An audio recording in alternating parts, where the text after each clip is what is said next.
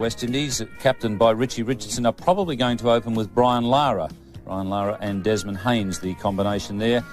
Now, Gus Logie is back in the side. You'll remember that he had a broken arm and couldn't play in the World Series competition earlier in the summer. And Roger Harper has been brought into the World Cup squad. Obviously a very handy acquisition with his brilliant fielding and his off-spin bowling and hard hitting there at the end of the order. Winston Benjamin, the all-rounder, also comes into the West Indies squad. Straight away, Javed Miandad with the capital C next to him is captain, and the nominated captain, Imran Khan, is out with a shoulder injury, and with Waqar Younis being out of the squad of 14 because of a back injury, Pakistan really are having some problems with injuries. We have a couple of debutants there. Wasim Haider, who is a medium-fast bowler. Javed Miandad, colleagues. Yeah, I think it's the best combination for this match and also for the conditions. We're hoping that we can get things right and have a very good start. You had a disappointing time in the World Series before. You think you've come back with a stronger team? Yeah, most certainly, and not only stronger, but I think we are much better prepared and we're ready. You've left out Phil Simmons, who is one of only two specialist opening batsmen. Who are you going to send in first? Well, either myself or Brian. We don't know yet. We don't want to tell you what we're going to do. We just might surprise a few people. And you're confident of this tournament? Very much so. Thank you very much. And people at the MCG yet. As Malcolm Marshall delivers the first ball and Pakistan are away. Ramiz Raja was on strike. They've taken a leg bye. Signalled there by umpire Ian Robinson of Zimbabwe. Ramiz Raja batting in the sleeveless sweater. Umpire Robinson there with the beard from Zimbabwe. And the opening partner for Ramiz Raja is Amir Sohail, a new player to Australia, playing in just his 6th one-day international. And the other umpire in this game, Steve Randell of Australia. Malcolm Marshall coming from the members' end. So Pakistan making a spirited start there with singles off the first two balls. I mentioned that this is Game 4 in the World Cup. Game 3 is currently underway in New Zealand. That's the match between Sri Lanka and Zimbabwe, being played at Pukakura Park in New Plymouth, and we'll try and bring you up to date with scores in that match. And a reminder that New Zealand and England head the table at the moment with 2 points after yesterday's games. Absolute boil over in Game 1, with the hot favourites Australia being defeated by New Zealand by 37 runs. Might be the last time you hear me mention that today. And England winning the other match by 10 runs over India at the Waqa. Picking up commentary now, we have Tony Cozier and David Gow. Thank you, Ian. Yes, quite a surprise, Australia being beaten in that first match. I think you'll hear it from one or two of the other commentators more often than we hear it from you during the day.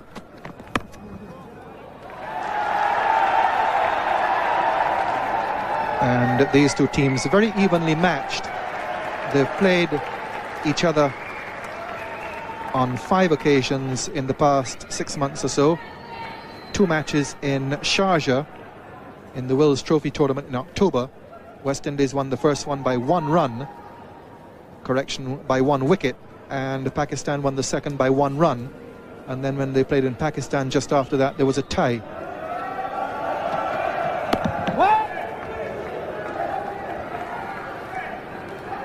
Familiar figure out there to Australian viewers, Roger Harper, who's been to Australia several times and has regained his place in the West Indies team. He's out in the covers. Brilliant fielder, and that's what's got him his place back in this side, in addition to his off-spin bowling and his batting. Quite a few changes in this West Indies team compared to the one which was here for the World Series.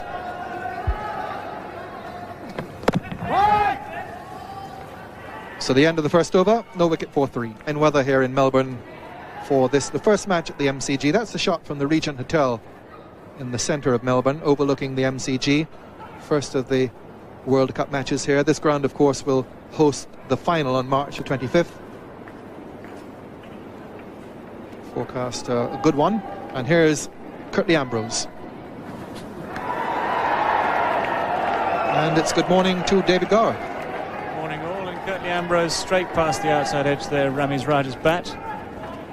Following on from the opening over from Malcolm Marshall, a nice polished over, 3 runs off it. And Ambrose now the taller of the two. Slightly widest delivery, let's be fair, Ramiz Raja won't be very happy having followed that one so wide.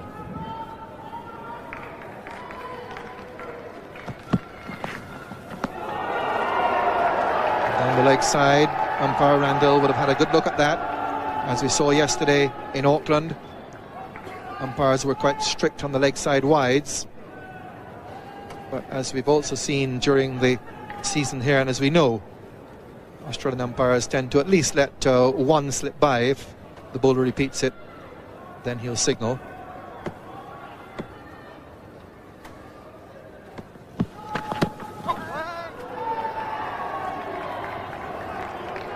As ever, all the players will be very happy with umpires, as long as they're consistent. That's the only thing we ask, I think, all the players ask. And if Stephen Randall has set his standard there, allowing that one to go down the leg side, then ideally he should be doing the same thing throughout the whole day.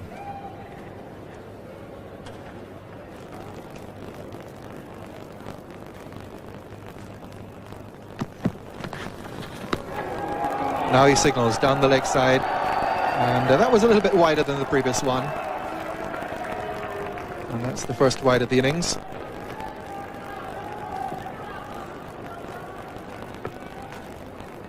That's a fair call. It's gone wide enough down the leg side. It's the sort of standard that the umpires have set over the tournament so far, and they have been very good.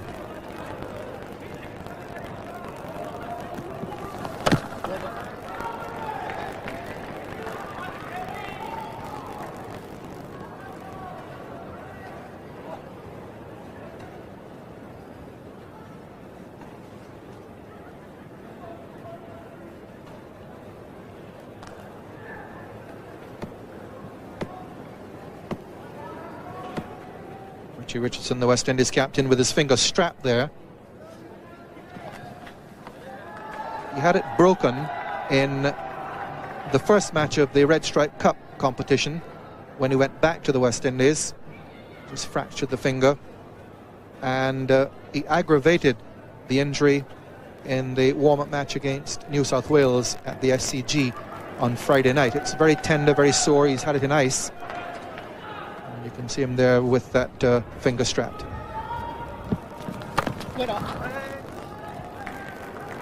So the end of the first over from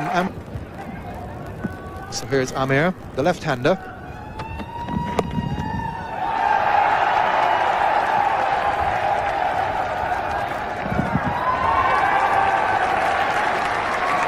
Keith Atherton out there, the West Indies really concentrating very heavily on their fielding, which let them down during the World Series. He's outstanding, Keith Atherton. There's a lot of natural talent in the West Indies, of course, and there's no reason why they shouldn't be one of the world's great fielding sides.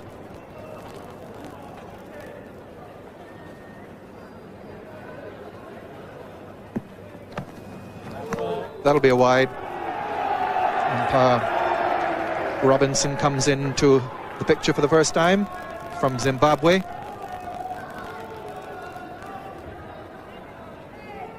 Yes, no real problems there for the umpire in deciding that one was wide. It started slightly wide and went even wider.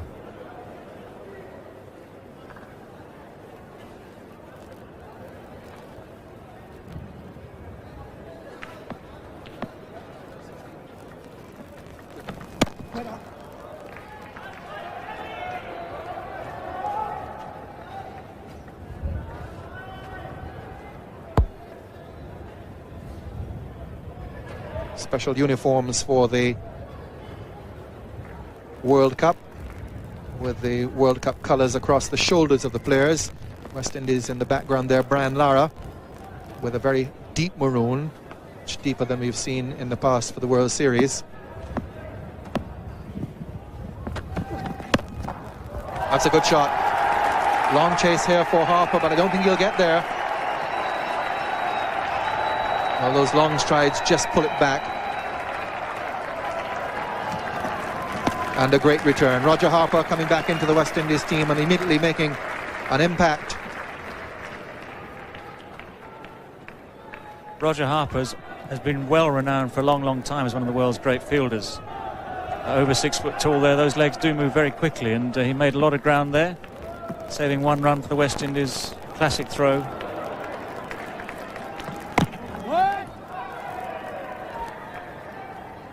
Malcolm Marshall was the one West Indian who did not return to the Caribbean at the end of the World Series. All the others went back and played in the Red Stripe Cup competition there. Marshall stayed in Australia, played for Waverley in the first grade competition in Sydney, so he's kept himself match fit.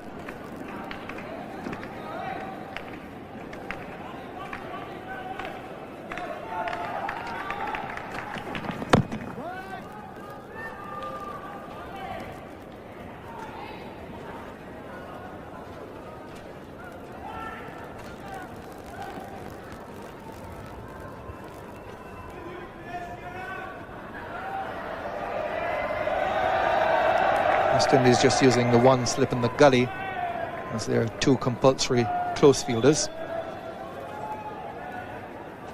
And then protection in the circle in the orthodox positions.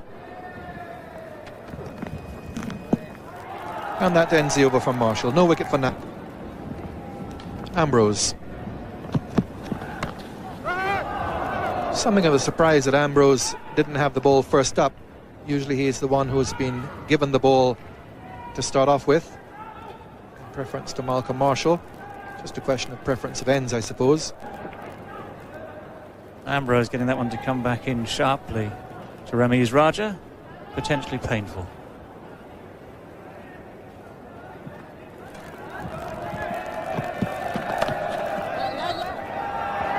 Just past the diving Haynes, so they'll get 2 for it.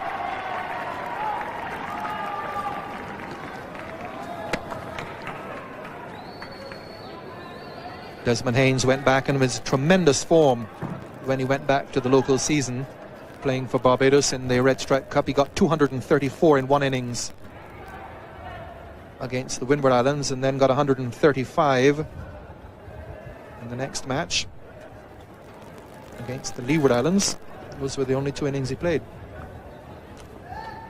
Doesn't sound as though he needed to play him anymore.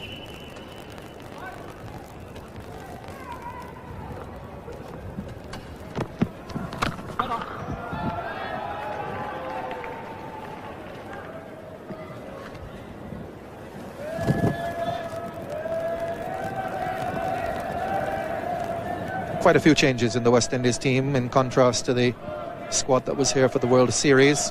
In fact, they've made 4 changes in the overall squad.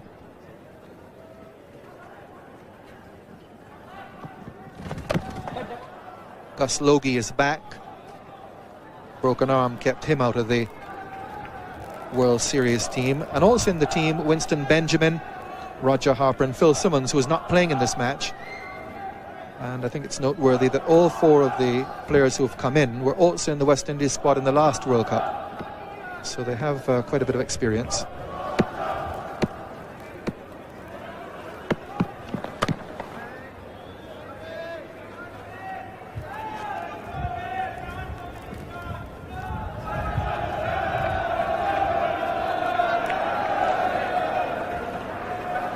Not too many signs of much movement out there this morning.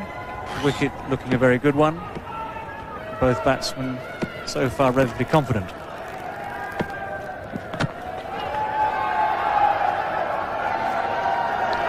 So 4 overs gone, no wicket for start of over number 5. Pakistan with problems to overcome. The loss of their captain Imran Khan, who was handed over to Javed Miandad. Those 2 players have now participated in all 5 World Cups, from the first in 1975, so they've really been around a long time. Imran out with an injured shoulder. And they've also lost before the tournament their key young fast bowler Waqar Younis.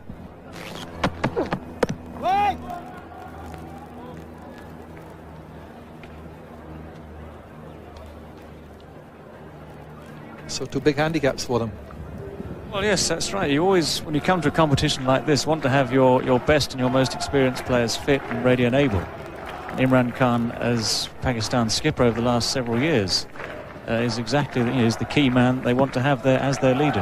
And leadership is important in a competition like this.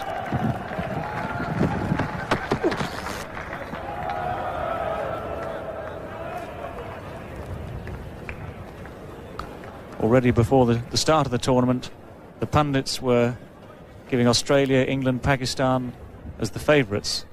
And the one common denominator amongst all those sides is that their captains have all been successful. Alan Border, one of the longest serving, probably the longest serving international captain at the moment, Graham Gooch, having established his reputation in the last 2 years, and of course Imran Khan similarly.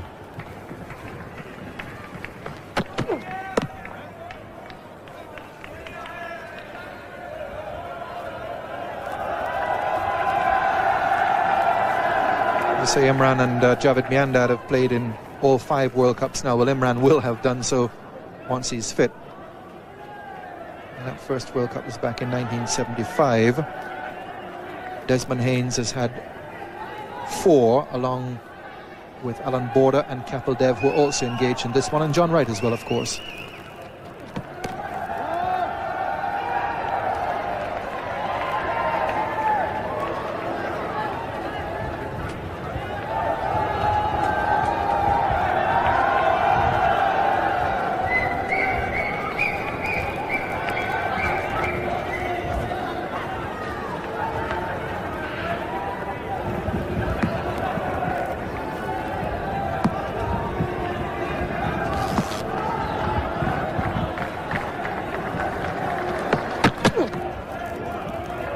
And that's the first maiden over of the innings. It's no wicket for 11 after 5.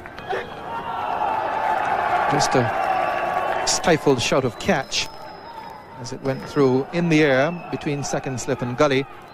Significant that Ambrose has the extra slip. Marshall with just the 1 slip.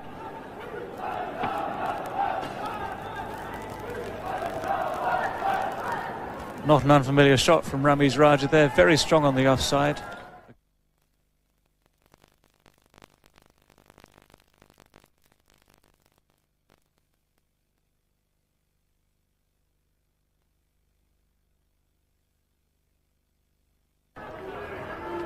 Well, it was well bowled, Ambi. It certainly squared up the left-hander.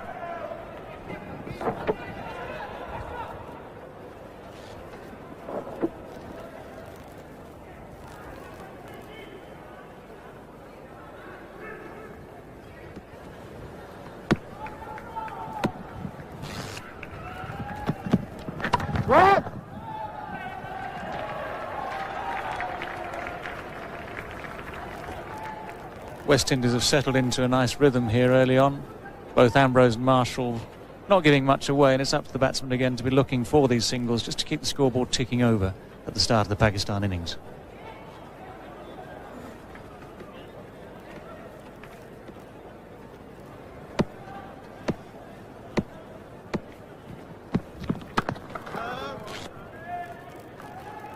They've gone into the match here with 1 main bowler short. They've omitted 2 of their 5 fast bowlers, Patrick Patterson and Andy Cummins, who is quite impressive in the World Series, have been omitted. They've decided to strengthen the batting and sharpen up the fielding, so that they've got 3 main bowlers, then Hooper, Harper, and as he did in the World Series, Atherton as a relief with his slow medium left arm. But they are short of a main bowler.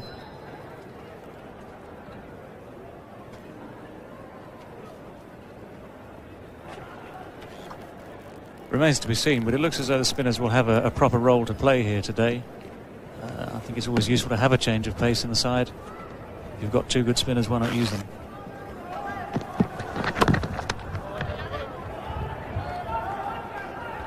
So things still tight here as Pakistan no wicket for 40. So there's the Pakistani card without Imran Khan. He's out with an injury. The great Pakistani all-rounder and captain, a big setback for his team. Javed Miandad carrying it in his absence. Pakistan sent in by the West Indies. And umpire Robinson back into it with the second wide call against Malcolm Marshall. Wouldn't have had much experience, umpire Robinson, from Zimbabwe. I'm sure they bowl wise in Zimbabwe as well, you know.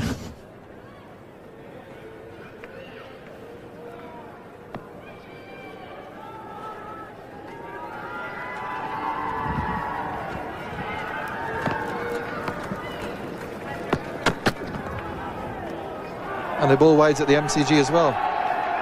It's a third for Malcolm Marshall. And if he was short of experience before this game, he's certainly getting it now. But I dare say he'd be... this is nice, easy stuff for him. When you see balls like that drifting quite so wide, then it's not really a hard decision to make. And there'll be one or two other problems coming up later in the day that might test him slightly more than that. Zimbabwe, the only team of the 9 which doesn't have test status.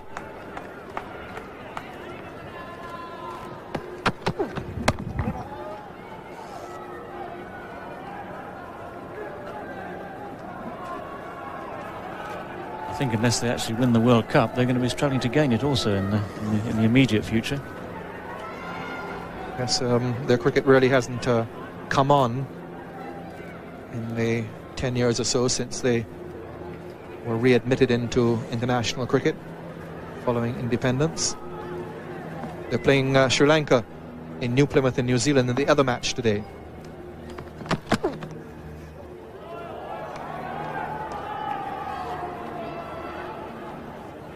Ramiz Raja, very experienced international batsman. Yes, he's, you can see there, 121 matches. Easy to play a number of matches nowadays, especially if you've done a couple of tours of Australia. But he's been a consistent run scorer at the start of the innings there for Pakistan. And as an opener, that strike rate of 64.4, that's more than useful. And here we are again today, already consolidating the position. Not much to hit today yet, but he's still there.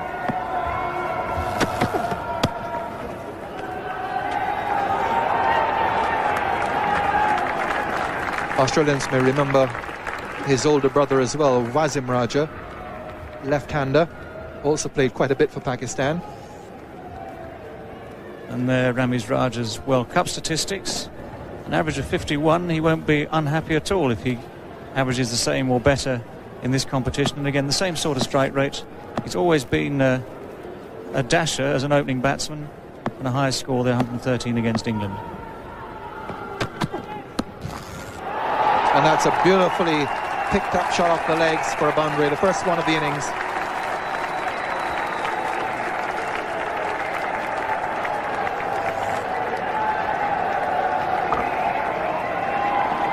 Well, that's the first chance really that either batsman has had to put bat on ball.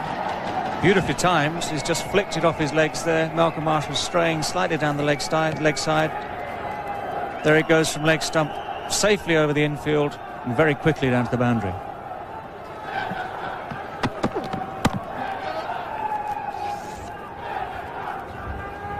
It was almost as though we were talking about his strike rate and he felt the need to prove that he can still do it. He's been in the side for a long time, Ramiz Raja. And he is as consistent at one-day level as he is in test. It's been quite a regular for the Pakistan team.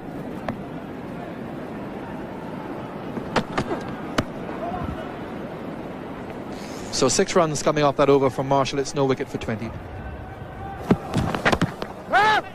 Curtly Ambrose starting over number 8. Interesting to see how Richie Richardson will use his spin bowlers. Got 2 of them, Carl Hooper and Roger Harper. Well, yes, I expect he'll be looking to get them on fairly soon. You want to try and give yourself a bit of leeway to juggle bowlers as the innings goes on. We've already seen this competition in New Zealand yesterday where the use of the spin has been very effective.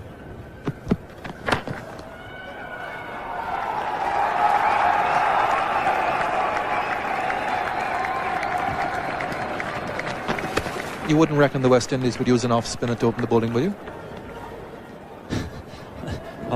Yes, it'd be the first time they've done it, of course. It would be, I tell you, it would be one thing that all the world's batsmen would be delighted to see. If only because it would delay the evil moment for the sighting of the likes of Ambrose.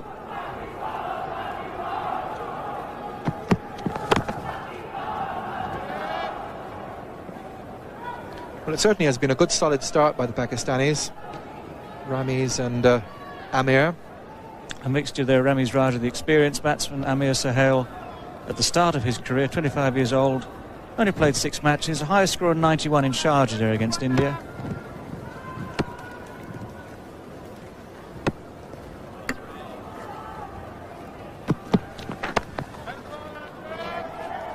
and of course playing in his first World Cup, joining his more illustrious and more experienced colleagues.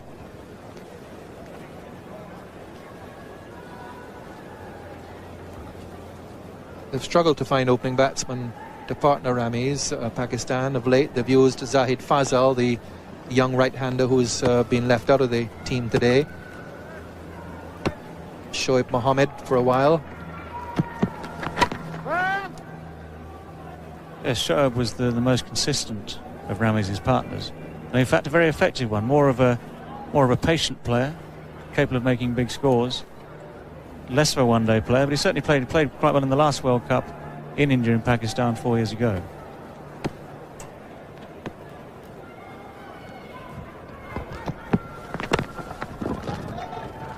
Ambrose bang on target, 2 runs off the over, and Pakistan on no wicket for 22. Change in bowling, the first we've had for the innings. With 8 overs gone, Winston Benjamin is coming into the attack. A highly talented cricketer, one who has not really cemented his place in the West Indies team.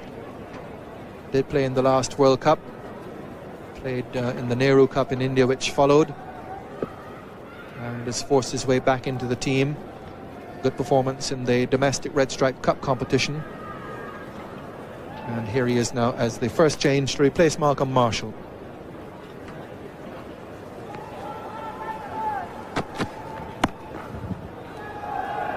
Marshall 4 overs, 1 maiden, no wicket for 13. Would have been a teammate of yours at Leicester, wouldn't he? Indeed he was. Benji was a very useful man to have there. Very talented cricketer, great fielder, good striker of the ball, but a bit unpredictable, I'm afraid. And when he bowled at his best, he was near unplayable, certainly in county cricket. He tore into some of the county batsmen in England there.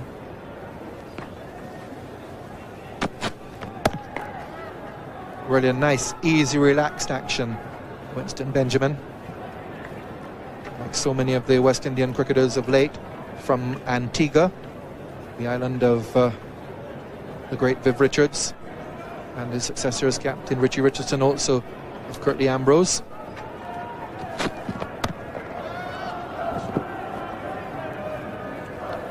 Certainly no wasted effort there, is there? It's a very nice, easy action. It's not a very long run.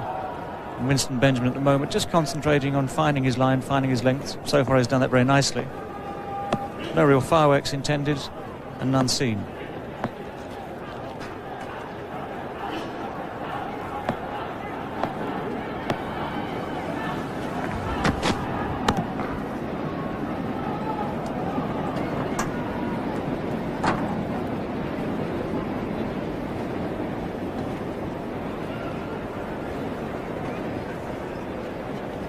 Straight over the top there, the wrist behind the ball, the fingers behind the ball. Immaculate line, good follow through.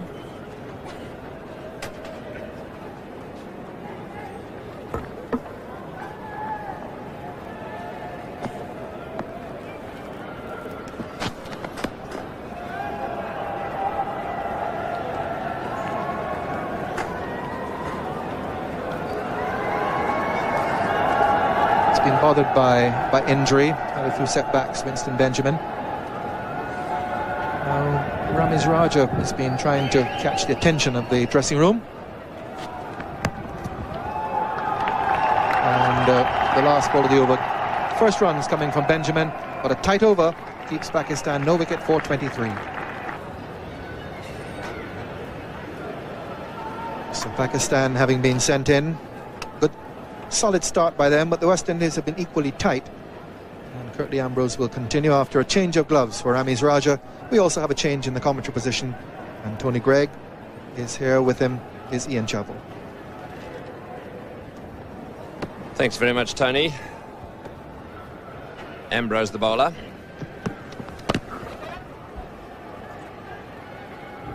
Played away on the offside. This is going to be a very interesting and it's also a very important contest.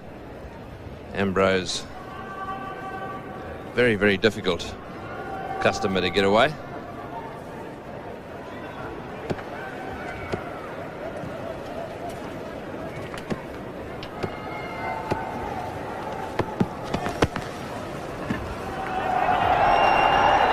single. Ambrose, very tall man, homes in just short of a length. And those are his stats. That economy rate of 58.9, that means that he concedes 58.9 runs per 100 balls.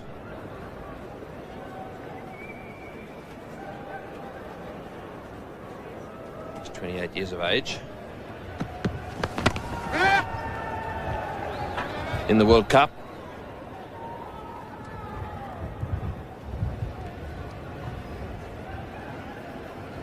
He's played one match, and that's this one.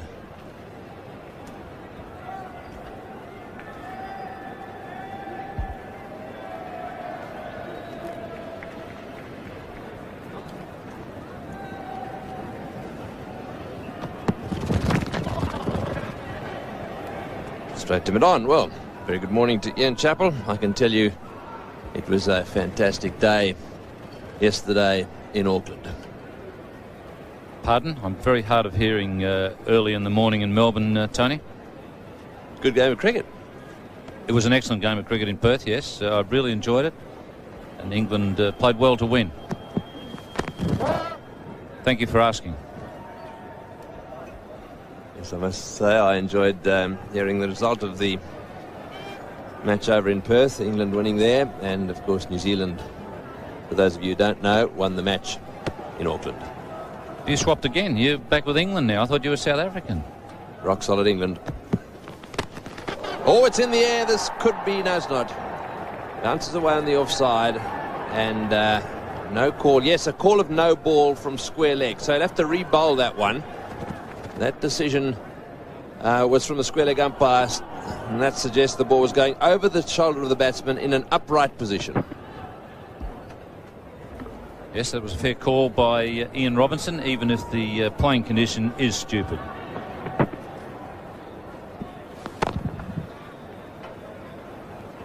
That is the last ball of the over. No wicket for 25. Welcome back. No wicket for 25. Pakistan put into bat by the West Indies, who won the toss. 10 overs have been bowled. Banerjee continuing.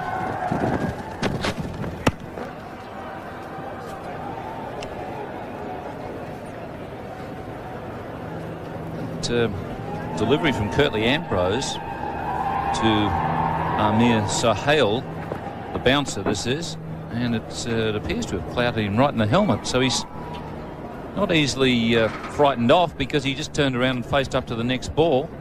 No problem at all. He's from the Roy Fredericks School of Hard Heads, I think. Amir Sohail. It's a little bit difficult as well. Here I am calling him Banerjee as well. He's an Indian. This West Indian who's bowling at the moment is actually called Benjamin. We're going to have to be on our toes this summer.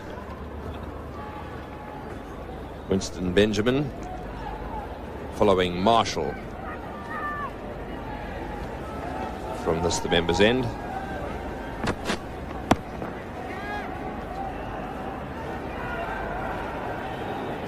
Ramiz Raja on strike at the moment.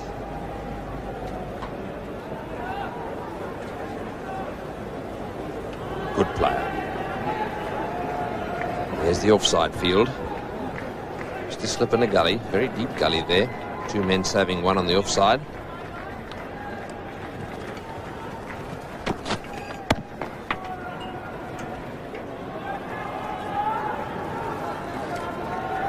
On the onside, the mid-on is quite wide.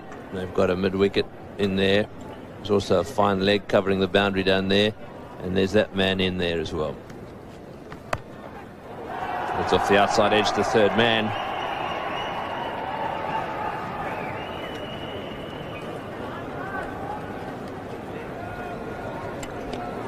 Left-hander back on strike. Roy Fredericks, the man I was talking about, was a left-handed opener also played for the West Indies. He must have had the hardest head in cricket. I saw Graham McKenzie hit him twice on the head here in a test match at this very ground. And Fredo just shook his head and faced up to the next ball. In fact, they reckon they had to ban him from playing soccer, Fredo, because he headed the ball once and all the wind went out of it. The ball just went flat.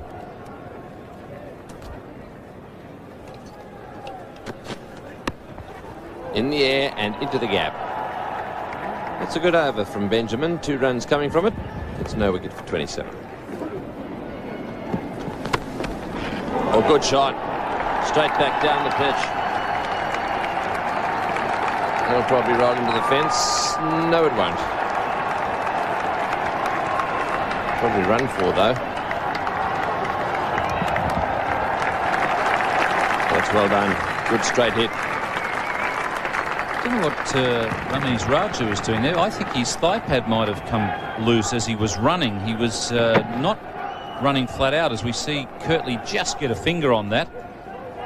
And if you watch Ramesh Raja here as he's running, I think about the 3rd and the 4th run, he starts grabbing at the, there he is. In fact, in the 1st run, he's grabbing at the thigh pad. So Hale nudged that one away on the onside. That's good running. Yeah, Roger's got his gloves off. He's obviously got a problem of some sort. One of them may be the problem you used to have regularly, Ian. He's continuously adjusting his equipment. I did mine before I ran, though, Tony. It was, you know, just sort of before I faced each ball. You've got to have everything in shape before you face up.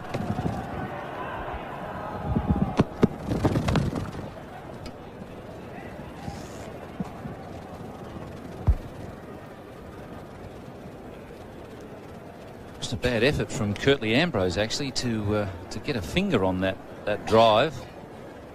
Not only is he a very good fast bowler, but he's a very good athlete, Kirtley Ambrose, a very competitive one as well. But it was a good job to even get a hand on that. Yes, he's a tremendous bowler. And talking about things tremendous, we have a camera on top of the Rockman's Regency Hotel. And I can tell you it's a fantastic spot to stay. And that's the view over the top of the city of Sydney. The Yarra River there. Correction, we're in Melbourne. It was Auckland yesterday. And that's the one that Bill Laurie loves so much, that river. And of course that ground with a beautiful new stand. Out in the centre at the moment, the West Indies and Pakistan.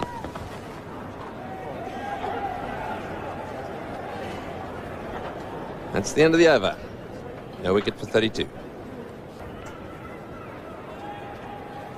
Welcome back. No wicket for 32. The score at the moment. Raja on 14. Sohail has 11. That's way down the leg side. And umpire Robinson quite appropriately signalling wide.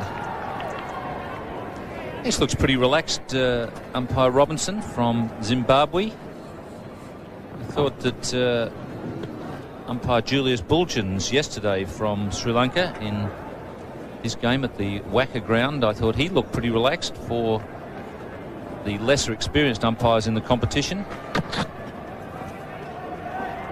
And as a player, it's always nice to see an umpire pretty relaxed, not just giving his signals reasonably casually.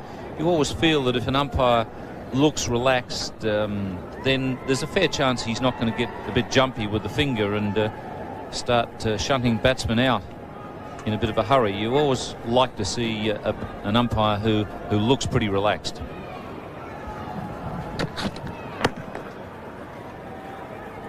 They always, to me, Tony, I don't know how you felt, but they always, you get the feeling that they've got things under control. But if they're a bit jerky and, you always figure that the finger might go up in a hurry. Yep, totally with you on that one. We had one yesterday, was a little bit jerky. He was out of Pakistan.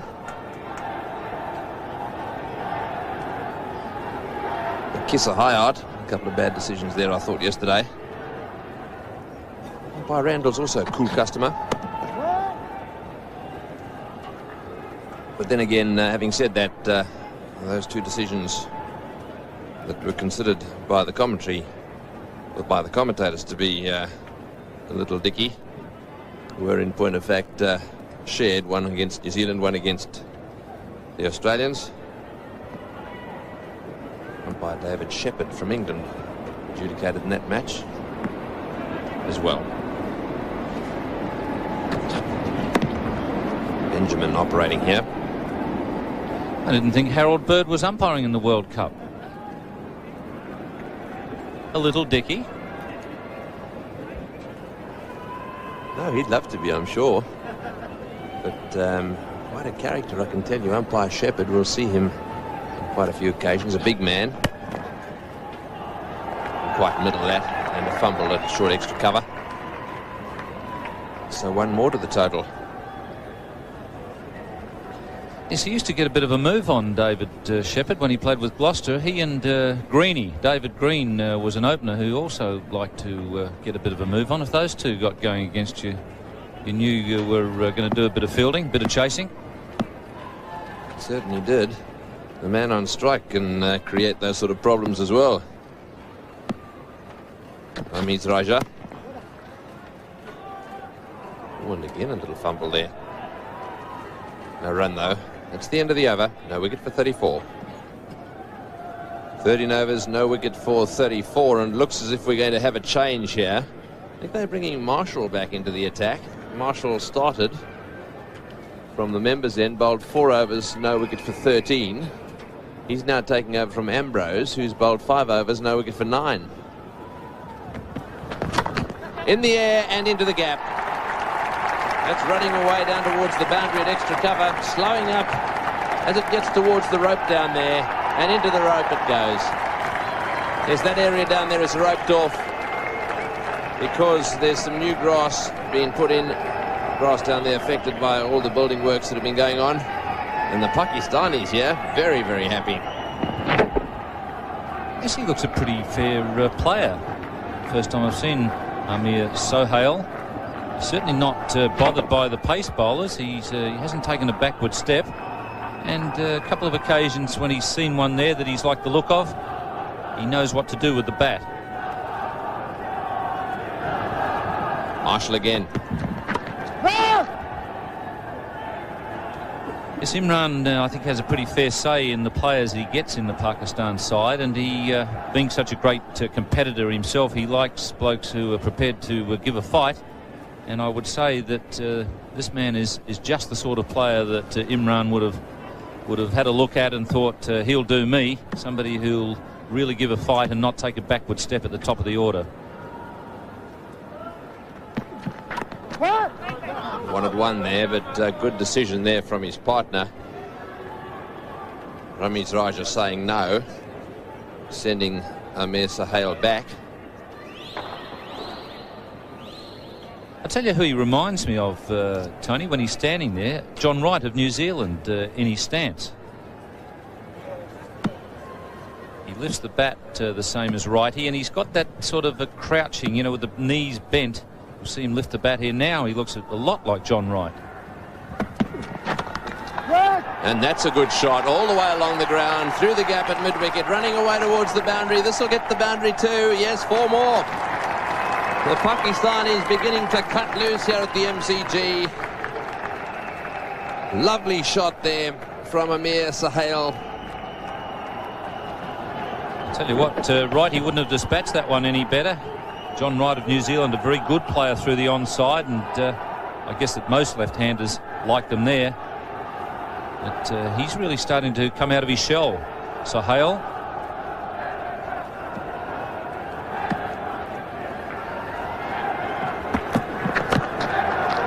While he's coming out of his shell, the Pakistanis crowd out there is jumping out of their skins. One slightly premature sign I saw over there said Pakistan 1992 world champions. It might be a little premature. Yep, they'll be worried about New Zealand now as well. Have New Zealand played a game in the competition, have they, Tony? Obviously, there's something you're trying to get the message, some sort of message through to me here. I was getting back to that stance of Amir Sohail and John Wright. The only difference, I think, Ian, is that John Wright is very, very open by comparison. He's really opened himself up. Just watching him yesterday. But everything else is almost exactly the same. Good running. Will this hit? No, it's a fumble. So good running between the wickets there. A lot of pressure on the fieldsman. That's the end of the over. Welcome back. No wicket for 43. Pakistan. Good pitch here. Fast outfield. Sohail back for the second. This could be out. Oh, bad throw.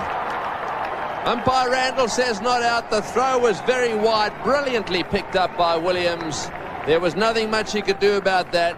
It was wide. It was on the half volley. He gathered it, but he had to bring it back a long way. Ambrose is very, very athletic, as I said, and a good throw there would have had Sohail. He certainly had the long and the short of it there for the West Indies. Ambrose throwing to Williams. But, Curtly Ambrose trying to throw on the run. Sohail's a pretty excitable character. He wants one every ball.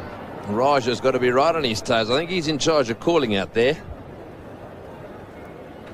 Yes, I must admit I was a bit disappointed when Saeed Anwar didn't make the Pakistan squad. I really enjoyed his batting, particularly that century he made a couple of seasons ago here. It's straight up in the air. Who's going to take it? Logie's got him. That's the first wicket to fall. Sohail out caught, trying to pull that one to mid-wicket. Really trying to get Pakistan off to a flyer. Not a bad start anyhow. He didn't middle it, straight up in the air, and little Gus Logie did the rest.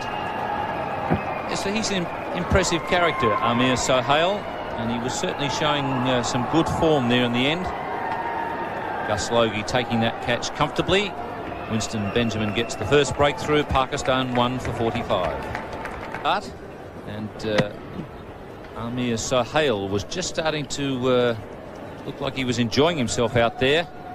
Perhaps a little carried away with that one, and skied a catch to Gus Logie. He'd just hit a couple of fours, and perhaps getting a touch overconfident there and trying to pull one that wasn't quite short enough. And I guess the idea was right, because Pakistan had things moving along nicely. And Gus Logie, I would imagine all West Indies fans would be delighted to see him back in the side. He'll improve the batting and the fielding.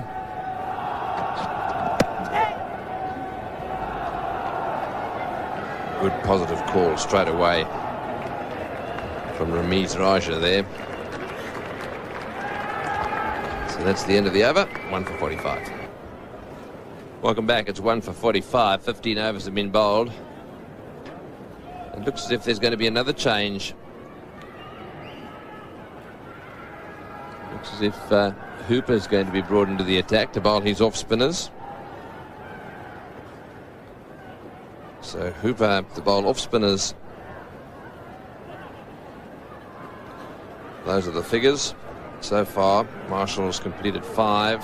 Ambrose bowled 6 consecutive overs. Benjamin's had a few from the member stand end, and this will be Hooper's first. So the field just sorting itself out there. That area pretty well covered there on the offside. All saving one. Get that one away nice and fine.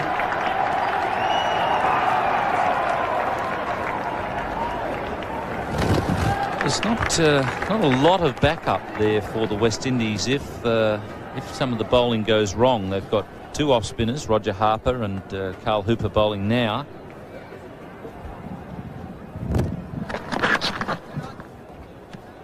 If any of that 20 overs goes wrong, there's not a lot of backup there. You've got Keith Arthurton with his left arm orthodox spin. Richie Richardson's been bowling a little bit. He's sort of a gentle medium pacer.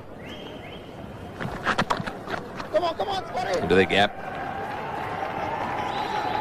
Looking for 2. This could be a mix-up. Ooh, that hit the stumps. He may well have been out.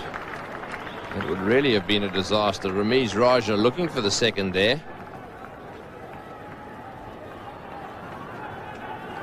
He's not a good man to be thinking about a run. You need to be very confident and very sure that there is a run there. Roger Harper is absolutely brilliant in the field, so you want to be certain that there's another run there, not just thinking about it when he's going for the ball. Attempted a sweep there. Umpires will be keeping a very close watch on the spinners. The one that they fired down the leg side, nicely taken by Williams. He's the little West Indian wicketkeeper. Straight to backward point. So a good over. 1 for 48. 1 for 48. 16 overs. Pakistan batting here at the MCG. It's just going back to that point about the extra bowling for the West Indies. Not a lot of quality replacements there. Surprisingly, the West Indies a little down on all-rounders. Carl Hooper is certainly the best of them. Roger Harper is almost in the all-rounder class, I guess, in one-day cricket. Winston Benjamin similarly almost in the all-rounder class. But not the depth and quality of teams like Pakistan with Imran Khan and Australia, fellas like Tom Moody, and then England well stocked with all-rounders.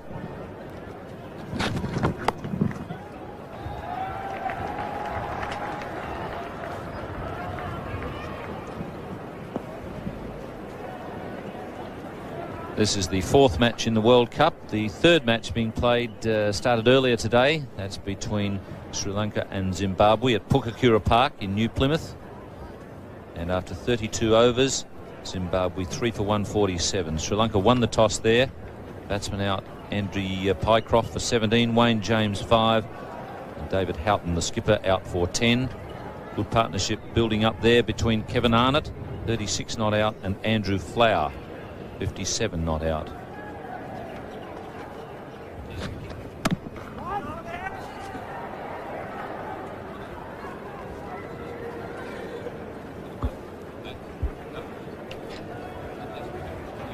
This is Benjamin's fifth over.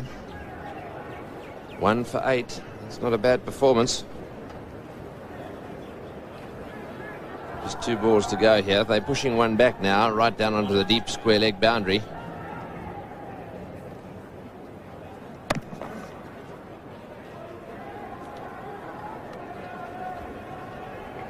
Andrew Flower of the Zimbabwe is a keeper, but he bats pretty high in the order.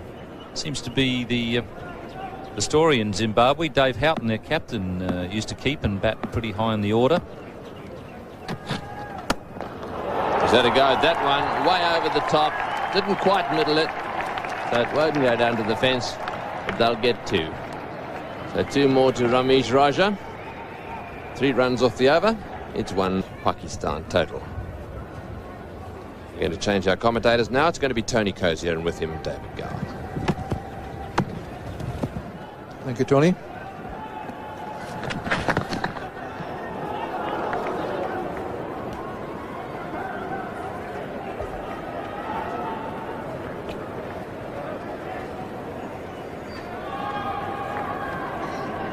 Bit of a fumble there behind the stumps by David Williams.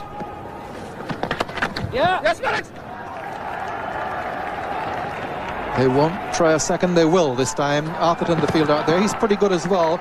The last time it was Harper in that position, and I think it was indicative of Harper's presence that Ramesh Raja looked up to see who the fielder was, realized it was Atherton who had to get around, as he's a left-hander, and he came back for the second. So Atherton out there now instead of Roger Harper, who's been brought into the close position.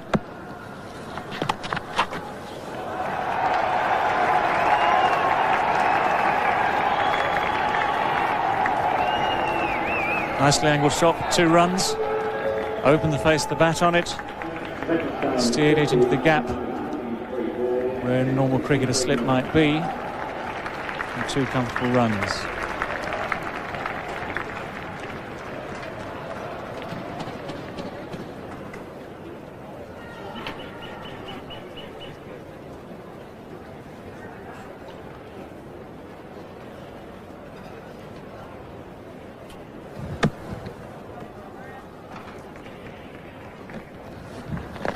How is that?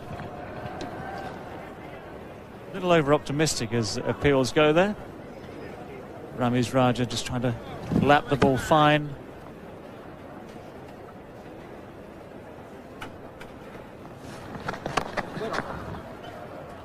Good over for Pakistan, and they've now moved on.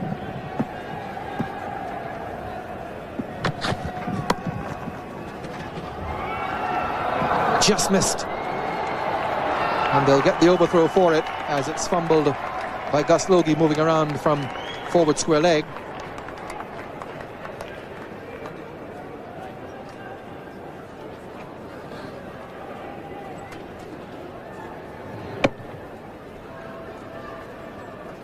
Started off as a quick single, this.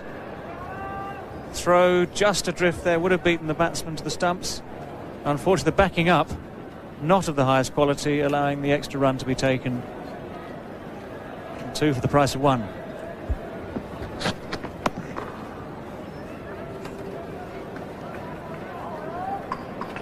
Pakistani batsmen have looked in complete command so far. Very little has beaten the bat. Seems to be a good pitch. And the weather is good, good seeing conditions.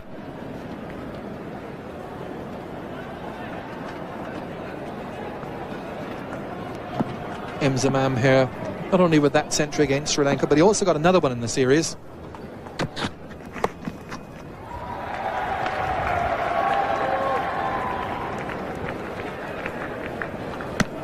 So he's come into this World Cup competition with a lot of form behind him.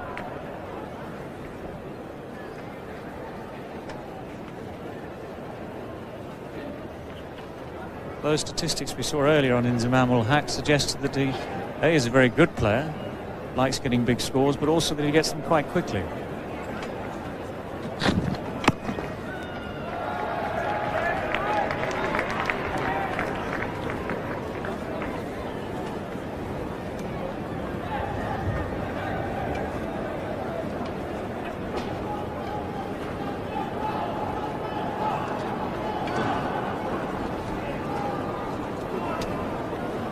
Good start here by Pakistan. Ramiz Raja on the left of the screen.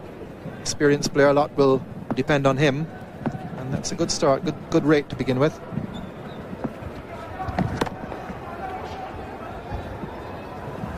Six off the over, 1 for. So the drinks on the field. 19 overs gone. Pakistan sent in with the loss of the left-hander Amir Sohail.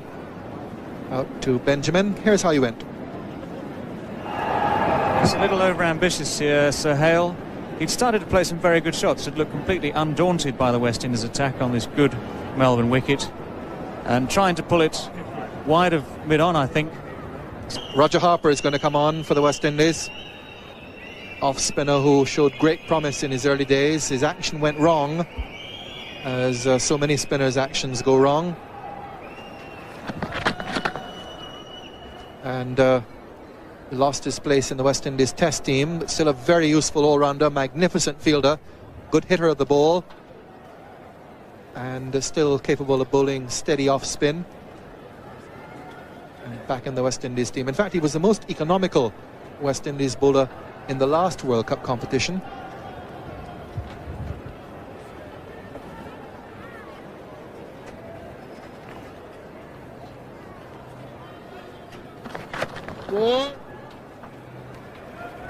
Gus Logie is having a lot of problems today. He's fumbled 1 or 2. Coming across to his left there, just managed to stop that one. That's a key position there. Roger Harper's action. Those 2 men on the leg side there.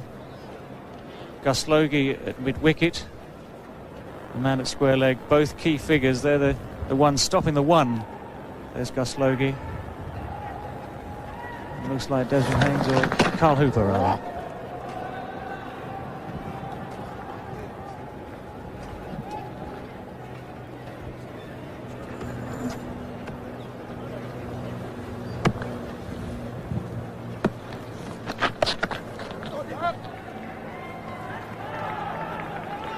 Rami's looking for the second, and a better throw might have had him. Brian Lara down at fine leg, getting the ball back in, but wide of the stumps. Ramiz Raja took on the throw, and Brian Lara wide. This is the fourth or fifth time this morning that the cry has come out. A better throw might have had him.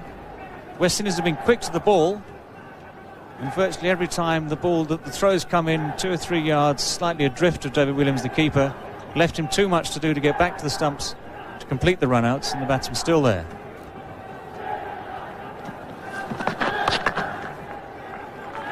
It's a bit strange to see Lara right in the outfield. In the World Series, he was closer in, doesn't have that strong an arm. 1 for 65. So the West Indies now are going to use off-spin from both ends. Carl Hooper's switched ends, and he'll bowl in tandem with Roger Harper. 20 overs gone, 1 for 65. So Pakistan do have wickets in hand. And they've got their two most experienced batsmen to come next. Javed Miandad, the captain of the days, leading in the absence of the injured Imran Khan. And then Salim Malik to follow him.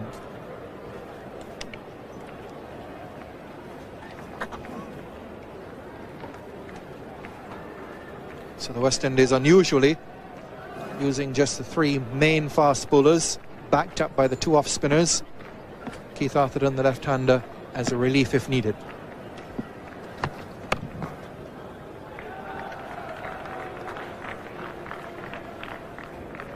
I think the West Indies have actually probably read the wicket quite well, actually. The early pace bowlers there found a little bit of early life, not much though with the new ball. Always the new ball's going to do something. And these 2 very experienced spin bowlers, Harper and Hooper, they're going to trundle through their 20 overs probably as quickly as they can now in the middle of this innings.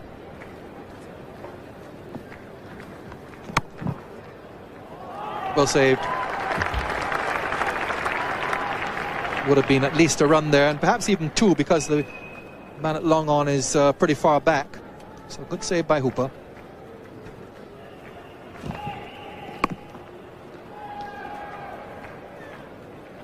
And that's a well bowled over. 1 for 66. Another Swede who could make that claim was Stefan Edberg. Back here for both spin bowlers. There's only the regulation 4 men in the circle, and the scouts are out at deep square leg, deep mid wicket. Long on. Just short of Logie, and through him. He really is having a disastrous time out there today, with the ball eluding him to his left and his right, and a few fumbles. Gus Logie, as we know, one of the truly outstanding fielders in the game. Not today.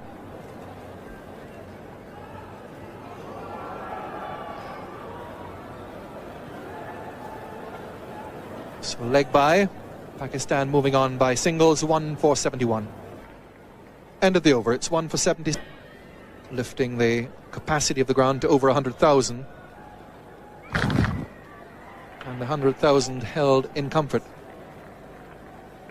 We don't quite have that many here at the MCG today. Match between 2 neutral teams, you might say.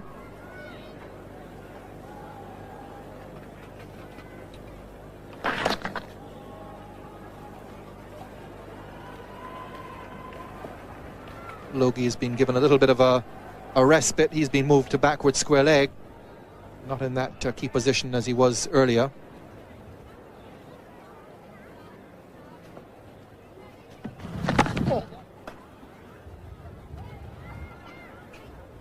And it's Carl Hooper who has gone into the key position of wideish mid-on.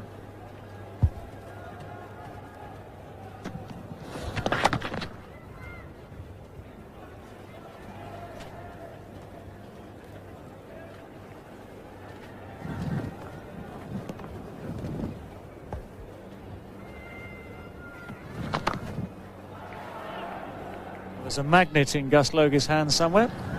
Doesn't matter where he stands, he's in the thick of the action. As Ramiz Raja tries to sweep that ball square, it's straight to Gus Logie, who fields it comfortably.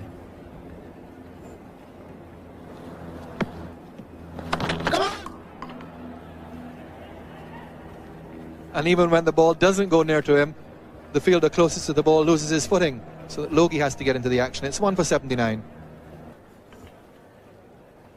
So Ramiz Raja to face Gus Logie. He's given the Pakistan innings a good solid base here, Ramiz.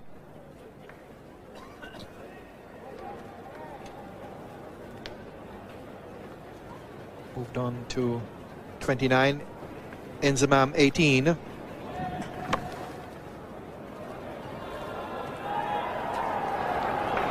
And even the keeper is throwing all over the place now. The West Indies fielding just beginning to show signs of panic here. There was no necessity for that. And the batsman got a single which they shouldn't have.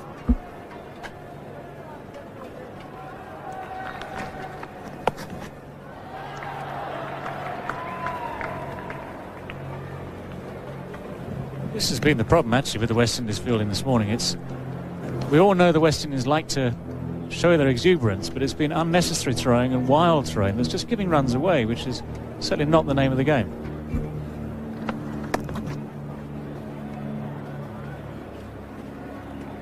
Get the impression as if they've been told we've got to be really sharp, we've got to get the ball back as quickly as possible, and it looks to me as if they're just overdoing it a bit. They're using football tactics, getting the ball into space.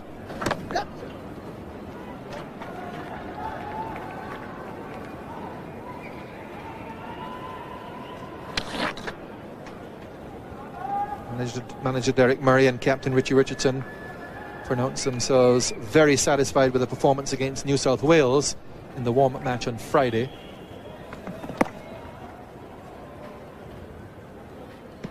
Match which they won.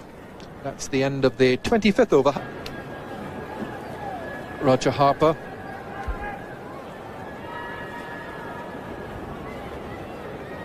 Starting his 4th over. Just some field adjustments here by the very experienced off-spinner. Captain of the Guyana team, in fact once West Indies vice-captain. Been around a long time, Roger Harper. Played a lot of cricket. Very sound cricketing brain.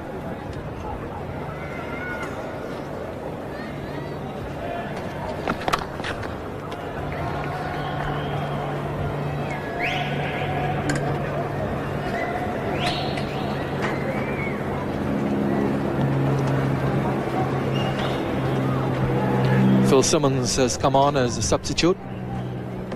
Long off.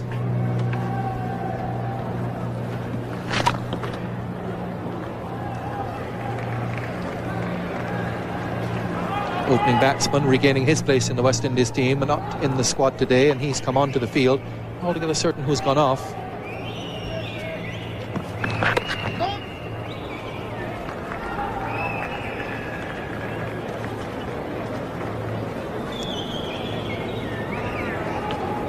Pakistan is just ticking over the scores. Simmons, the opening batsman, rather surprised that he's been omitted from the team, because he is with Desmond Haynes, the only recognised opening batsman. He's also a capable medium pacer. Richie Richardson was saying at the start of the day that he might open himself, or Brian Lara, the left-hander, might come in and take the job.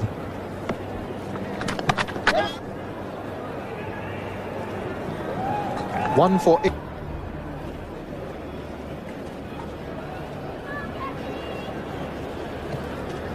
So Carl Hooper continuing. The West Indies with 2 off-spinners in operation. And we have a change in the commentary box as well, live, direct, and from Auckland, New Zealand. Bill Laurie, and with him Richie Beno. Welcome back. Thank you, Tony. It's great to be back, and what a great start by Pakistan. Wait for 81 for 86. Carl Hooper off spin. Pakistani batsman just picking them off nicely. The fielding's a little bit sloppy here at the Melbourne Cricket Ground, and the West Indies, after poor World Series Cup, need to play well in this first round match for them. And what seems to be a fast outfield, the big Melbourne Cricket Ground, hard to defend.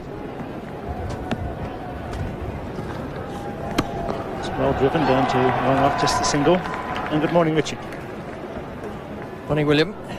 Morning, everyone. Nice start for Pakistan.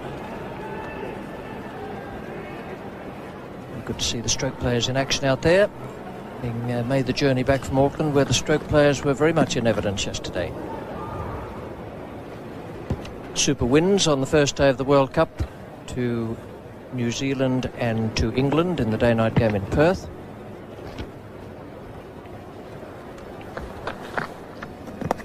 Nice glance, getting it down fine. Man deep coming around, there'll be 2 more, so very good start by Pakistan. 1 for 90.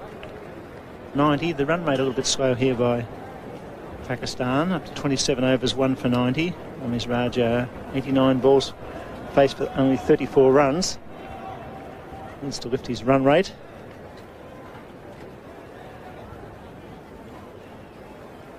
Roger Harper. Must be a good batting pitch with the ball coming onto the bat. Over the batsman to play their shots, hit through the line. Carl Hooper at mid-wicket. Big test here for Richie Richardson.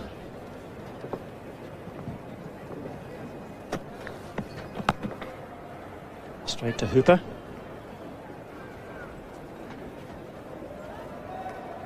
Richie Richardson has plenty of problems out there. We've already heard Tony Kersier and David Gower talk about the little edge of panic. Just the single down through the slip area. Yes, that little edge of panic is the job of the skipper. He has to get rid of it to calm the players down, make certain that they do all the things they're supposed to do, rather than the ones that take over their minds. Pakistan have had plenty of practice country regions throughout Victoria. Had a good warm-up to this World Cup. They're batting as if they're in form. Ramiz Raja, a good, honest, top-order batsman. That's their run rate. They're down a bit, 3.32. It's good running. Good hesitation, but finally they went through. It was going to Atherton's wrong hand. I think for a moment they didn't realise he was a left-hander, and there's just that bit of hesitation he had to get around to throw, so there was always a long single there.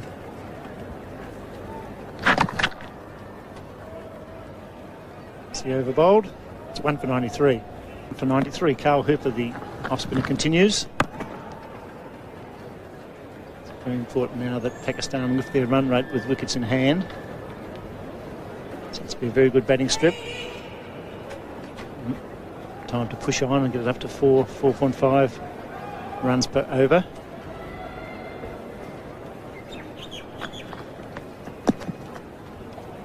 It's an interesting combination to see Hooper and Harper in action together out there, because it's Hooper who's taken over the off-spinning role for the West Indies that was formerly held by Harper. His bowling action went to nothing at one stage. It's a good straight hit, splits the fieldsman, falls in safely. Just the single, 1 run. Using their feet, hitting the ball over the infield. Good footwork to get down the track and destroy the length. And he kept it low, didn't carry it all the way out to the man at long on. 2 men fairly straight there. Just going back to Hooper and Harper. Harper's bowling action went, and then Hooper came in making runs and turned himself into a very useful off-spinner.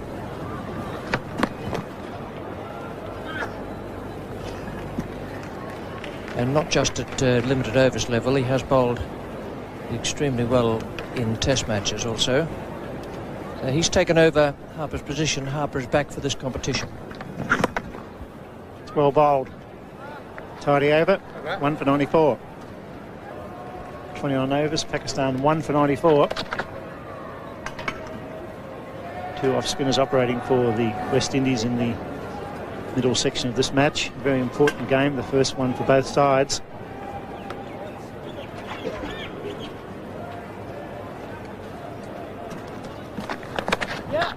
It's well placed.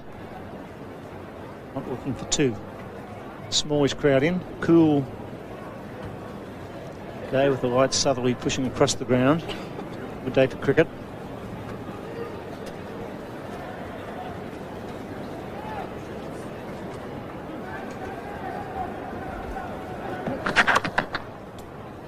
have a varied attack, the West Indies. The 2 off-spinners in the team. Marshall, Ambrose and Benjamin will supply the pace.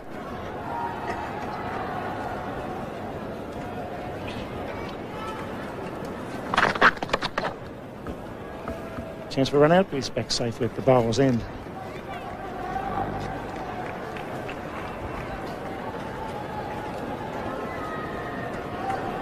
It's very important that the Pakistan batsmen lift their run rate, 30 over stage. He tries that and he does get over the short mid-wicket. There's a sweeper out there. 2 more. They'd be aware with 9 wickets in hand at the 30 over stage you have to be consistent with your run rate. You see there's a few gaps there, the maidens and 1s and 2s. Probably not good enough now. They're just going away from about 24 down and just drifting down again. Must lift their run rate. In the air, that's out. Oh, that's the end of it. Beaten by the change of pace there. He threw it up, a little bit of drift. It was straight to Carl Hooper. Inzerman's out. And that's a wicket the West Indies needed. Very welcome not only to Richie Richardson, the skipper, but also to Roger Harper. It's quite a straightforward catch. Carl Hooper.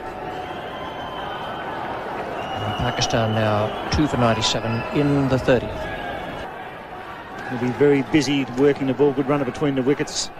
An injury of weight. If he's fit, he'll be the key man now for Pakistan to try and lift this run rate. After a good solid start, 2 for 97. Got a wonderful ovation from the crowd here.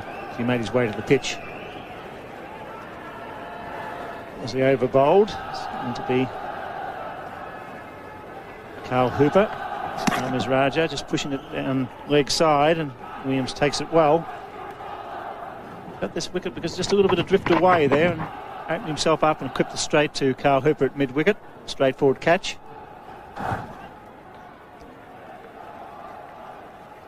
It's good running by Raja. Brings Javed on strike.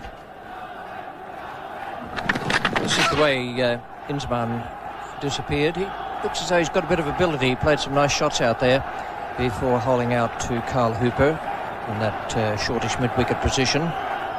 Hooper's used in that spot for much of the time by West Indies skipper Richie Richardson. Good safe pair of hands. Now it's Javed Miandad. Wonderful player and a great exponent of limited overs cricket. Off the mark, they're onto him. He just gets there. Just struggling for a second there as Roger Harper come in very quickly from backward square leg, and Javed was just struggling a bit. He's talking already. He's a good talk. He likes to talk and take over the situation, Javed Miandad, when he gets to the centre. Trying to lift the run rate already. It's good running. He has an experienced player in with him out there, Ramesh Raja. But Javed is a great chatterer out in the centre, but he's a very busy player and a wonderful player. Wonderful player to get the whole thing moving. It can be frustrating for the opposition, but a good indication of his ability was the way he pushed that ball just wide of Roger Harper to get off the mark and scampered through for that quick single. One of the problems for Pakistan, they've only hit the boundary 4 times. 2 for 100. Roger Harper continues with his right arm off spinners. Ramesh Raja, the batsman, on strike. They need to lift their run rate, Pakistan. They're just drifting along here in the 32nd over. A little bit of byplay there between Roger Harper and Javed. Javed has this habit of daring the fielder to have a throw at the stumps.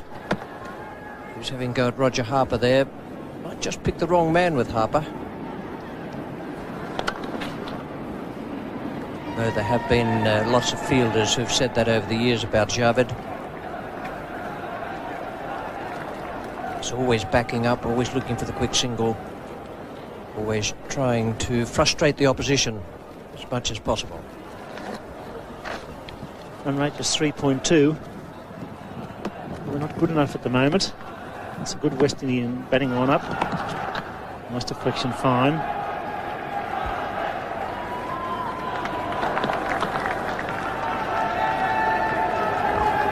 That's very sloppy work there from Atherton. There's no chance of them going for 2.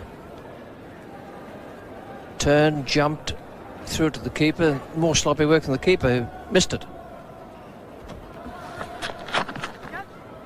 Still made cut for a single. Richie Richardson just employing the 4 men inside the circle. The man there at cover.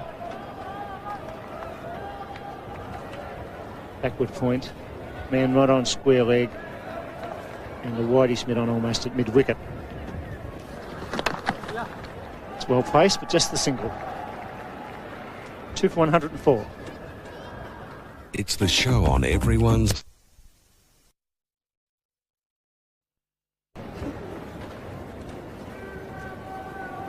Walking down from the Regent Hotel to the east to the Melbourne Cricket Ground, about 5 minutes from the centre of the city. The suburb is Jollymont. Cars going down Punch Road just behind the Melbourne Cricket Ground. It goes north and south. New stand almost completed. The Great Southern Stand there, all its glory. As Richie Richardson makes a change, the call of that wicket, he brings back Malcolm Marshall. Just add a bit of variation, a bit of pace, maybe get it Javed Aminde before he's set. That's good tactics from Richie Richardson. They've done what they wanted, the West Indies. Those are the bowling figures, with the 2 spinners having got through 15 overs of their 20 they'd be allowed. And they've done very well. 8 overs for 28, Hooper, and Harper 7 overs, 1 for 21. They've got through the 15 overs for just 49 runs and picked up a wicket as well.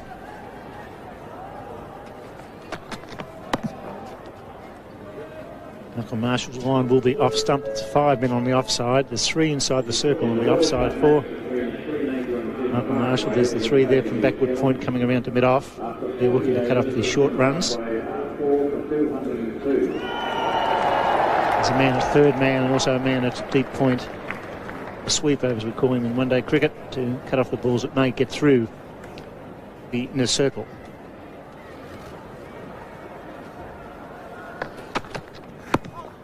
Well played. He looked for 2. He's a good worker with the ball, Javed. He's happy with a single. Well done by Roger Harper, coming in very quickly. He makes a difference in their fielding department. Great athlete, a good strong arm. He came in very quickly from deep mid-wicket to restrict that to a single. I thought there was 2 there, but the fact that it was Harper, held Javed at the non-striker's end.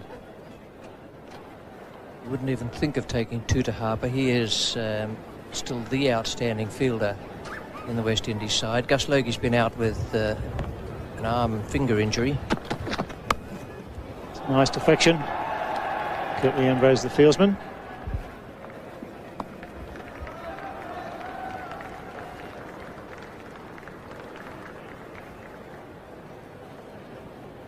Well, he's very deep, Carl Hooper. He's at backward square leg. He must be 80 metres there from the batsman down to that boundary at backward square leg.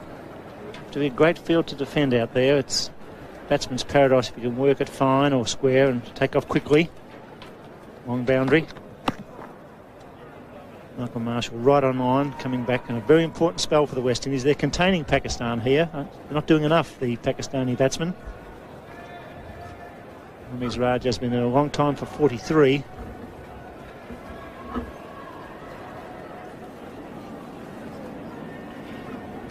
I was talking with Javed the other evening at the launch of the World Cup and checking with him how his back was. It's as good as it could be. There's still a few problems.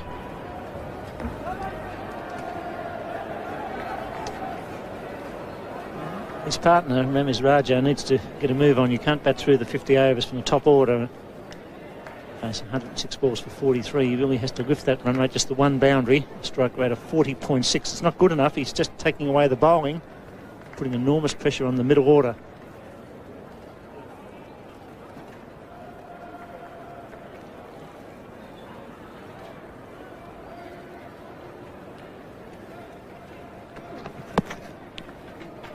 Good tidy over from Malcolm Marshall. 2 for 100.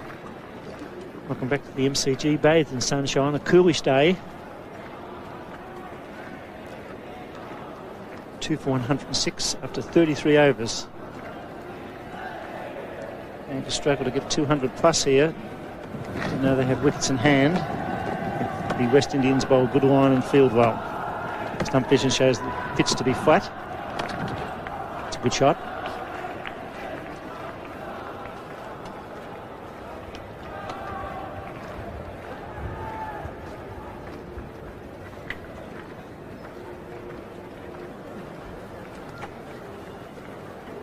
Jarvid, me and Dad.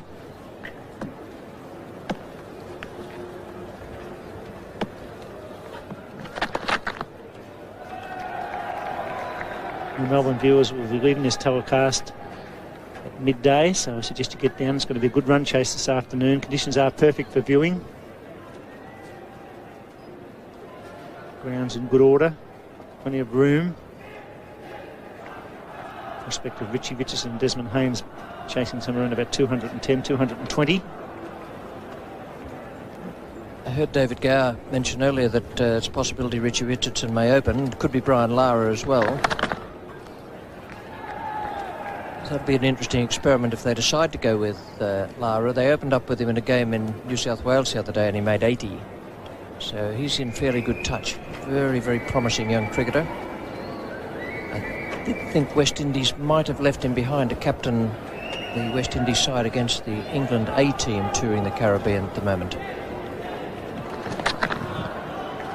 Instead they've decided to bring him to play in the middle order here and perhaps as an opening batsman as well, but he is a dashing stroke player.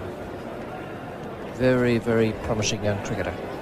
Of course, Wasim Akram, the great fast left-arm bowler for Pakistan, will be in operation, who bowled so beautifully here on the Melbourne Cricket Ground when Pakistan last toured. At the moment, Roger Harper doing a good job for his team. That's a quelling thought for any young fellow going in to open up if Wasim Akram's going to be at the other end. Australian audiences will remember the going over he gave the Australians on occasions a couple of years ago.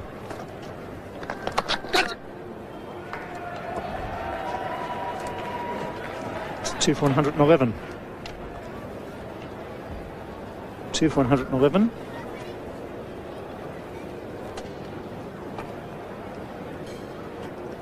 Ms. Raja 46, Jarvid, me and Dad 6. 34 overs bowled.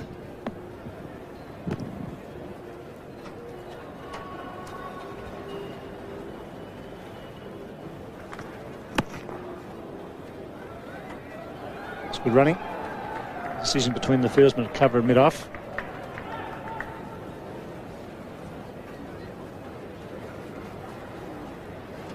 A rather ordinary fielding exhibition from the West Indies this morning. Almost, to me, looks as though they're trying just that fraction too hard. They've been whipped up into an enthusiastic frenzy before coming out onto the field, and it's just been overflowing. Well bowled, squaring up Jarvid, getting around too square there and almost got a leading edge back to the bowler. Just troubled by the extra pace here. You see him get very square on and almost gave a leading edge back to Malcolm Marshall.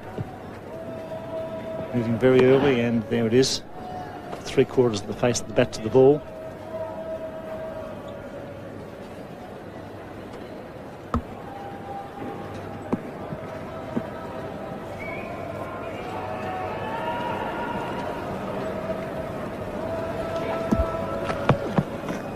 Beautifully bowled right through Jarvid with a good line, nice pace and good bounce. Some interesting matches coming up at the Melbourne Cricket Ground, and we'll see the good extra bounce out of this pitch that Tony Ware has produced this season. That was the batsmen to play their shots. And there's a big game here on Thursday. Should be a ripper. England versus the West Indies. Picked up 2 points. The Wacker. After Australia had been beaten yesterday, I guess England would be firming in the betting. The Melbourne Cricket Ground on Thursday the 27th, a day-nighter, a great evening. England versus the West Indies. Tickets at Bass 03 115 22. Play commences at 2:30.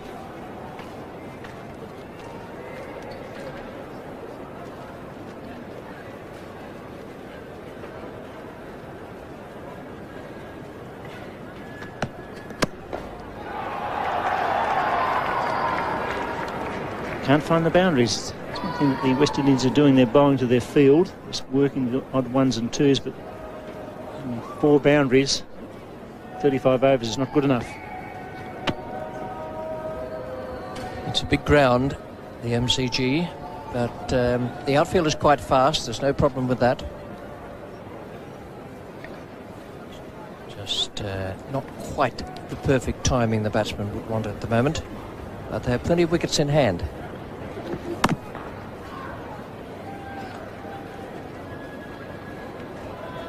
It's 2 for 115. 2 for 115, 15 overs to be bowled, and Pakistan have to make a move with 8 wickets in hand. Rameez Raja very slow, 48 runs off only 112 balls faced, occupying the crease, and Salim Malik, Ijaz, all good stroke players in the middle order.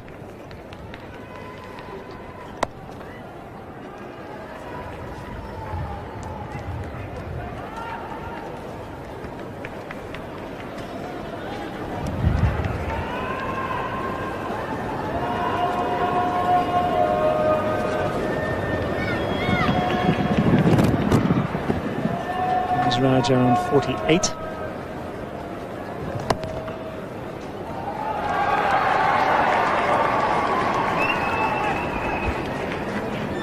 Another World Cup match being played today at New Plymouth in New Zealand. That's Zimbabwe against Sri Lanka. Sri Lanka won the toss, put Zimbabwe into bat.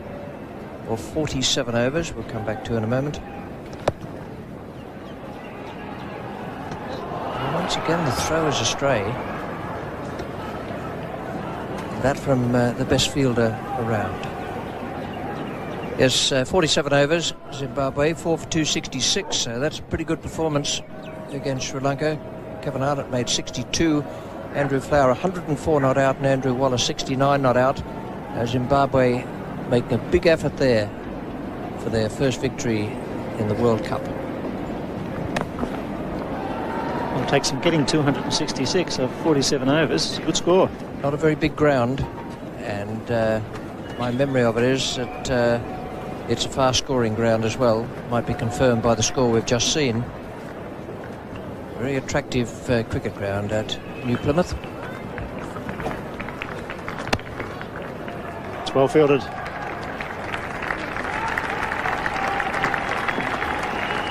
There's Raja on 49. Raja Harper there. Brilliant field. It's well struck. Crossed quickly, knocked it down. Stunt vision showing he moved very, very quickly. Doesn't beat mid-wicket. It's 2 for 118. 2 for 118. 36 overs as Ian and Greg Chappell take up the commentary. Thank you, Bill.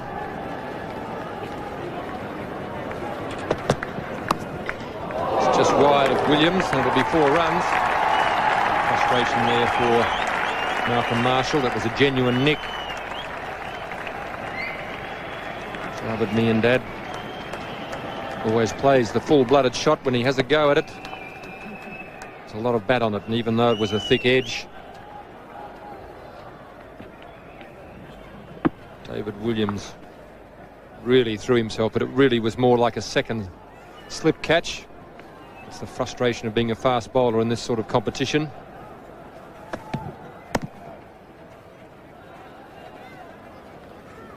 Shahbad Miandad, the key player here in the Pakistan lineup.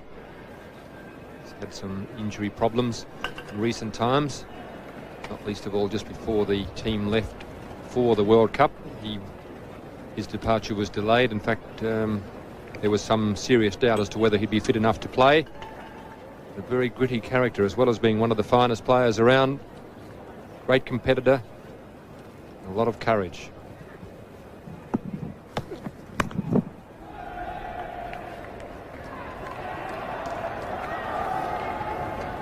Shahbad Miandad has been the premier batsman for Pakistan for a long time. Been around for many years. 82, 83 was his highest score against India at Lahore, over 6,000 runs, and that alongside the fact that he scored 40, 50, 700s is a most impressive record indeed. Just add that to his test record and what a fine player you have.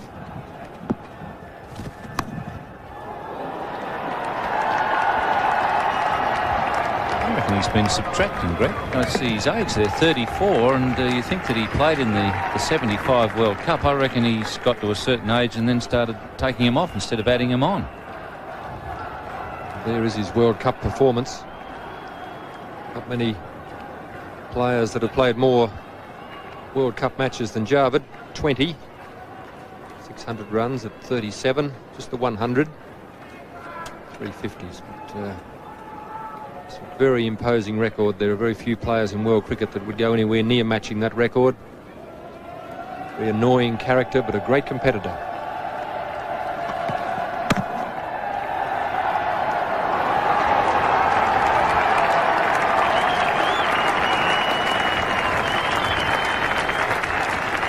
Century to Ramiz Raja. He's been the rock of the innings so far.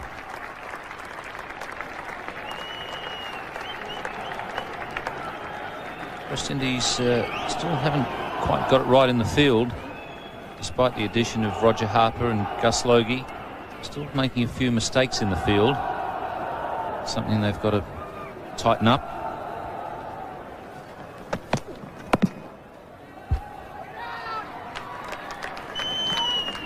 David Miandad, also very good judge of a run. 2 for 125. 37 overs gone, 2 for 125. Roger Harper continues.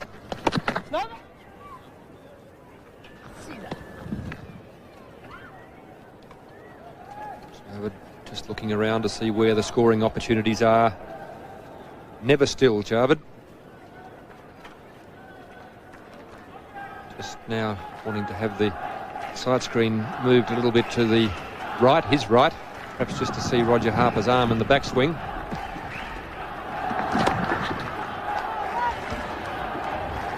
If the West Indies are having problems in the field, Jarvid is just the man to give them a working over.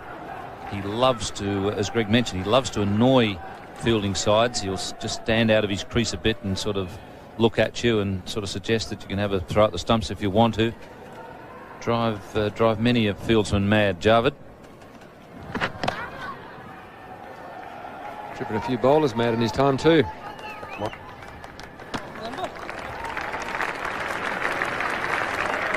He's also not frightened to give a few instructions when he's out there to his batting partner. It's non-stop commentary session when Jarvid's out in the middle.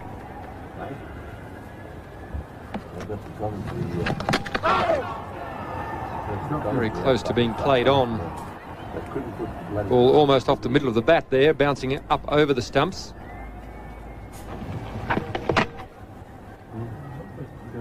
Been an edge there, I think, the way the bowler reacted.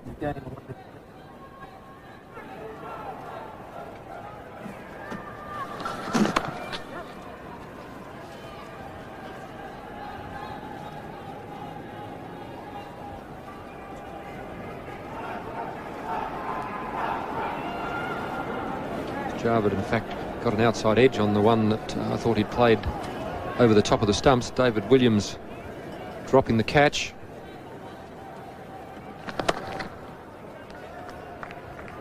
Good placement. Pakistan 2 for 129. 38 overs gone, 2 for 129. Jarvid on 18. Ramiz Raja 52 off 118 deliveries. This has been the foundation for this Pakistan innings. Large ground here at the MCG, so I'd still be hoping for a score around the 220 mark. We'll rely very heavily on Jarvid Miandad to get the run rate up to that level.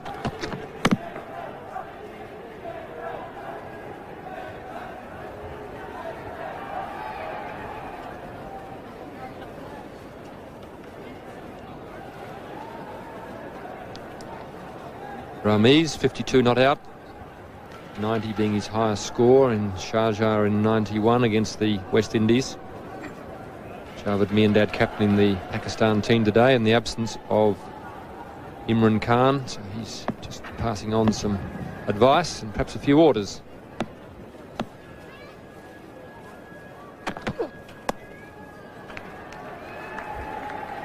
Yes, it's constant chatter with Jarvid out in the middle, mostly to his batting partner. Be pretty interesting if he ever batted with Carlisle Best. Carlisle does a bit of commentary when he's batting, with Carlisle commentating at one end and Jarvid giving instructions at the other. All you'd need would be Les Favell out there as the next batsman in. Les used to, once he got to about 20, the ex-South Australian captain, he used to give you running commentary as he whacked the ball all over the park.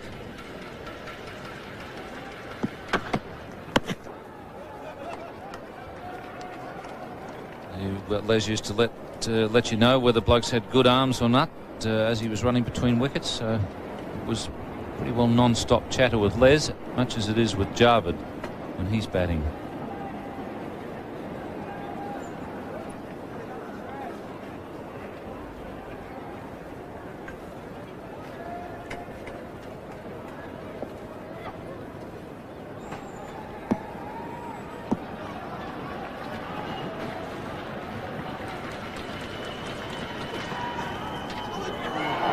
Pretty close to a wide.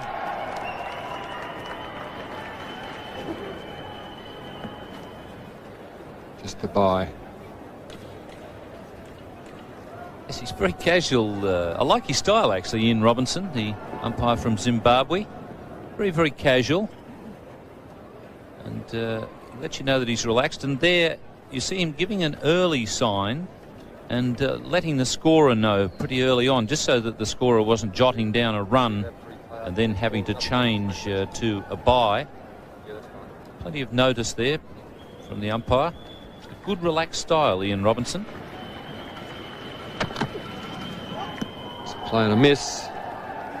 David Williams has had a few misses in the inning so far. Appears to have dropped a catch from Jarvid Miandad before. Again, the footwork a little bit lax and the glove work a bit lax.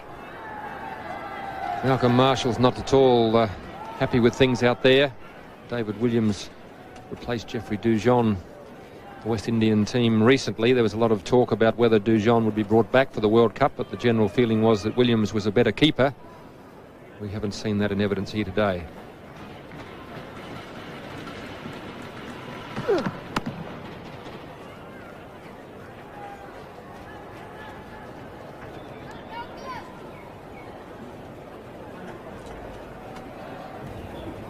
.39 overs gone.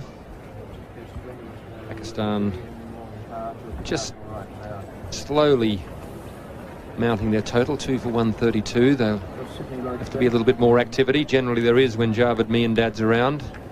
Got 18 in 30 deliveries. So just start looking to push it along. I think those were the instructions that Jarvid passed on to Ramiz. As Hooper comes in, replacing Harper, the other off-spinner. Roger Harper completed his 10 overs. Hooper still has 2 overs to go.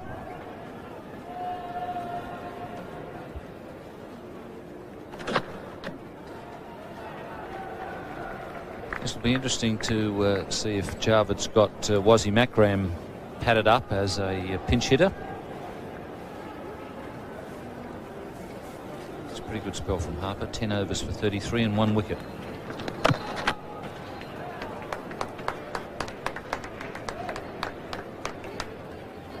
Wazzy Makram can really launch the ball.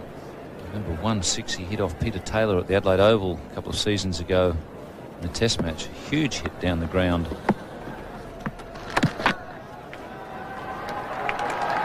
Good placement there.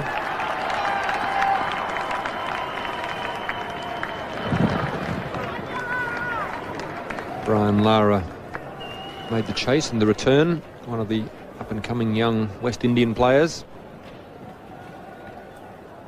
And here we'll see a bit of the quick thinking of Roger Harper. Not only is he a good fielder, but he's charged from mid-wicket to get in and grab that ball just in case there was a chance of a run out. Really is a terrific thinker as well as a very good fielder, Roger Harper. Moving all the time in the field. He's always thinking of how he can help or get a run out.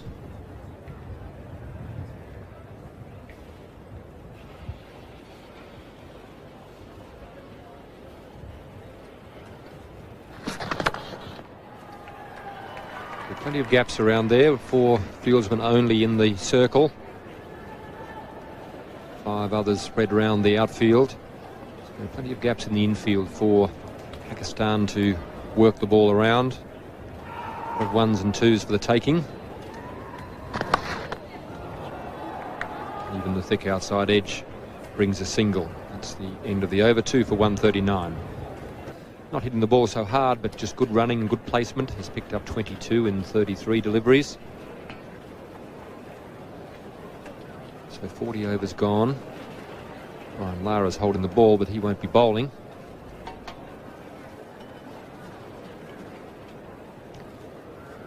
Benjamin returning to the West Indies attack. Richie Richardson just discussing field placings with him at this stage. Very vital stage of the innings for both teams. Benjamin 6 overs, 1 for 16 prior to starting this spell. Malcolm Marshall has bowled 9 overs. An interesting time to take him off. Perhaps wanting to save him for his final over right towards the end. Some wickets very important here for the West Indies. The quickest way and the easiest way to slow the run rate down is to keep taking wickets and keep fresh batsmen coming out to the wicket. Javed Miandad would be the one that they would most like to see out of the way at the moment. It's in the air, but it's also in the gap. It won't get to the boundary.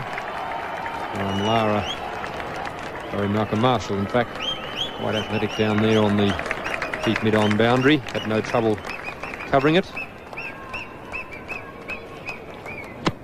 Raja just looking to pick up the pace. I think under instructions from his captain to take a few more risks. Javed just wants to work the ball around.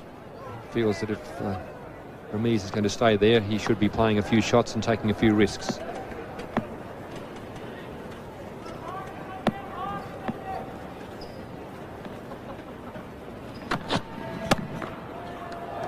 Attempted Yorker. Radar not quite working. Winston Benjamin has had a few problems bowling in the late overs. He's taken a bit of stick. Not too many options for Richie Richardson with only 3 pace bowlers in the side. Really lacking another all-rounder, the West Indies. Carl Hooper is a good all-rounder. They need really one more class all-rounder.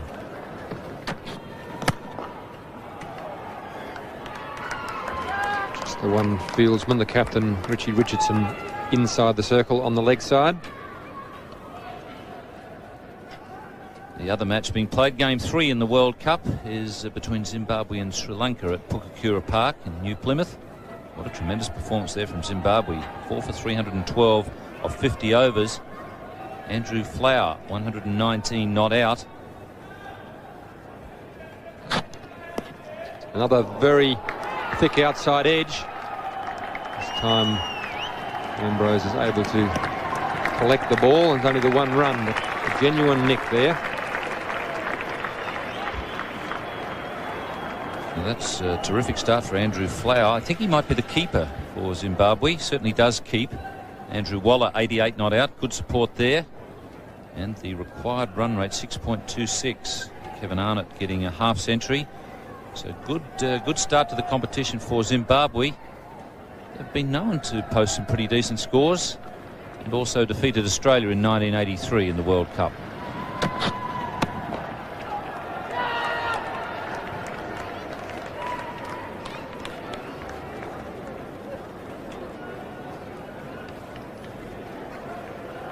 So in fact, the second highest score by a batsman on debut in a limited over international.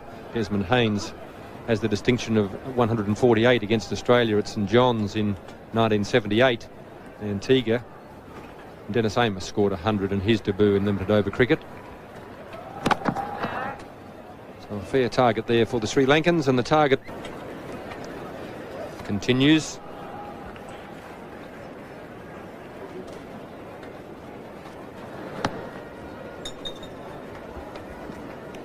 Yes, he's a pretty adept one-day bowler now, Carl Hooper. Really improved his bowling enormously, not only in this type of cricket, but also Test level. Jarvid taking a few risks, not least of all running between wickets here, but he's very quick. A good throw might have had him under pressure. Desmond Haynes, not the best arm in the West Indian side to be fielding outside the circle. A good straight throw there may have had Javed Miandad under a lot more pressure than he was.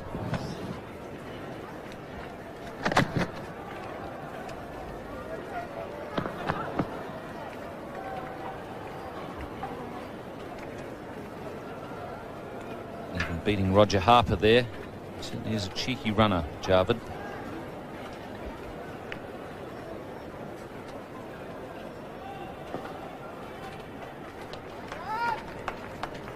Five fielders outside the circle. Two on either side of the wicket inside the circle, so Carl Hooper finding it very hard to keep the singles down. Javed making room for himself and then having to play the upright sweep as the ball was bowled at him down the leg side.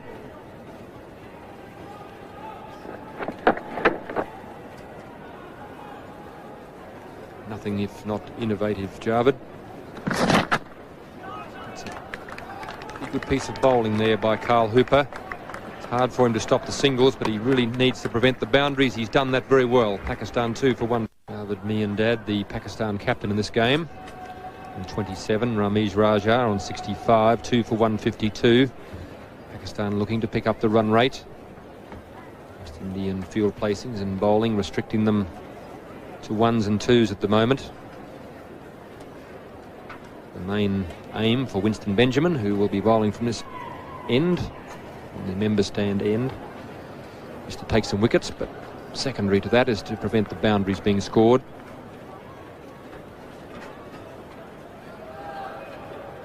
.62 the current run rate. West Indies would like to keep it down around that level.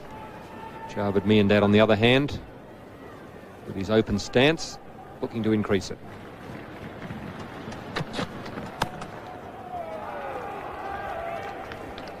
Yes, I think they've got to probably bring Wasim Akram in at the fall of the next wicket.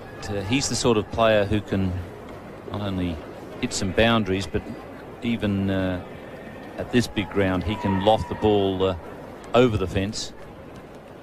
Salim Malik gets a move on too, but I think they really do need some boundaries, and a few overs from Wasim Akram might just do the trick for them at the end of the innings.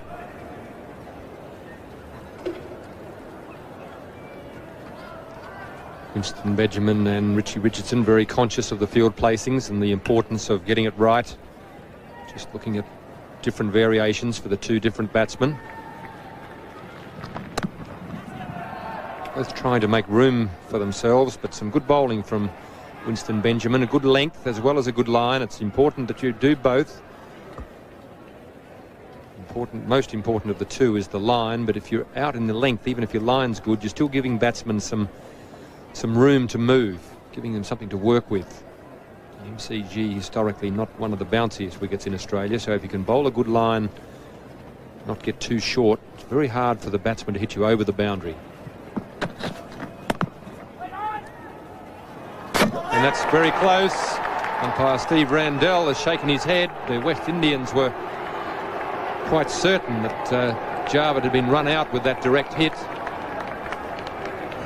Carl Hooper, a brilliant fieldsman. He was one of the players who was able to hit the stumps when they were playing in the World Series competition. In fact, he was just about the only one who regularly hit the stumps.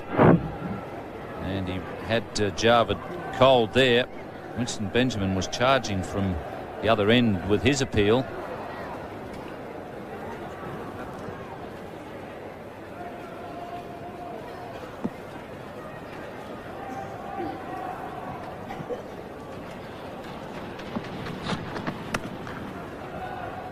This time the gap is found and just the one run. Javed hit the previous ball straight to Carl Hooper. You could hear the call from Ramiz, wait on. Javed didn't wait on.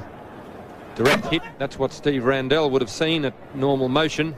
Normally when it's a direct hit, the umpires pretty well give in favour of the fielding side, but Steve Randell obviously not absolutely convinced that he was out. and the benefit of the doubt to the batsman. So a little bit of frustration here for the Pakistan batsmen. The ball not coming onto the bat, not bouncing enough for them to really work with. Javed just talking to his partner, exhorting him to greater deeds. 3.61 the run rate. 43 overs just about to be completed. Winston Benjamin again completing a very good over for the West Indies. Pakistan 2 for 156. 2 for 156, 43 overs gone. Curtly Ambrose is coming back into the attack, so we have a change on the field and we have a change in the commentary position with two former England captains, Tony Greig and David Gower. Thank you, Greg. And yes, we've just seen a change in the bat too of Javed Miandad. He's brought out the big one, I think. Slightly heavier one. If he can smack a few over the top. And they've also brought on the big one as well, the West Indies. Curtly Ambrose in the attack, having bowled just 6 overs, no wicket for 14. This is going to be interesting now because the Pakis have really got to get on with it.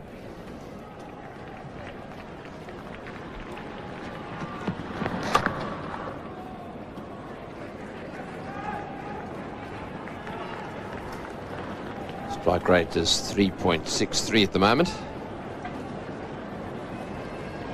Well, those are the bowling figures, and Ambrose very economical. It's never easy to get away. Well, David, what do you think they'll settle for? Well, I think that 200 would have been a target that would have been their basic minimum at the start of the day.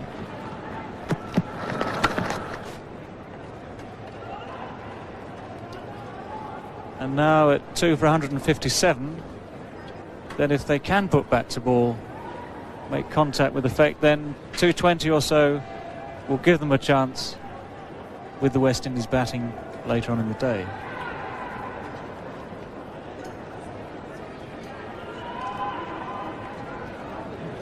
Ambrose. Ramiz Raja on strike. In the air and down to fieldsman at long off. Just one there.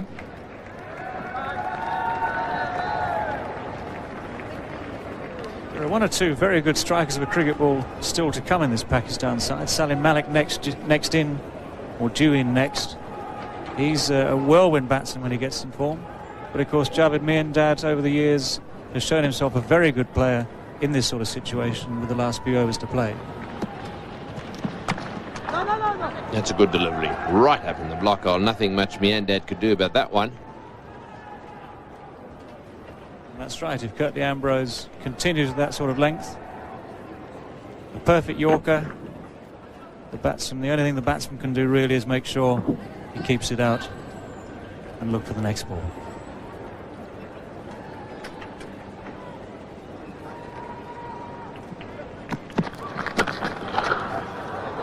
Field there, and Javed would have been going for the one anyhow.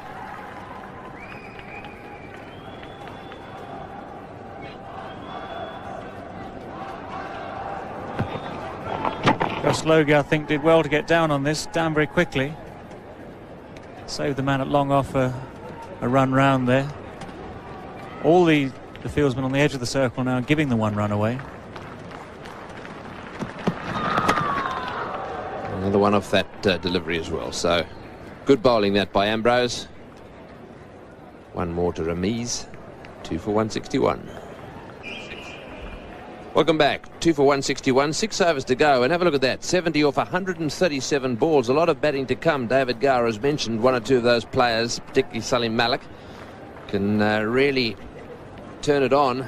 And unfortunately, it looks as if quite a few of them won't be needed.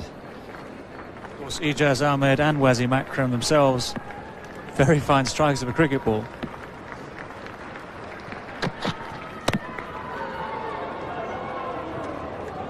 Benjamin continuing.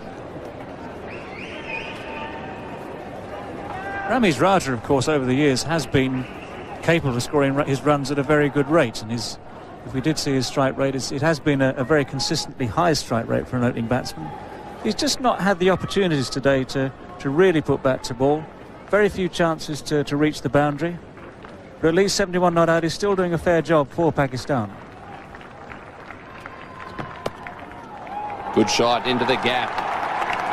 Very well placed, and that's going to race into the fence. A beautiful shot, just a bit short that delivery from Benjamin. That's the 6th 4 of the innings. This is where Javed Miandad is so good. Very good improviser with a cricket bat. Giving himself just a little bit of room there. Winston Benjamin dropping it slightly short, but he's timed that shot so nicely, so beautifully. It's gone just wide of the fielder and beaten the sweeper, who's already 20-30 metres in from the boundary. And there it goes down to the fence. Javed facing Benjamin.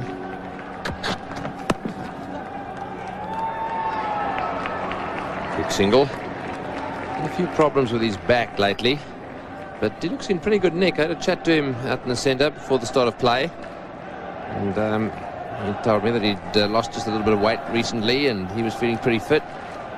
Chirpy as ever. One of the great stirrers of all time. He certainly likes a chat. He's trying to make it very clear to Ramiz Raja what he wants to do next. Unfortunately, we haven't got a translator here to bring you the benefit of that wisdom. He's turning to back up, isn't he? Oh, that's out. No, it's not. Looked as if it nicked something, and it's gone for 4 runs. That went flying away, and Javed now having another chat with Ramiz down there. Big smile on his face. Javed's loving that. Whatever he said before, it had no effect whatsoever. Ramiz getting in a fearful tangle with that. He seemed to have made up his mind early on that he wanted to try and pull this ball through mid-wicket, and got in all sorts of wrong positions. Confused David Williams as well. Just missed the outstretched hands, and it still counts as 4 runs. Doesn't matter how beautiful it was, it's 4 runs. That's right, yes. I think Javed's perhaps said to him, listen, we've really got to go for it now, all the way.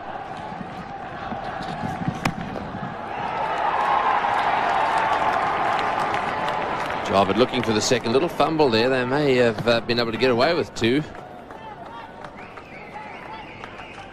Again, that throw coming in from the deep there. Neither full toss nor comfortably bounced in, and Winston Benjamin, as the bowler, not very happy with that return. Yes, that's Marshall down there. And those are the problems he caused with his throw. So Malcolm Marshall way down at deep mid-on. This is the last ball of the over. Oh, he's got that away beautifully for 4. A lovely little fine leg glance. No one covering that area. Very valuable for that. Welcome back to for 176, and Javed down the wicket again having a chat to his colleague Ramiz Raja. And by the look of things and the way he was swinging his hands around, I think he was saying everything's got to go. There's one thing you cannot accuse Javed of, it's lack of communication.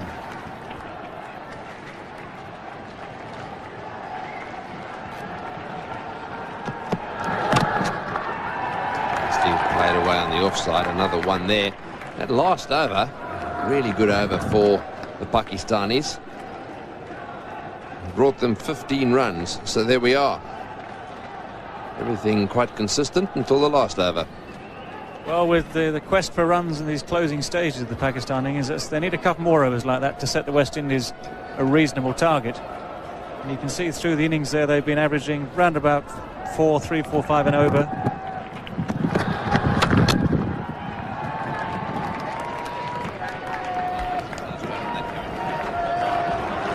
Yes, and just the one maiden. You can see the 5th over there was a maiden.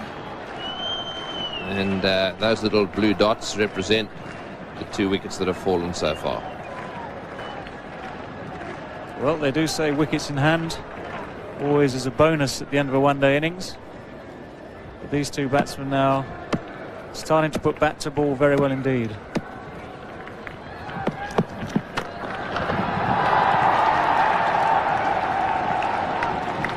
So they've got to try and find the gaps a little bit. Very difficult with this man. We saw Javed Miandad in the previous over there with the long leg up on the edge of the circle, with the long on and the long off back defending the straight hits. That's one of the gaps he might be looking for, just to get across and nudge the ball on the leg side. The offside on that occasion. Another good ball.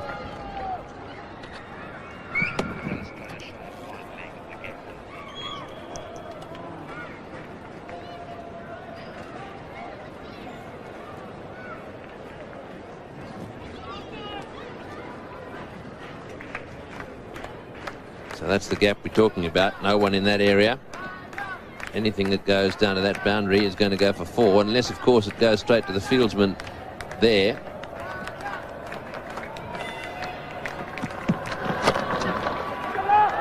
They're going for it. This will be out of it. Hits. Oh, did it hit? There's an appeal. The umpire thinking there's some doubt. Javed wants another one. I tell you what, you really have to be wide awake while he's out there. Let's have a look at the replay. Did very well to make his ground there, Javed Miandad.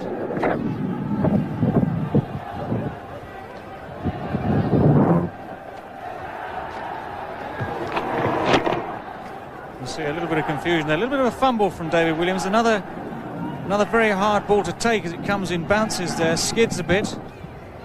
It's not gone into the glove spray, but it has, as we can see, but you can just see the ball. 2 for 181. Welcome back. It's 2 for 181. So we'll have another look at that run out in a minute. Good decision by umpire Ian Robinson. Straight down the ground. They'll be looking for 2. Back comes Javed. He's very quick, and he's home. Yes, Ian Robinson is from Zimbabwe. He made the decision. I think actually what did happen here was you saw David Williams fumble the ball.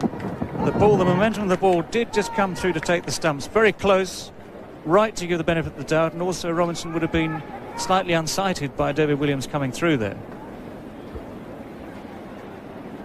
He's umpired 27 one-day internationals, so there's some experience. That one smashed him at on Marshall, the fieldsman there. Just to give you some sort of idea of the problems that these umpires have with run-outs. Have a look at this. This is at normal speed. The ball smashed away there. It all happened so quickly. Good luck. I think quite right to just nod his head down, look at the turf, and give the not-out decision. This is the administration manager for Shell down in Zimbabwe. Over the top of the middle stump, Javed again trying to get across, and as David Gower predicted, trying to take advantage of the gap down at square leg. Look at him move. The problem for Winston Benjamin, the bowler, is to try and predict what Javed Miandad's going to do next. He's renowned for trying these tactics. He goes one way first, one way the next.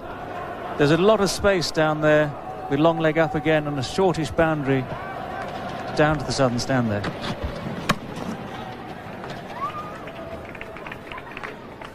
Yes, I think what he was trying to do the ball before was to hit the thing into the southern stand, the new section.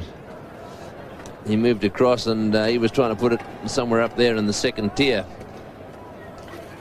Didn't quite work out like that.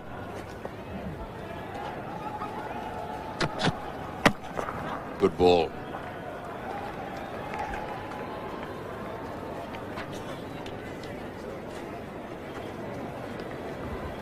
In fact, when you have someone like Javed Miandad moving a lot at the crease like that, that is the best ball. Straight and full. It limits the options of the batsman.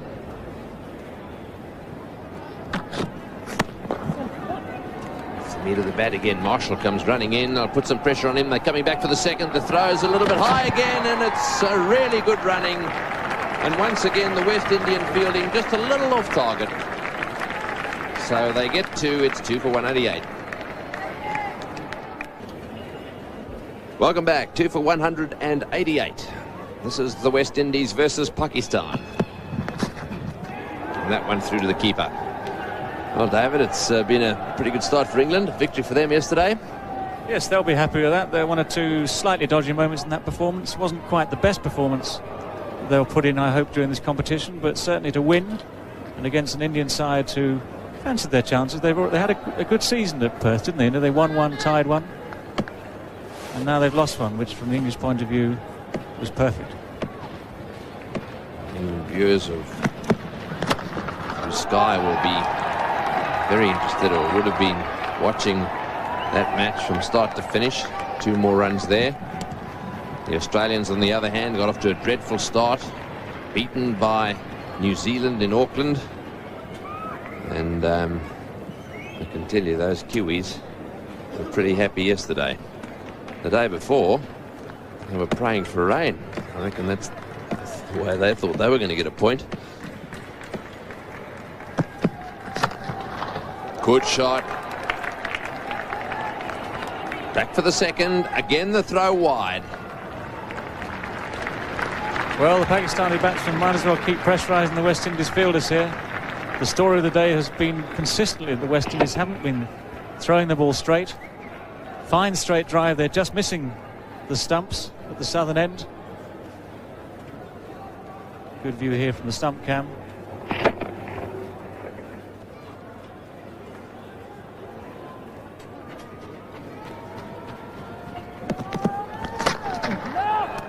Straight the fielder, and he was on the back foot, so he couldn't go. Yes, interestingly enough, that win by England, 7 in a row for England in one-day internationals. I don't want to depress our Australian viewers at all, but they've never had a better run in one-day international cricket. 7 wins consecutively.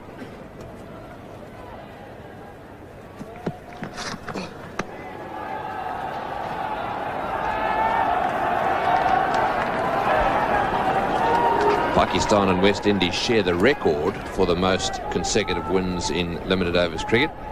11 is the record, and Pakistan and the West Indies have both done that.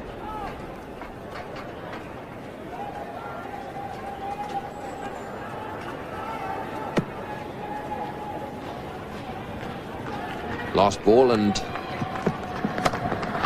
beautifully hit down the ground. Will it get to the boundary? Yes, a magnificent shot. And he's getting that one right off the meat of the bat, straight down the... Fieldsman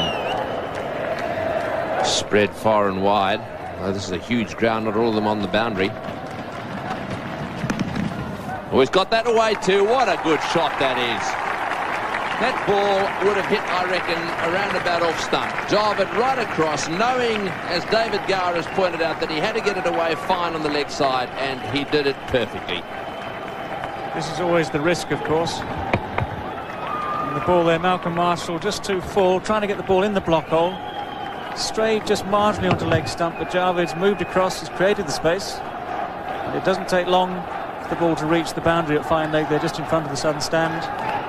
The wide open space is being used to full extent by the Pakistani batsman. So there it is, his strike rate, 89 runs per 100 balls. He's on 49. And he's now got 50. Well played, Javed Miandad, captaining Pakistan, because Imran Khan had problems with his shoulders, and he certainly lifted the run rate. It's a great little captain's innings from Javed Miandad there. Ramesh Raja is part of the other end, has struggled to keep the run rate up for Pakistan, but Javed's come in there, he's played his shots, he's improvised, he's made the most of it, he's used the pace of the ball, and he's got his runs quickly. That's his 41st half-century in one-day internationals. And that's a great shot. Magnificent shot through extra cover. Running down towards the boundary. Into the fence she goes. What a magnificent shot. This is a little gem of an innings. And the Pakistanis are all out of their seats. Well, it's Ramesh Raja now joining in the act. He's seen his captain put bat to ball. And this has split the field perfectly through extra cover there. Kept his head down, full follow through of the bat. He's had a go at that one too. They'll come back for the second. Ramiz Raja getting a little bit tired.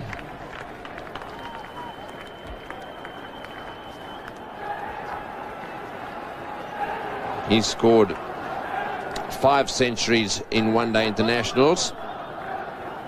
Javed at the other end has scored 7. So he's on 97 now. This is the second last over. His strike rate is 63. Not bad, but could have been better. I'll settle for 1 here.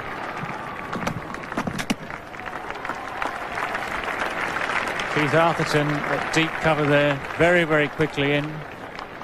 Good arm. Another little testing take for David Williams. He's going to have 1 or 2 words to say to his fielders at the end of the day about their throws. Here it comes in again, just bouncing in front. 12 runs so far off this over. This is the last ball. A little flick again. He's done it again. Magnificent shot. A little flick down a fine leg. Isn't he cheeky? 2 for 212. 2 for 212. This is the last over. Ambrose is going to bowl it. He's not easy to get away. I reckon the best thing to do here would be for Ramiz to try and get a single and let Javed do the work.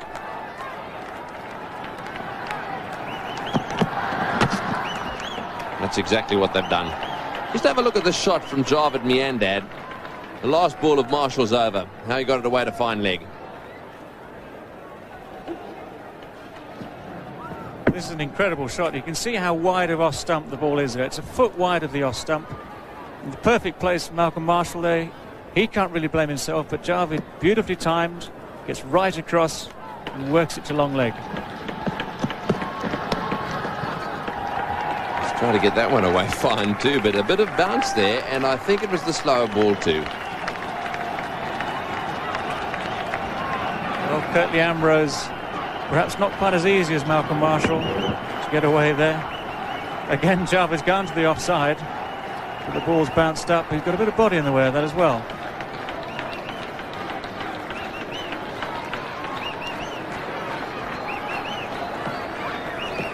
Ramiz Raja on strike and on 99.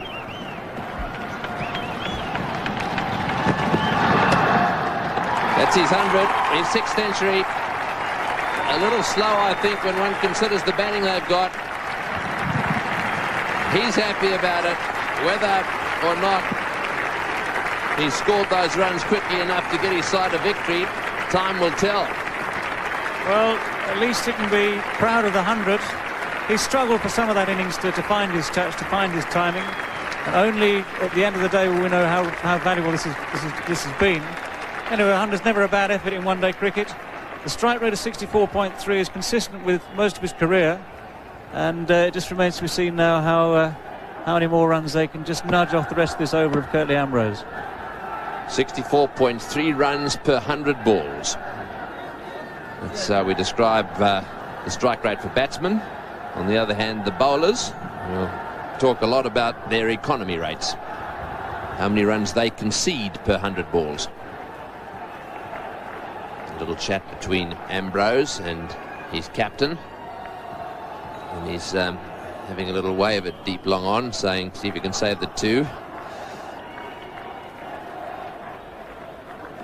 And that was the first 100 against the West Indies in a World Cup match. He's hit that off the middle of the bat. He wants one. There's going to be a run out. No, it's not. They're getting themselves in a terrible tangle. Williams couldn't quite get to the stumps in time. The ball missed the stumps. He would have been run out by miles. I have to say there was no danger on today's film of that ball hitting the stumps anyway. So Pakistan and Javed comfortably back in again. Not a problem there. Nearly a problem. A little collision there between the wicketkeeper and Javed. They'll run for everything now. Anything could happen. Yeah, we could see overthrows, anything. West Indies have been a bit sloppy in the field. Oh, he's got back, he's gone. He's hit it straight to backward point. No ball called. Well, I think Javed was a little unlucky. We normally see Ambrose smiling, but that's not a smile. I don't think that one was over the top of shoulders over his shoulders in a normal standing position. Let's have another look. Well, Jarvid's certainly smiling. He's loving that. It's a close decision, that one, very close decision. He's only managed to cut it back just behind square there, and Curtly Ambrose showing signs of severe confusion, to say the least. 2 balls to go. Got away on the onside to get 2 here as well. They might try and test him for the 3rd, in which case they could get overthrows. They're settling for 2. Yes, the interesting thing about that particular playing condition is that if the ball is in that area, I mean, really, Jarvid did have a fair shot at it. I think it's a little silly. If it was over his head, it would be a bit different, but over his shoulder, it's a fair shot. He hit it straight to the fieldsman. He could have hit it over his head. I think the bowlers get very angry about situations like that, and I think with some justification too. So this is the last ball, and he comes. It's a slow one down the leg side. Is it wide? No, it's not. Jarvid was way outside off stump and on his knees. Yes, he'll have to settle for that. Well, what a little gem of an innings from Jarvid Miandad. He's actually helped the Pakistan side lift their total, because at one stage they looked as if they weren't going to get nearly enough runs. At least they've got up to 220, so we've got a match on our hands. But David Gower, really, I suppose they should have started going a little sooner. Well, yes, looking back on it, I think 220s probably shouldn't be quite enough out there. It's been a very good wicket here at Melbourne today. Nice, easy-paced wicket. Well, Malcolm Marshall and Curtly Ambrose open.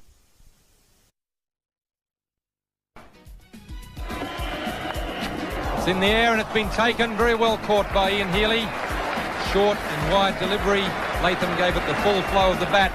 Then he managed to get a toe end of it wide to Ian Healy, who, diving away to his right, takes the catch. Well, a very good catch by Healy. Latham trying to do the right thing and take severe toll of that wide ball and get it away, but he's got the edge, and Healy taking that catch. A magnificent catch, a good breakthrough for Australia. Well bowled, Tom Moody.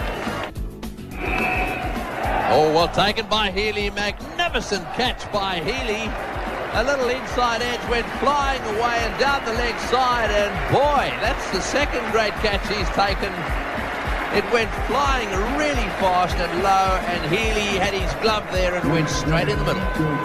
Classic catches competition. Desmond Haynes is going to take strike to the first ball. Rashid Akram, the bowler, and that's a good start for him. He's a wonderful cricketer, this fellow.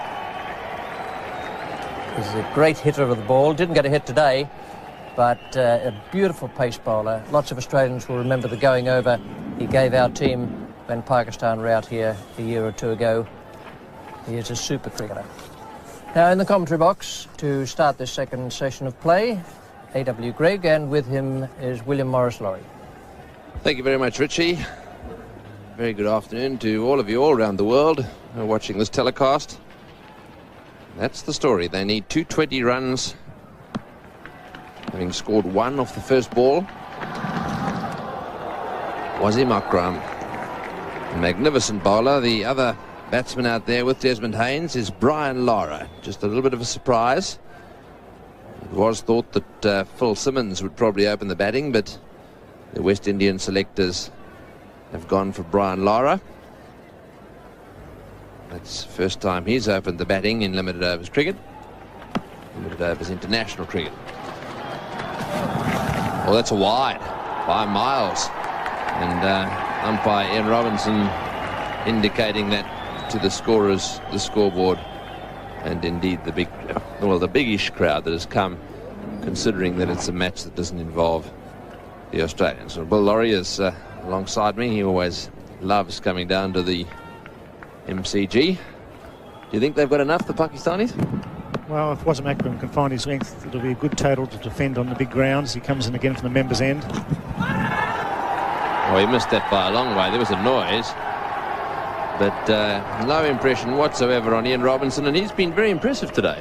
As umpire Robinson doing a good job, but Wasim Akram's just about my favourite cricketer. He's got everything. He's a genuinely quick swing bowler. He's a very handy low-order batsman. Umpire Robinson there shaking his head, and rightly so. He must have been 2 feet from that, Brian Lara. Never looked like hitting the ball, but this man, if he finds his length with his late swing, could break through early for Pakistan while the ball is swinging about.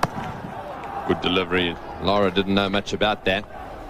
He's got to be a little bit careful on swing because he doesn't control it. He'll concede a few extra deliveries. That's true, but really the boot's on the other foot, isn't it? Because normally it's Curtly Ambrose and Malcolm Marshall running in with the new ball and pitching just a fraction short of a good length. We saw Brian Lara there just fending away. The gully's very square and there's a point as well. 2 slips as well in for Wasim Akram. Good delivery and a good shot too by Lara. Just one there.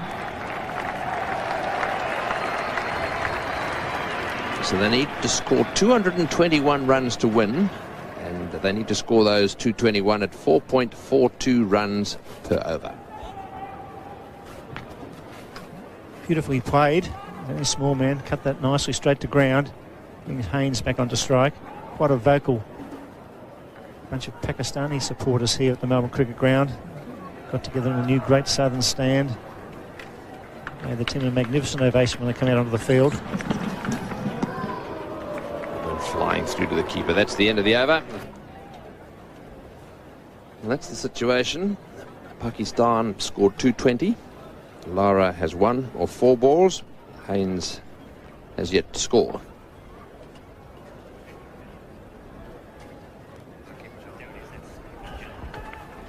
Aqib Javed. Right arm over the wicket to the left-hander.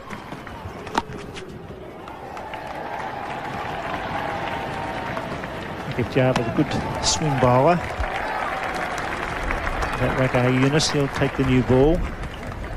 Prodigy of Imran Khan, a good line bowler, quite sharp. So Brian Lara with some good touch. It was a nice deflection down to the final leg, and it's very important from the West Indies point of view. They get away to a good steady start. They need 4.42 runs per over. Not an easy assignment at the MCG. 220 is a reasonable total. Yes, it's a big ground, not easy to hit sixes. Having said that, it's quite a fast outfield. A very good pitch has been made for this match.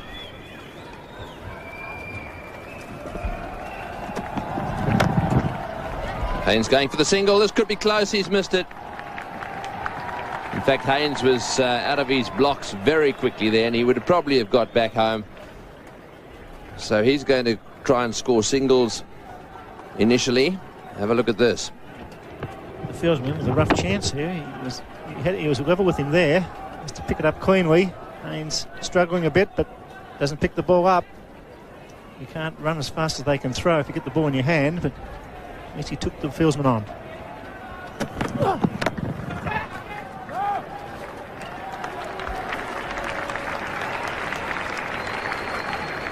Brian Lara looks in good touch, trying to get on with the front foot. 4.45. Impossible assignment. The outfield's fast, good pitch. Javed Meandad played a binder here to score a runner ball to lift the score to 220 for 2. The West Indies will play their shots with the bounce from this pitch. Down the leg side, and I think probably off the pad. Just looking at the offside field, very strong offside field it is. You can see that there's a slip in position there, and that's the gully. He's the other close fieldsman. Third man, backward point, and mid-on just moving across there to his right now. So there we are. Those men saving one. A man in the background covering the boundary. That's him down there. These two saving one. And that man there for the catch. Brian Lara, a very whippy player, trying to whip that off the stumps. He's a wrist player, sweet timer of the ball. It hurt. They always do when they miss the pad. What about the knee?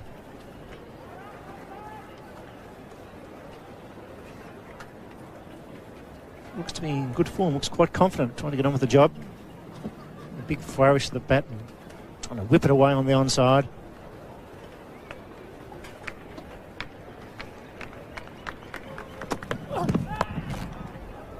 Played straight to gully, no run. So that's Wasim Akram to Desmond Haynes. Oh, have a look at that one, not far off leg stump, bouncing away down the leg side there, close to the leg side, closer to the glove. Watch this ball. He's a fraction short. The ball just flying through the wicketkeeper. He really has got a whippy action going here and plenty of bounce.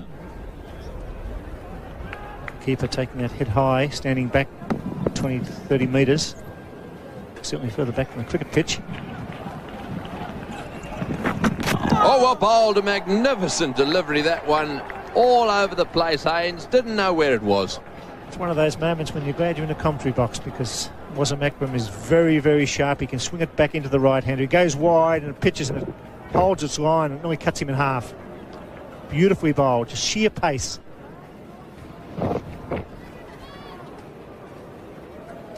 He's running in quickly too. He's obviously fit. He had an injury. He's overcome that injury. He's bounding in. It's nearly a wide, and that's called. That's good umpiring by Ian Robertson. Right on the ball. You can't push the ball consistently down the leg side. Yes, he's been very impressive. He's from Zimbabwe, and he really has been impressive. Very consistent. He's down at the members' end. That's umpire Ian Robinson, doing a very good job.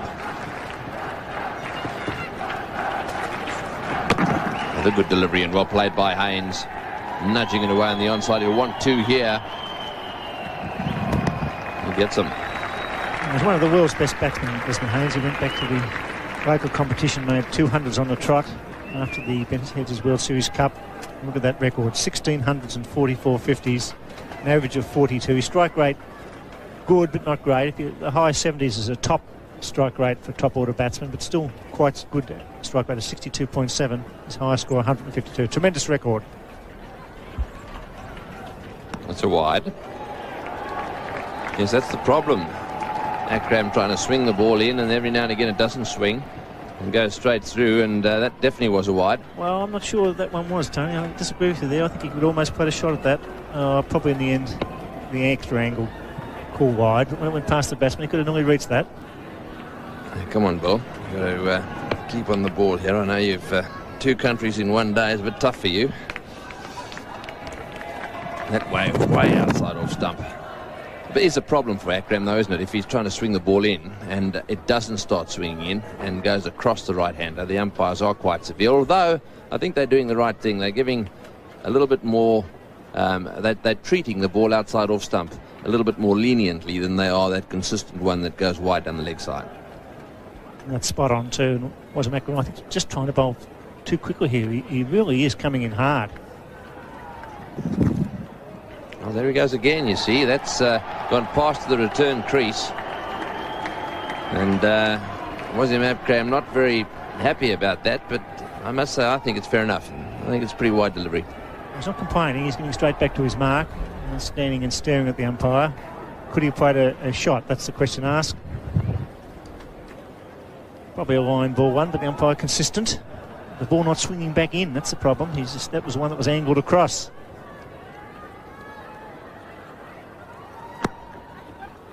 Off the pad, Akram threw in a flash. Now, perhaps pertinent to note that in the warm-up match at North Sydney Oval, Akram bowled 9 wides in his 9.5 overs there, so he's been having a few problems with wide deliveries.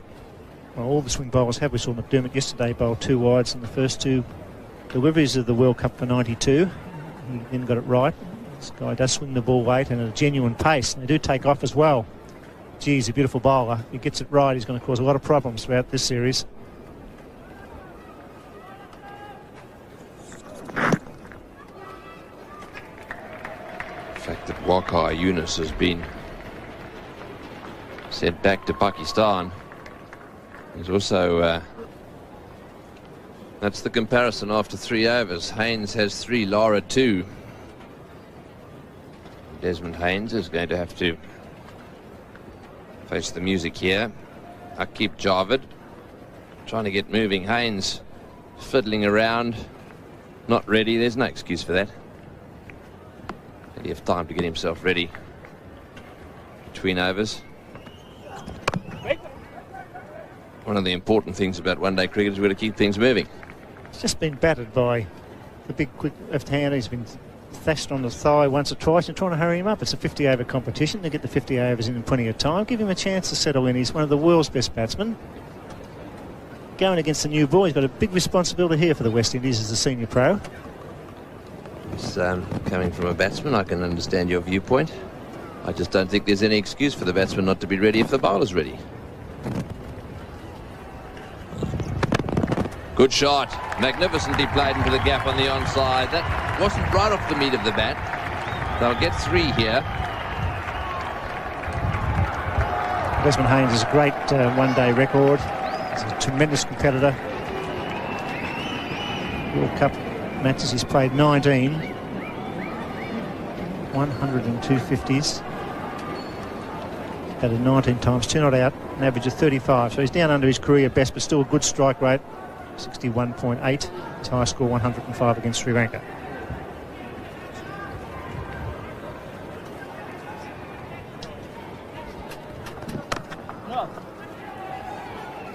Right off the meat of the bat there, Lara, the left-hander. Opening the batting with Desmond Haynes. Richie Richardson will probably come in at 3. Then, of course, they've got Hooper and Logie. Keith Atherton. So a bit of batting in this West Indian lineup. And unfortunately for Pakistan, Imran Khan not playing, and Waqar Younis, as a result of injury, is back in Pakistan.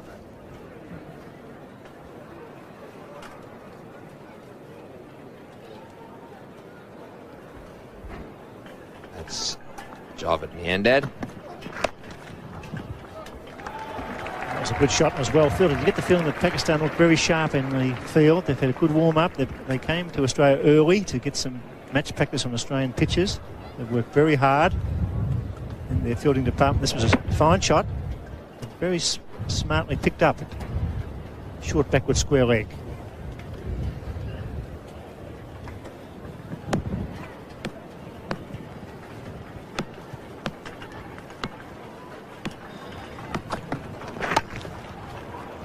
Off the edge. Just the single.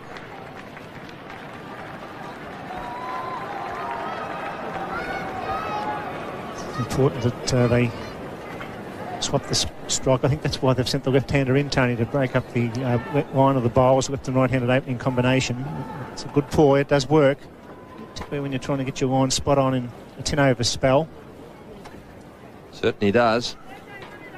Look as if we've got a good game on our hands here. Certainly got good conditions. Desmond Haynes slowing things down there because of papers that are blowing around on the field.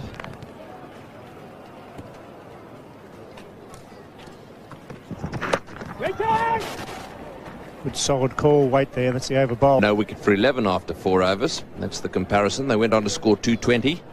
Lara and Haynes out there at the moment. The left-handed Lara will have strike, and he's going to be facing Wasim Akram, one of the best fast bowlers in the world. Certainly is, and Brian Lara seems to have a good eye. This wasn't Akram, not happy with the field there. He's asking Javed for a change. The man at cover there, there's a lot of talk going on. He wants the man moved. The man at backward square leg, I think Tony wants moved, but Javed's not responding there at second slip. He's just got his hands up in the air, and now the man coming in from mid-wicket, he's the man they're going to move. They're going to be into a bat pad situation. Quite close. So if he gets one off the hip, pops up in the air, there's a catcher there. Ooh, I tell you what, he's had a real waft at that one. Had he got that in the middle of the bat, it might have ended up in your Great Southern Stand. It was a good ploy by Brian Lara. It was short and it was quick. He's a fraction too short. He really went after it, didn't he? He really wound up a la Roy Fredericks there, really going after it. He got a top edge that it would have flown away for 6. He looks to be seeing the ball quite early, despite the genuine pace from Wasim Akram.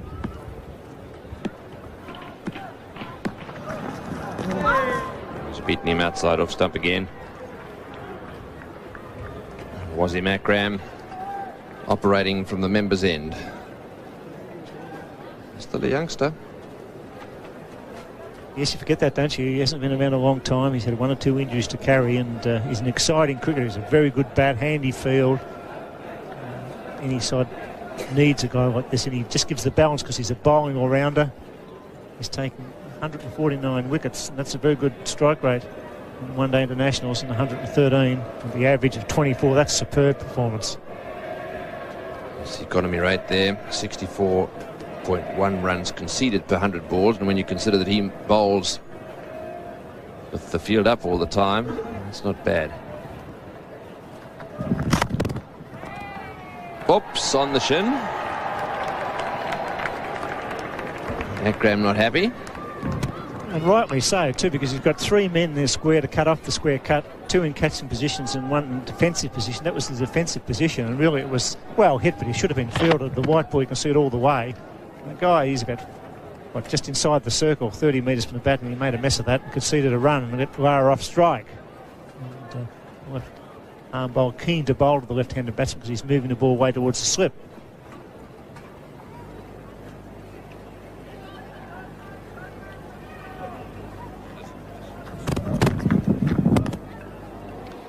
Yes, Wasim Akram, when he takes his 150th wicket, will be the first Pakistani to have done that. Correction, when he takes his 150th wicket, he will be the second Pakistani to have done that. Imran, of course, has done it. And this is his performance in the World Cup so far. Just the 8 matches.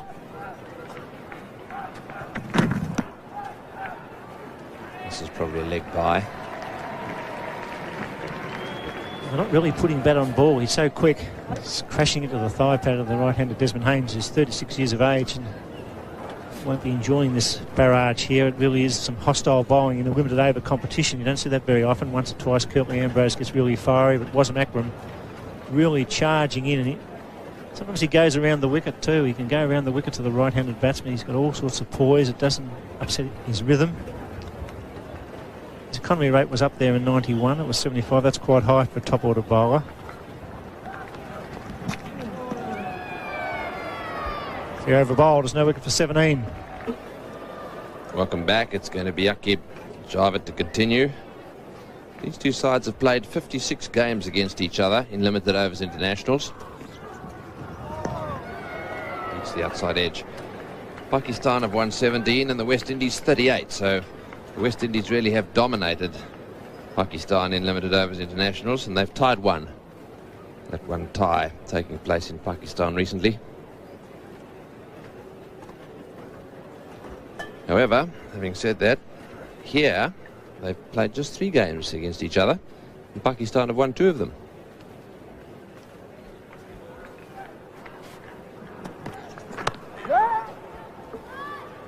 Well, this is the 1 or 2 World Cup matches been played today. Others in New Zealand, at New Plymouth, and Zimbabwe, 4 for 312. Didn't reply. Sri Lanka after 26 overs, 2 for 144. What a match. That's what one-day cricket's all about. 312 and responding in great fashion. 2 for 144 Sri Lanka. Small ground, fast outfield, but that should be a great competition. It's flying down to third man. A shout there, back up. 3 or 4 of them backing up. Be a great effort if you score 313 to win. But they're in with a chance at the halfway stage at 2 for 144. Yes, that 119 is the second highest score on debut in a limited overs international. Andrew Fowler. Haynes has the top one. He's out there at the moment. 148. And that was a magnificent shot by Lara through mid-wicket. Yes, Brian Lara has that touch of class. He's a very wristy, flashy batsman, but when he times the ball, it really does come off the meat of the bat. He really likes to work it on the onside if it's round about middle and off stump. And he whipped that away, and that was beautifully placed and timed. It was always going to be forward. Delightful stroke. Yes, they've got off to a pretty good start here, considering the total they're chasing. in the same direction, just one this time.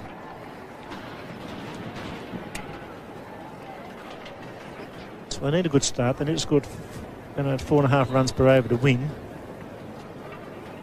220 on the MCG has been defended many times. It's a very big ground, not a lot of boundaries.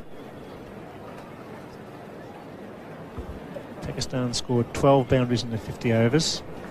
Java did the damage right at the end with a magnificent short innings, scoring a run of ball. That's well played by Haynes. Just nudging it away for one. No wicket for 24. So there it is after 6 overs. The West Indies nudging ahead there. We mentioned during the Pakistani innings that they were just a little bit slow. It's a very good start, 4 runs and over against the new Bookers. They're bowling flat out. Only 2 men outside the circle on the first 15, but Lara in particular was very confident playing his shots. Desmond Haynes just working the ball around. He's a seasoned pro. He holds up. And what about that? He's held up the bowler this time. He's complaining about the batsman not being ready. This time he holds him up because Wasim Akram, I think, was coming in a fraction early for him. So that's I think it's a bit of professional gamesmanship going on out there. Well, hang on, nothing's changed. It's the batsman who's holding things up out there. The Pakistanis want to get on with it. Desmond Haynes thinks he's playing a test match here. Anyway, earlier today, the West Indies won the toss. And they elected to bowl. That was the score after 58. 69 runs off the last 6 overs, and there he is, Javed Miandad. I think if he has one regret, it'll be that they didn't start that charge of theirs a little earlier. Quite a bit of batting that wasn't used in the Pakistan innings. And let's face it, there's a fair bit of batting in this West Indian lineup as well. Did he take his bat away there? Or was it simply a leg bye? Just leg bye signalled. Yes, they've got Haynes and Lara out there at the moment. As I said, Richardson to follow, that's 3. Hooper and Logie 4 and 5. We'll probably see Keith Arthurton and Harper perhaps. About 7 batsmen. If you look at it, they've got a lot of batting there. That's a good selection for a World Cup match. You need batting depth, so you can get on with the job early on. Brian Lara in particular here looking in very good touch. He looks a little bit jumpy, that one just outside off stump from the quick man. I think he'd have a few mates, Tony. This bloke's sharp. He goes very wide there. See the angle. It didn't bounce as high as he thought it was going to. In fact, he got it in the middle of the bat quite low in the end. So he jumps. He's looking for the bounce there, but timed it beautifully. Off the meat of the bat. Wasim Akram using the crease going wide, coming close to the stumps, trying to get that edge. Yes, get ready, the slip cordon of the wicketkeeper. Oh, it's in the air, but it's gone to third man. Probably a roundabout where an orthodox gully would have been. Yes, that was the right length, wasn't it? Just moved away a bit, but Lara was going for it. The movement away. Got plenty of bat on it, flew wide and quickly down to third man. He looks to be seeing the ball early, Brian Lara. This man's, I reckon he's bowling at 100 mile an hour, Wasim Akram. He's got the breeze coming across his shoulder. He's very sharp.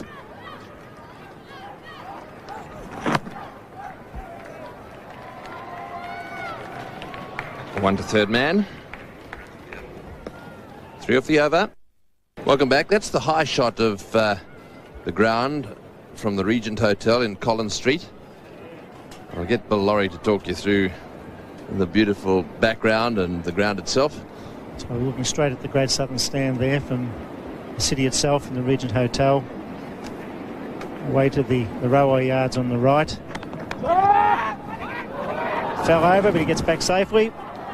No run, a bit of action there at the centre of the cricket ground, but Melbourne today bathed in sunshine. Away to the bay, Port Phillip Bay on the right, the Yarra River there, flowing around through the centre of Melbourne. Government House, And looking down to the southerly beaches, Albert Park, Arts Centre, spiral there, the Yarra crossing to the city itself. Great camera work, and Melbourne looking good at the moment. Haven't had a hot summer, quite a mild summer in fact. Still plenty of greenery around the parks and gardens of the city, looking down to Port Melbourne towards the west there. Great city. Yes, it's certainly a lovely view from the Regent Hotel.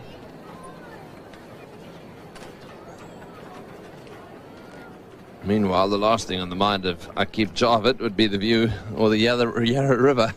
He wants a wicket. Lara on strike. Of course, Melbourne has sporting facilities very close to the city itself. There is the Tennis Centre, the Australian Open is played there. That's just to the right of the Melbourne Cricket Ground. That's almost on the Yarra. We just pan a little bit left to see the little walk across there, across that railway yards and the bridge there to the Melbourne Cricket Ground. That's only about 500-metre walk. The parks of Melbourne, very close to the cricket ground. Oh, he's got that fine, and that's 4. That was off the bat. It went very quickly down to the boundary. So a very good little leg glance there. See if we can see the face of the bat closing. Or was it an edge? Well, the plan has worked. Brian Lara going in first. The experienced player. Whips it away. It was an intentional glance. He's got that high back left. He waited for the ball to come to him and just whipped it fine. Always going to be 4. Good shot.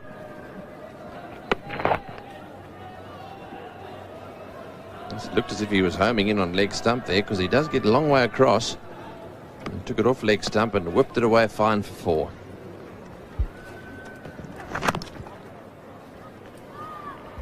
It's a good start.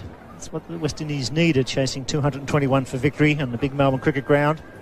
Good, sensible and positive start. They're scoring about 4 runs per over. And they're putting a bit of pressure back on the Pakistan bowlers here by playing their shots, taking the singles, looking very busy.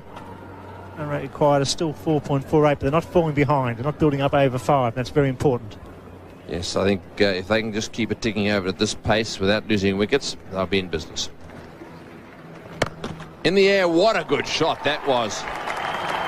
Not very short, back onto his back foot, whack over the top of mid-wicket's head, and thud into the fence down there. 9 runs off the over. Beautiful shot, Brian Lara. No wicket for 36.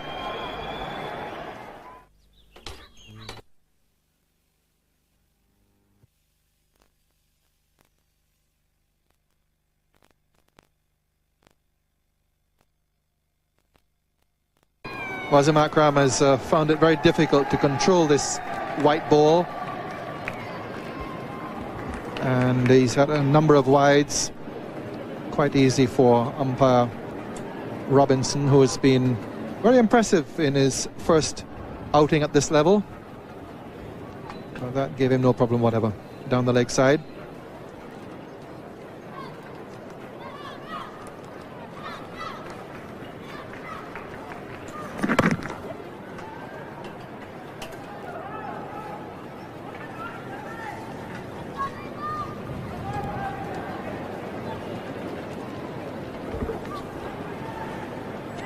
Brian Lara hit a magnificent, I suppose you'd call it, well, I was thinking pull shot, but it really wasn't quite a pull shot. Whatever name you want to put on it, it was very well timed. It does get off the ground. During the Test series, Sonny Gavaskar, when commentating, said that Kieran Moray was a step, hop and jump player. I think Brian Lara has... he's done away with the step. He's certainly got the big hop there.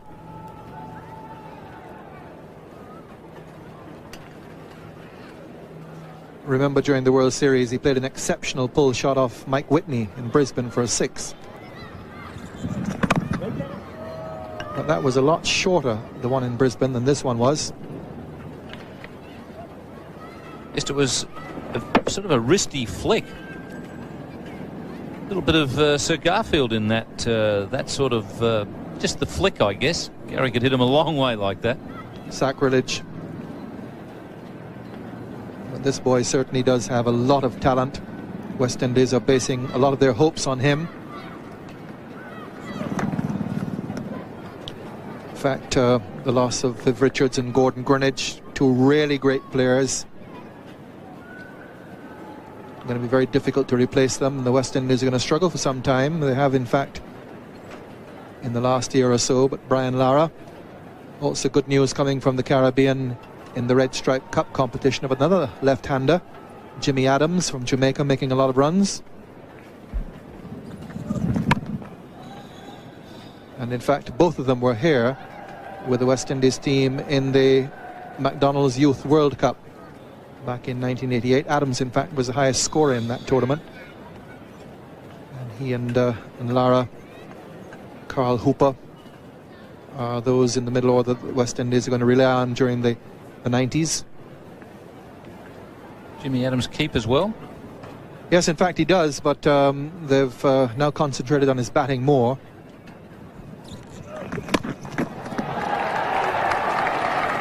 Just got the toe end of the bat. Difficult pull shot to play. He really had to drag it from a long way outside the off stump. 2 runs off the last ball of the over. No wicket for 39. You can't run a business without the right tools. But even the best tools are useless without the right source of power. The power of the world's most advanced mobile phone service. Telecom MobileNet. Australia's own. If you don't... So that's a good start for the West Indies. New opening pair, Brian Lara, the left-hander, being used with Desmond Haynes. First time Lara has opened the batting at any level. And we have a change in bowling here. We have also a new player to Australia, a new player to international cricket, relatively speaking. Wasim Haider.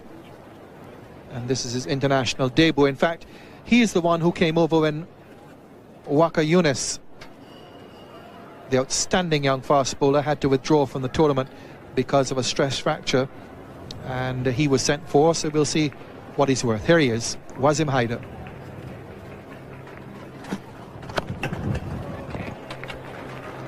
Yes, they had Salim Jaffer here, a fairly experienced left-hander. He was in the touring party, but they opted to bring Haider over from Pakistan rather than retain Salim Jaffer.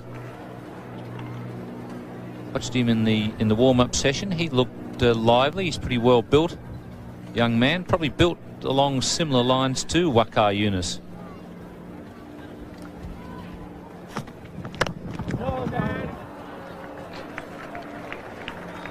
Wasim Haider from Faisalabad plays for Pakistan International Airlines in their first-class competition in Pakistan. Unlike the other cricket-playing countries, the Pakistanis don't have, to any extent, provincial or state teams. They do play mainly big organization teams, the banks and the airlines and the services.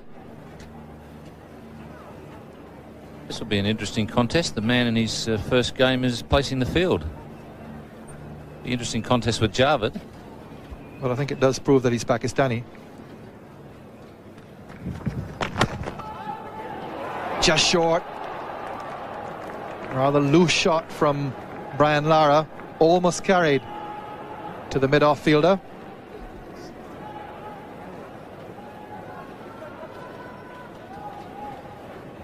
Yes, he hit that pretty well, Brian Lara.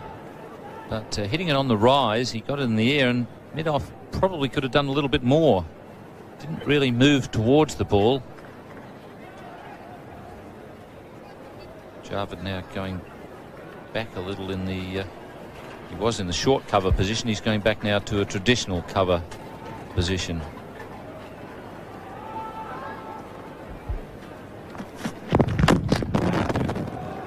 Well, he just seems to have lost concentration a bit here, Brian Lara. A couple of very firm hits, followed by this mishit. So it might have got on him a bit quicker than what he was expecting. Something that you've got to make a pretty quick judgment as an international batsman. If you see a bowler that you've never played against before, you've got to judge him and his pace very quickly. He's got it through. That'll be 4. Lovely shot from Lara. That's his 4th boundary, and he's been the one responsible for the West Indies acceleration.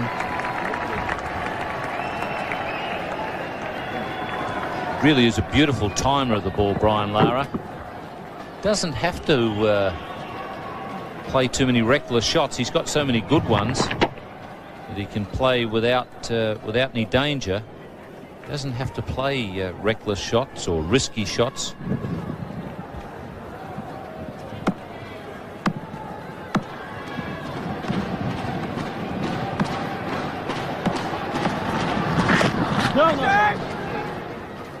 So not a bad first over in international cricket for Wasim Haider. And that's the end of the over.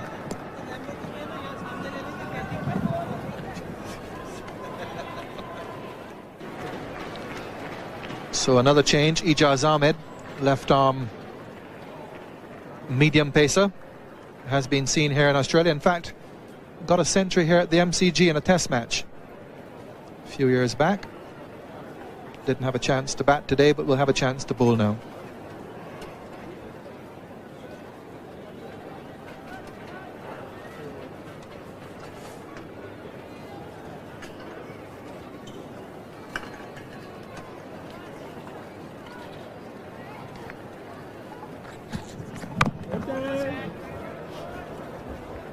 Well, I was told that his style would be best described as left arm round the wicket, round arm, and I think that's a pretty fair description.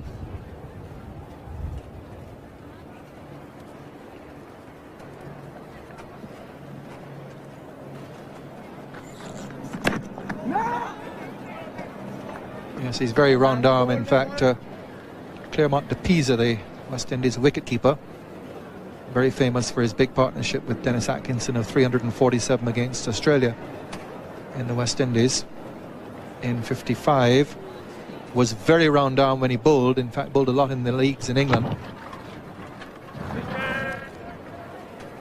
But he'd do well to be as round arm as Ijaz Ahmed. In fact, the story goes that Claremont de Pisa was actually no bowled by an umpire for not informing him that he was bowling around the wicket. He ran up over the wicket, but when he was round arm, he delivered from around. The umpire said he didn't inform him that he was going to bowl around the wicket.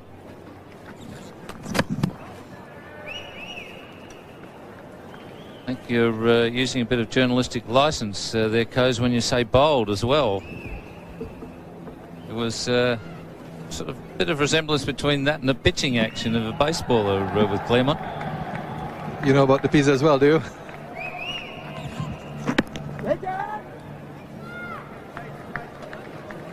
Yes, they say he gave up bowling and gave up keeping and turned to bowling. But in fact, those batsmen who faced him would dispute that term bowling.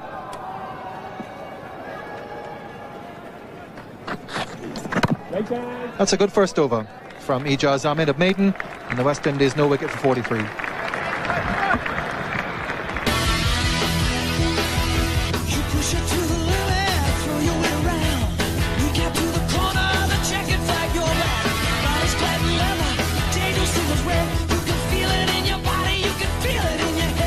Grandstand tickets are now available, so book now at any Ticketek outlet because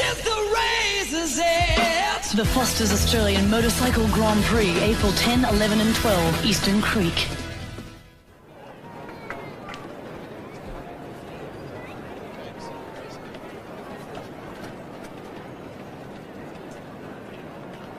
So that's a better start for the West Indies, and really it's been the responsibility of Brian Lara. Obviously the West Indies have worked things out and given Lara instructions that he has been given the responsibility of getting on with the scoring. Desmond Haynes being used as the sheet anchor of the innings.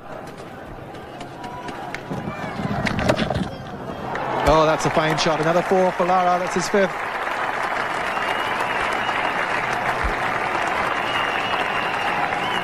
That's why he doesn't have to play risky shots. Really is a beautiful timer of the ball. And he's quite a joy to watch. Not quite as stylish as Sachin Tendulkar. He's certainly got the timing of Tendulkar. Perhaps not quite the skill, but he is a very talented young player.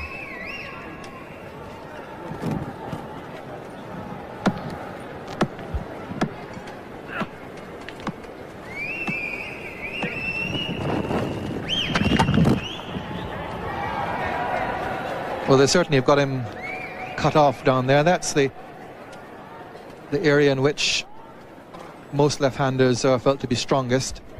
So they've got a lot of protection in that area. Now just switching around.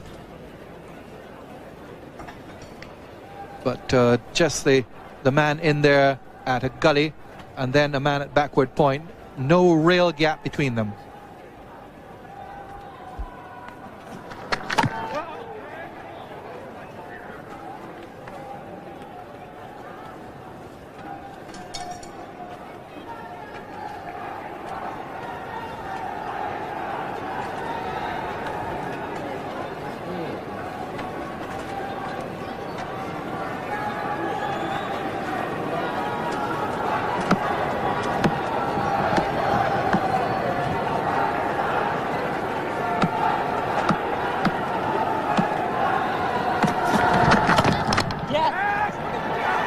Well, he used the bounce pretty well, perhaps unintentionally.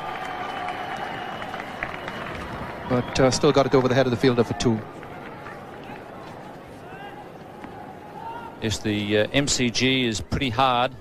And Brian Lara gained a bit there because he actually played a late cut into the pitch, which has obviously been rolled a lot. The ball bounced up over the gully fieldsman's head.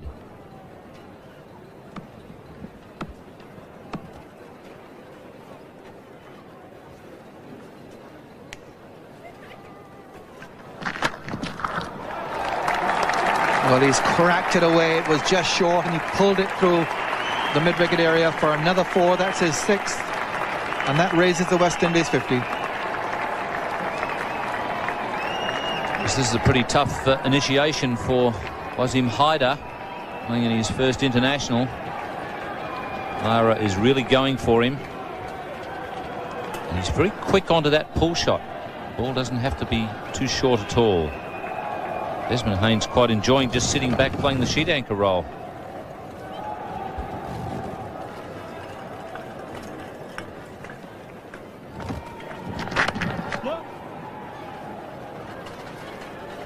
End of the 12th over. So a big advantage for the West Indies to begin with. And a nice looking shot by Haynes, just using the angle of the ball, but a desperate save on the boundary limits the batsman to 2. Superb bit of work in the fielding down at fine leg. Aqib Javed is the fielder. Yes, that's the sort of work that's going to be needed.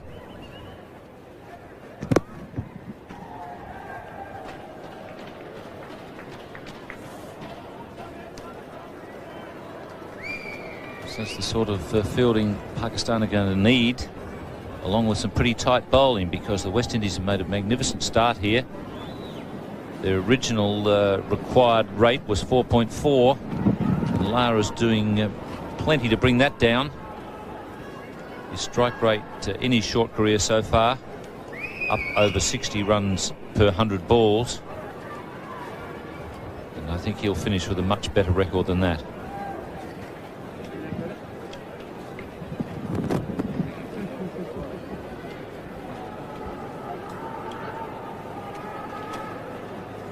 Brian Lara in his 17th one-day international. Hasn't been in the team very long. Somewhat in the air. There was a shot of catch it, but it was wide of the fielder, who is not happy. Just indicating to his captain that if he had been at backward square leg rather than forward, the ball would have dropped straight into his lap. There was some discussion as to where he should have been.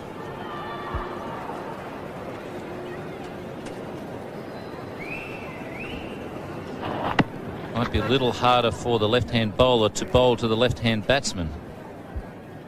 Oh, magnificent stroke. That's the best we've seen so far from Lara.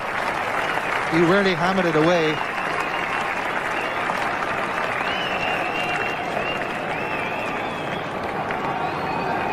That really was a magnificent shot. The reason why it's going to be tougher for the left-hand bowler is coming from around the wicket with that round arm action to the right-hander. He's coming at an awkward angle to Desi Haynes, but it's not quite the same to the left-hander. He's going to find it harder to get the ball on line and not give him a bit of room outside off stump.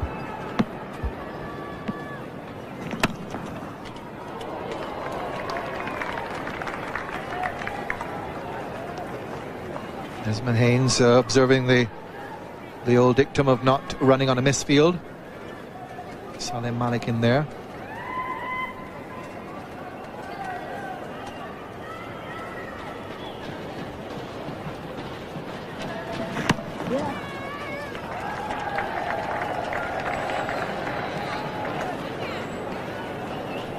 So Brian Lara 39, 10 runs coming off the over, no wicket, 463.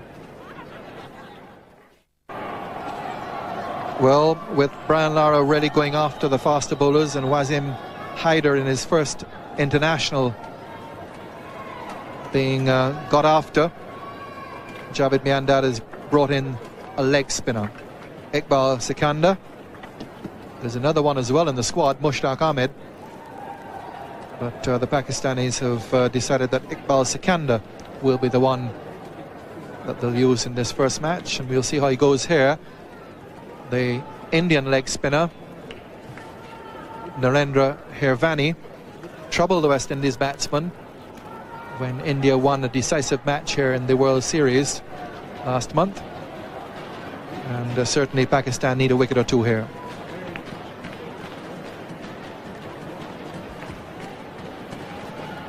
He really gives the leg spinner a flick. Quite a big turner of the leg spinner, according to his captain. That's the captain of the team, Imran Khan, who's not actually playing today. But he said he spins the leggy more than Mushtaq Ahmed.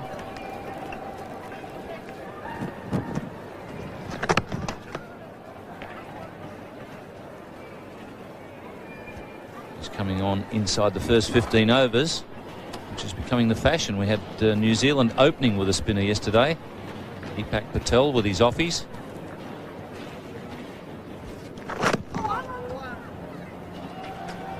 Brian Lara would have seen him before. Brian Lara played against Iqbal Sikandar for the combined 11, or against the combined 11 on the tour of Pakistan in 1990. Got a century then.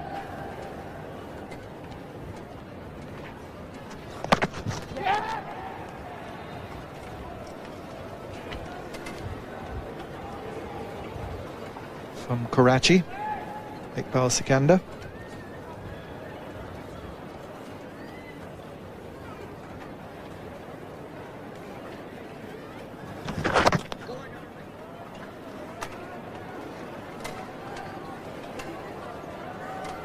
He's not a youngster by any means. He's aged 32, so he's been around a long time, Iqbal Sikandar.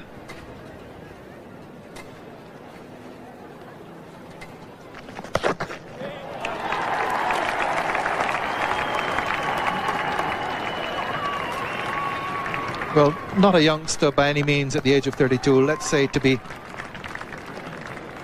making his debut appearance in Australia in a one-day international. He hasn't played much.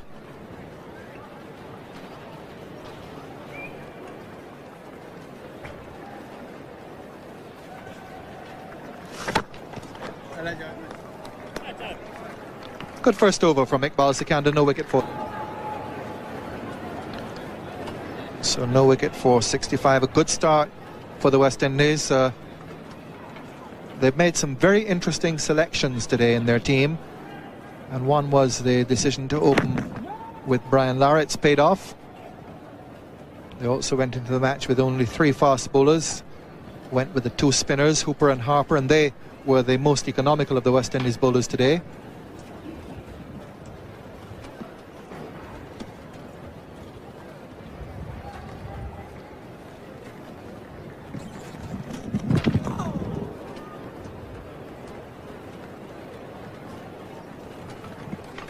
the World Cup third game.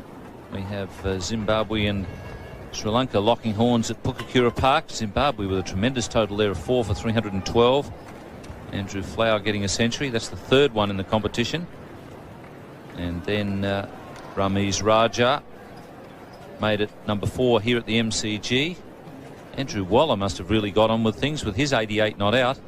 And Sri Lanka, after a good start, are just starting to fall away a little bit. 4 for 189 after 36. Roshan Mahanama out for 59. Atula Samasakira out for 75.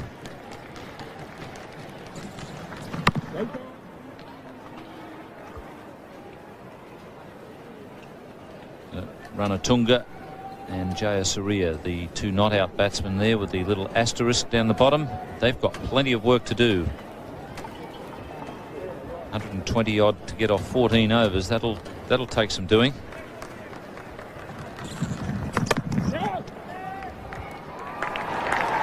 He's got it through. And they'll be keen to get 3, but we'll have to settle for 2. Desmond Haynes without his hat there. He had one brought out to him by Phil Simmons, the 12th man. One of these new hats for the World Cup.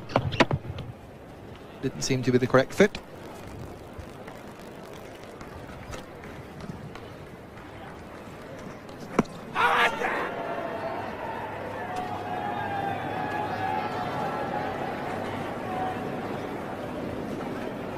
Be lucky to disturb umpire Robinson down there. He's a very relaxed customer. And that ball hitting Desmond Haynes way outside off stump. Very ambitious appeal.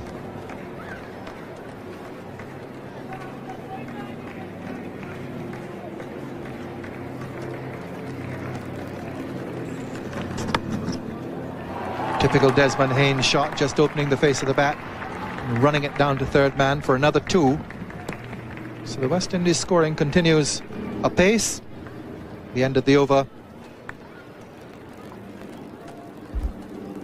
15 gone, no wicket for 69.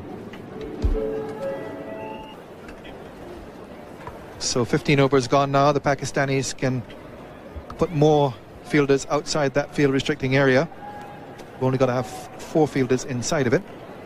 Good start for the West Indies. We have a change in the commentary box. Richie Beno, and with him David Gower.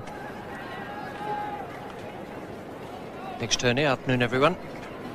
Leg spinner from the southern end.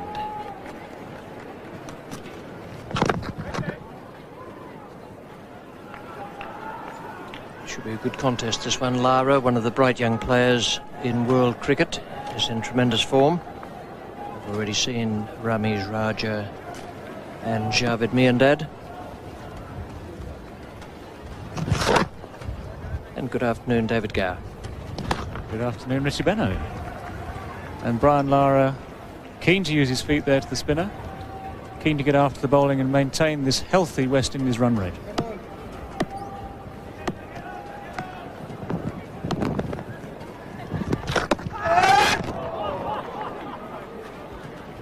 The shout there was because they thought he'd been bowled. Because they might just have dragged it past leg stump.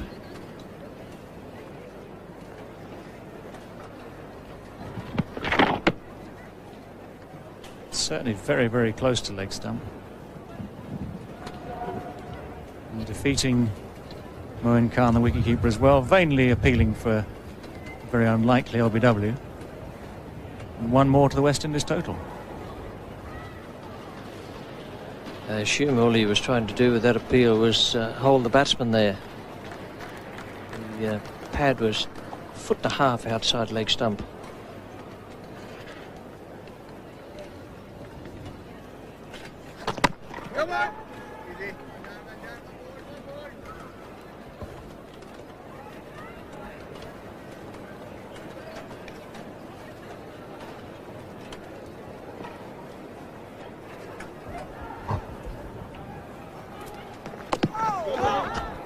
More shouts because the ball's taken off the stumps. One of Desmond Haynes' favourite strokes.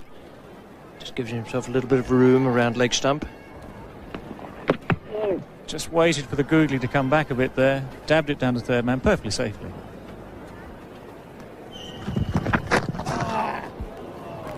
Not a bad over, and they're back here at the MCG. It's West Indies no wicket for 70 at the same time. Pakistan 1 for 48. Final total 220. Lara is 41 and Haynes 18. 41 from 49 balls, so he's giving it a tremendous thump out there.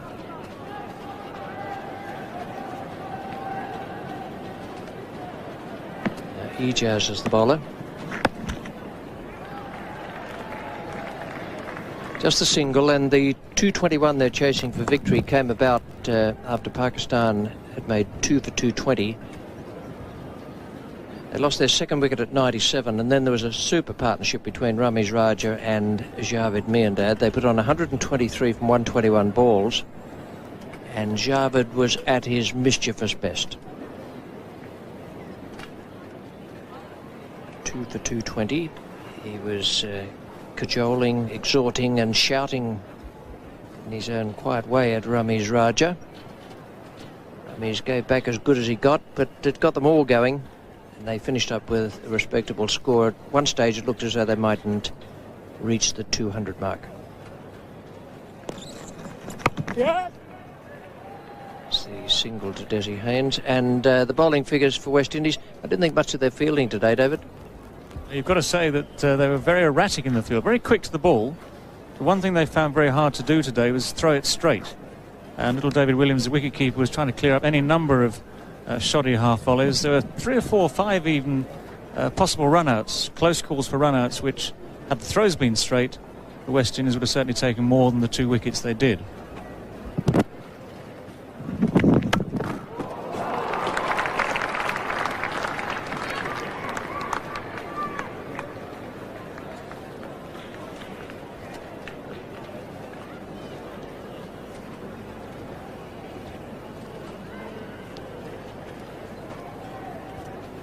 Brian Lara will have gained a lot of confidence from this knock and the 80 he made the other day. He's 43 not out from 51 balls here. He's not far short of his best score. It was against Pakistan in Karachi, and it was played last year.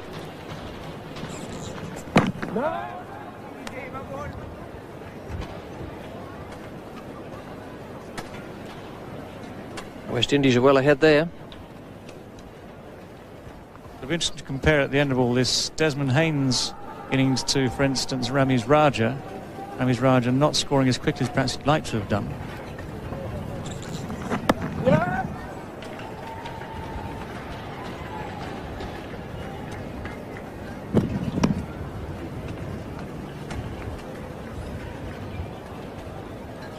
Desi Haynes, in fact, content to play the junior partner while Brian Lara is striking the ball well and is carrying the attack to the Pakistani bowlers, and all Desmond Haynes has to do is to hang in. And that strike rate of 40 runs per 100 balls, slow by Desmond Haynes standards, but good enough at this stage while his partner's in such good form.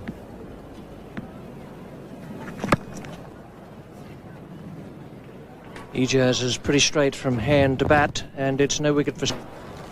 Yes, sir. A lot of shouting out there for one that came off the middle of the bat. Bal Sikandar, the leg spinner from the southern end, and Desmond Haynes taking strike.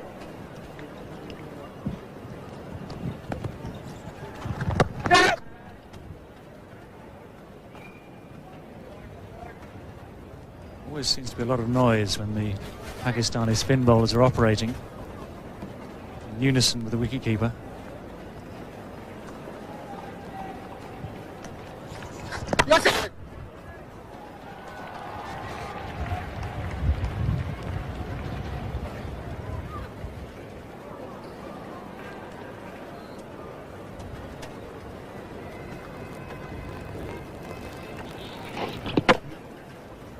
Desi Haynes hitting the ball straight down the ground. Be quite happy to give the strike to Brian Lara. Brian Lara, the man very much in form at the moment.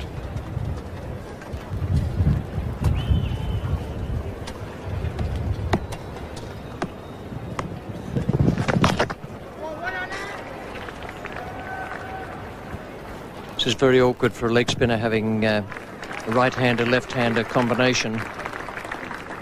It's always awkward for any bowler. Just interested in Iqbal Sikandar's grip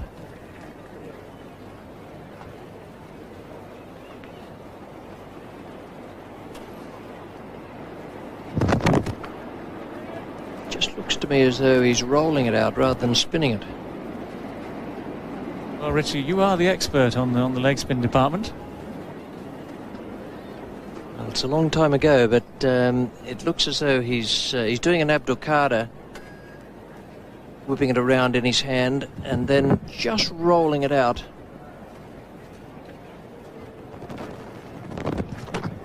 It's quite a bit of wrist there. And it's no wicket for 78. It's no wicket for 78, West Indies. They need 221 to win in this fourth World Cup match of 1992. Desmond Haynes is 22 and Brian Lara 45. They've made a terrific start, each having faced 54 balls. No wicket for 78, and the dominating players for Pakistan in their innings, Ramiz Raja and Javed Miandad. The acting skipper Imran is out with a shoulder injury, and Javed Miandad has taken over and has plenty of problems. Well, yes, West Indies are going along very comfortably at the moment. They're above the required rate. They've got all their wickets in hand, which is always a key point in one-day cricket. They've got Brian Lara playing very well indeed. He's played his shots. He plays some absolutely glorious shots through the offside in typical West Indies left-hander fashion. Desmond Haynes, for once, is the junior partner. He's a man who scored a lot of one-day runs for West Indies over the last 10 years or so. He's quite content. He's been very patient. He's just played the junior role. And between them, they put West Indies in a very strong position here. A lot of batting still to come there. The captain, Richie Richardson, who's also been in good form. One or two of the younger players, Keith Arthurton, Gus Logie back into the West Indies side. Roger Harper, of course, who's another fine striker of the ball. But for now, the West Indies will be very happy. And Javed Miandad, as Richie says, has some problems there he's got to sort out. What he desperately needs is a wicket or two. Well, Ijaz is the man he's looking to at the moment. But Ijaz is gun barrel straight, bowling from this northern end. Whether a stint from the southern end would change all that is a matter of conjecture. But at the moment, he is very direct from hand to bat. Leg spinner is on at the southern end. That is Iqbal Sikandar. We've already had Wasim Akram and Aqib Javed opening the attack, taking the new ball. And unfortunately for Pakistan, Waqar Yunus has had to go home with a back injury.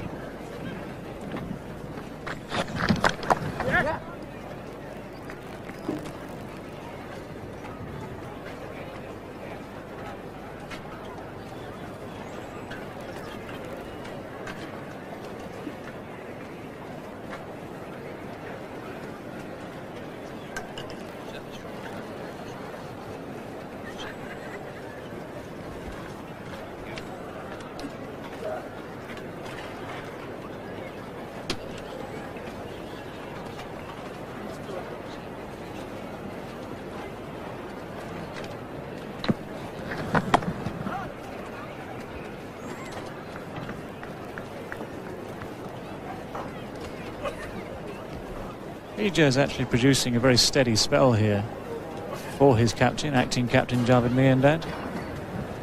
He seems to have adapted what you might describe as a fairly simple action very well.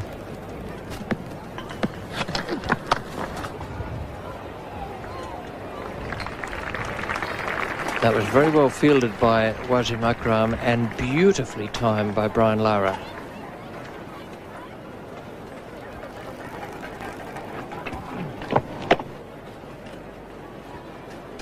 Lara onto the back foot, and Akram had to get down there quite quickly. To his wrong side, his left-handed.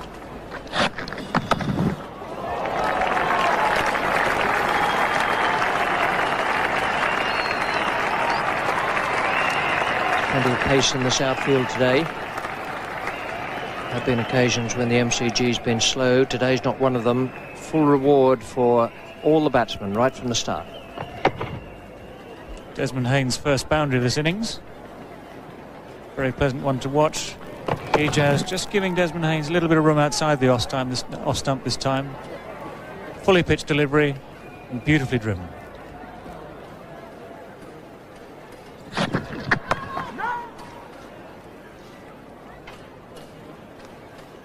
End of the over from Ijaz. 85 on the board now without loss after 19.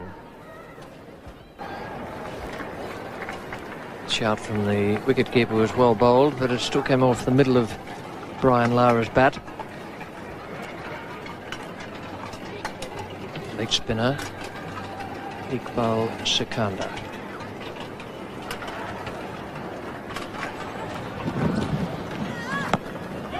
It's a little bit of turn there.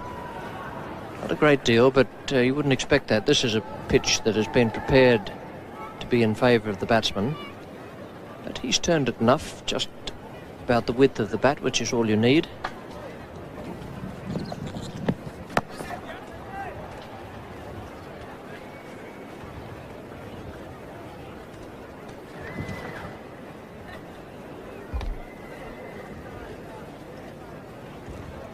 Typically leg spinner's bouncy action, reminiscent of Abdul Qadir.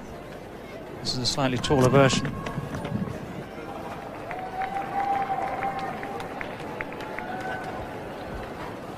Abdul Qadir, the top-class Pakistan leg spinner, has sustained an injury, unfortunately.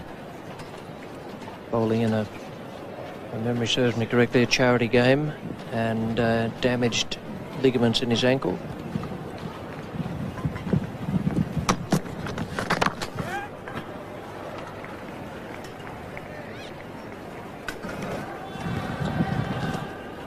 And he was a very good bowler when he came out here to Australia to play. Plenty of bounce, a lot of spin, wayward at times, always attacking, always trying to take wickets.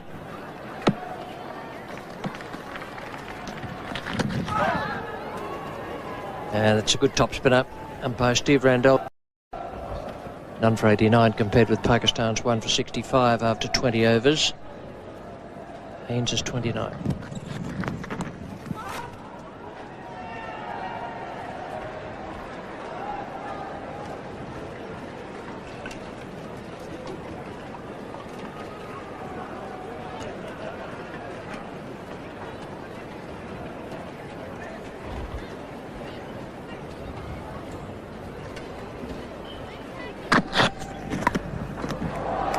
Perfectly placed, wide of the man at deep fine leg. There is another man out at deep square leg, almost behind the umpire. But Haynes, with all his experience, has placed that beautifully. Inevitably, perhaps, someone like Ijaz Ahmed there, relying on being pinpoint accurate, has just strayed a bit, and at that sort of pace, that really is easy pickings for someone like Desi Haynes.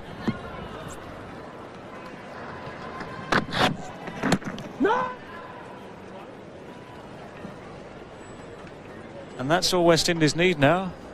The way they've played, the way they've paced their innings so far. The odd four like that picked up from loose balls. The singles that are available with the field fairly widely spread again. That's all West Indies need to do for the rest of their innings.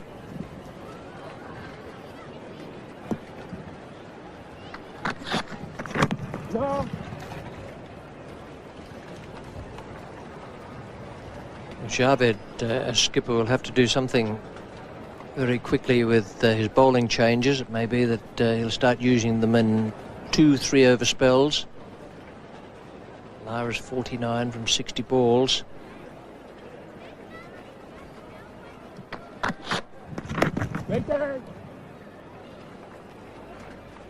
Must be getting close, I think, Javed Miandad. His main strike bowler, of course, is Wasim Akram. He's the quickest bowler out on the field there. And it might be up to him to take a much needed wicket. It's only wickets now that look as though it's going to save Pakistan.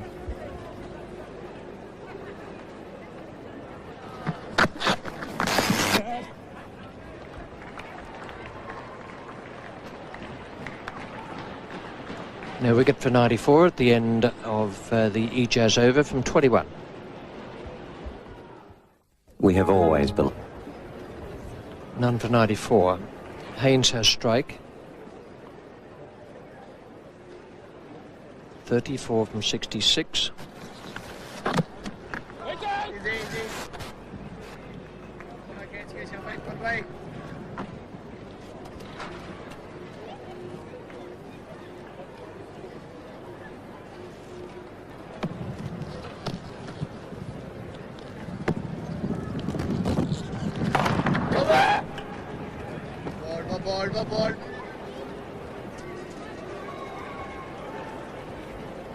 And the West Indies just moving slightly back down towards that Pakistan run rate, but not by much. They're well ahead at the moment.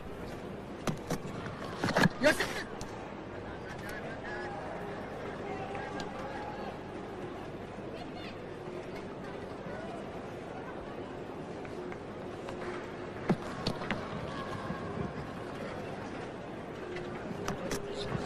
Yes.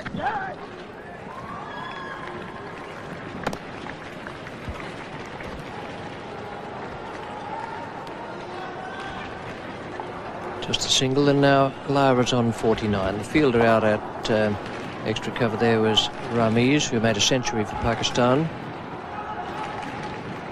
At the leg spinner, Iqbal Sikandar is to bowl to Lara.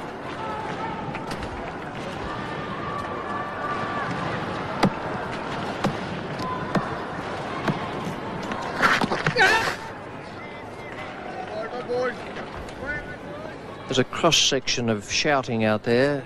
There's yeses, no's and waits, and from Desi Haynes, take it easy, easy boy. And lots of well bowled.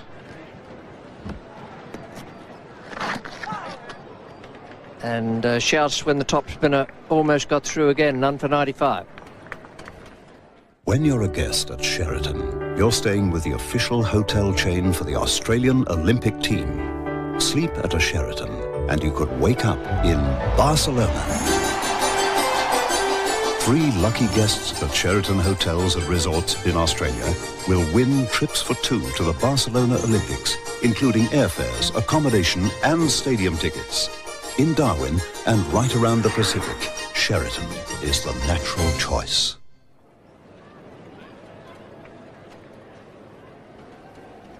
None for 95.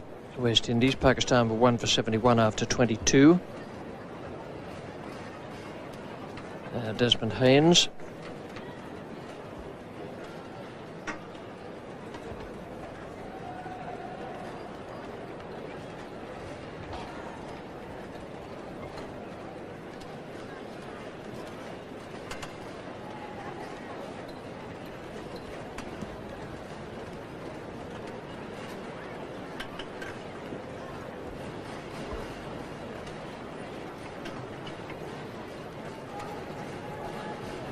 West Indies moving along very smoothly here. Left arm spin from the northern end and a drop chance.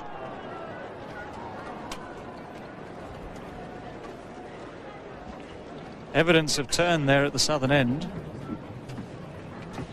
Desi Haynes has pushed forward. It's the thickest edge that's diverted enough to miss Moin Khan's gloves. A pretty good start for Inzamam. And it certainly evaded the wicket-keeper's gloves, got him on the pad. Not an easy one, it moved away quite a bit. That's a terrific shot. It's gone, well, probably about 10 feet off the ground all the way and landed just a yard or so inside the boundary line at deep square. This has moved away quite a bit in the opposite direction. And Desi Haynes, after that initial let-off from the first ball of the over, has decided that his best method here was to sweep, and he's done so very effectively. Middled it all the way down to the deep square leg boundary. We've now got a little bit of trouble finding the ball. It's bounced over the fence. It's being retrieved slowly.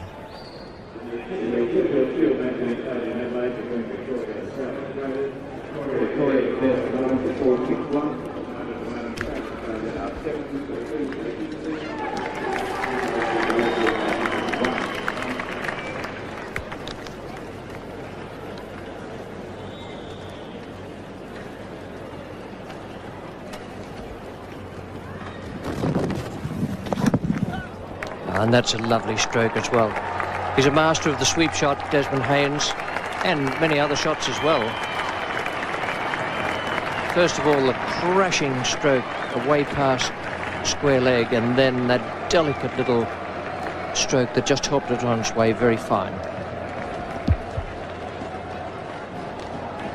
The 100 partnership for the West Indies. They're all looking very, very comfortable in their pursuit of 221 to win.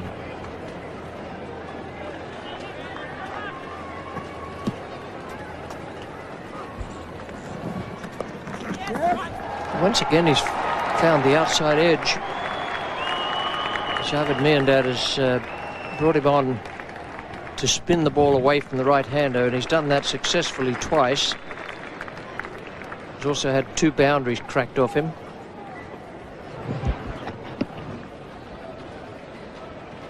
Opened the face a long, long way there and just guided it down in the gap.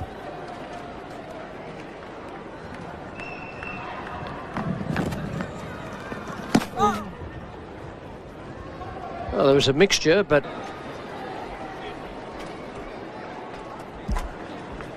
that's none for 105. West Indies against Pakistan's 1 for 77 at the same stage. 23 overs gone.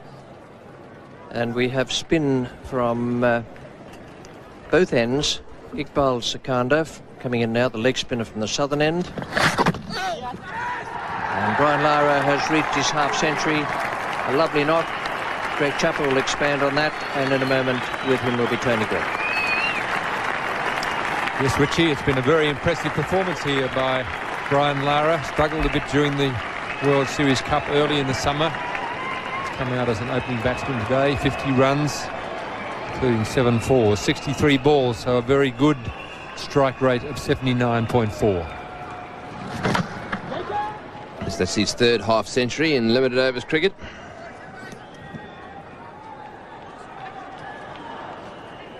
There he is, Brian Lara. Good move by the West Indies to bring him in at number 2, Desmond Haynes. The other opener, and Desmond Haynes gets that one away past the keeper's gloves. So 2 more.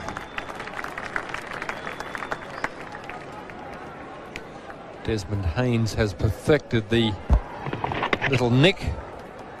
No slip fielders in limited over cricket, rarely. Very educated nick.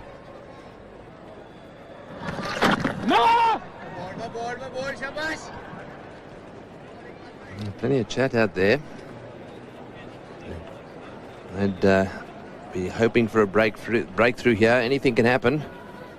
If you could get 1 or 2 wickets, just slow it up a little bit, introduce a bit of panic.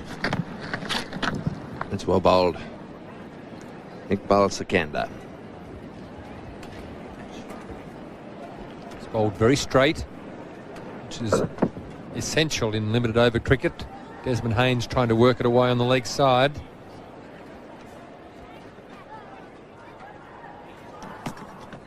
That's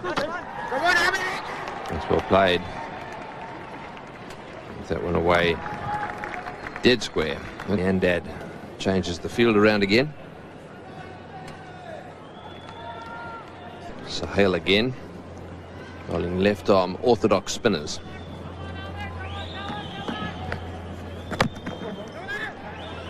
That takes him to 49, and that's well done. Nicely picked up there by the bowler, hitting right behind the ball.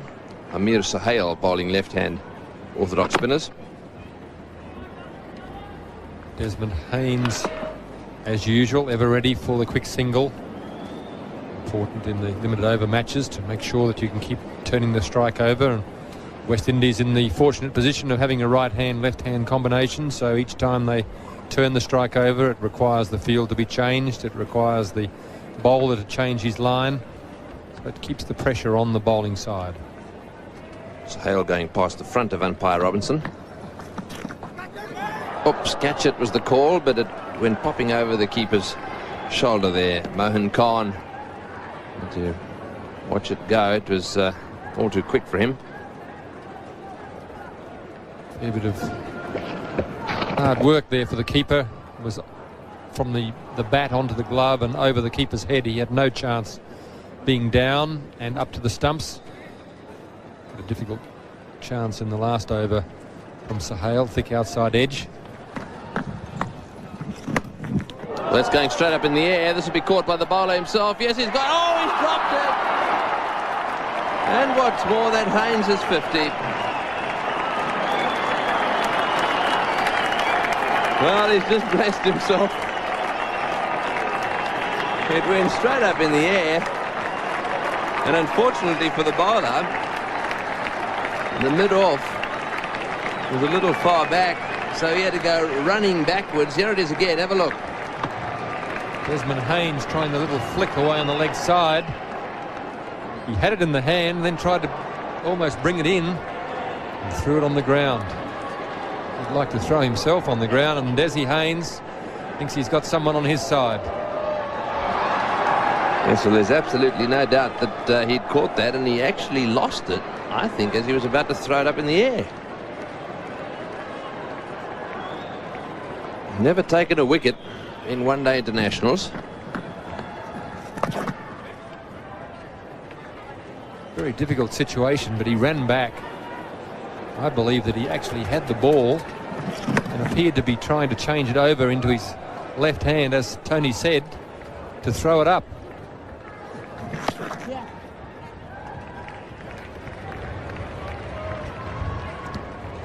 One thing is a stone cold certainty, he didn't have it under control, which means that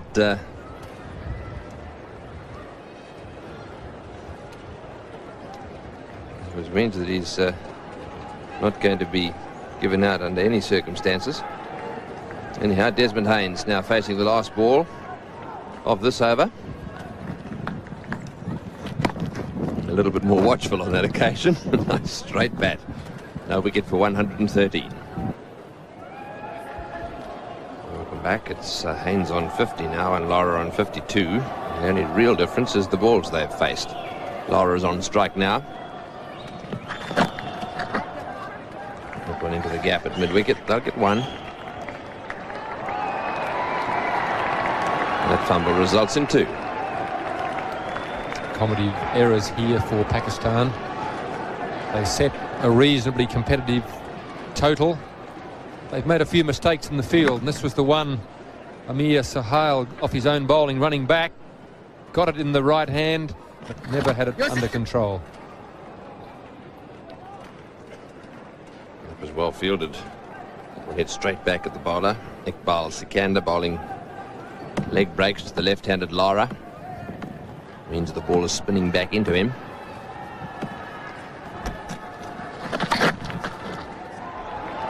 That's his highest score against Pakistan.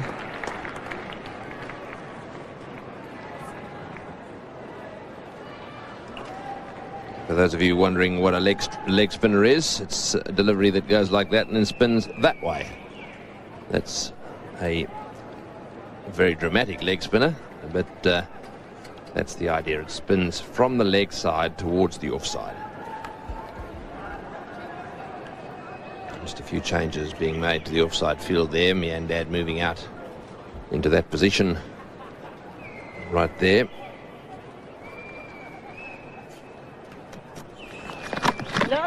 That's well played by Haynes. I think he's decided now that he's going to be pushing 1s and 2s, and that should get them home.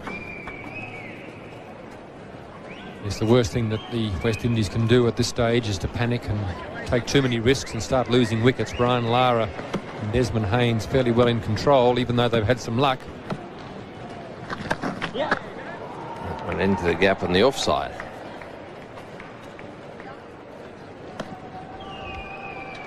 This is what they've got left.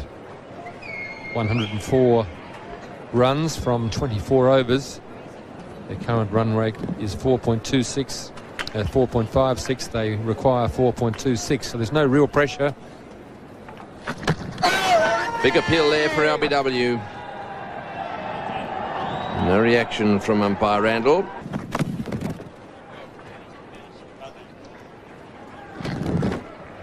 Once again, Javed Miandad trying to catch the batsman. This is what happened. Javed picked it up and had a quick go. The batsman just out of his ground. He's always trying something. Moving the field in a little closer now. I think he's probably right. He's got to try and stop some of these singles. Yes, he's got to make the West Indians have to look to hit boundaries and take some risks. The area is covered. Amir Sahel doing the bowling. He's a left-arm orthodox spinner. As a fielding captain, you want to see the opposition taking risks. You don't want them see them getting easy singles and ones and twos with no pressure. So that's what Javed must put back onto the West Indian batting team.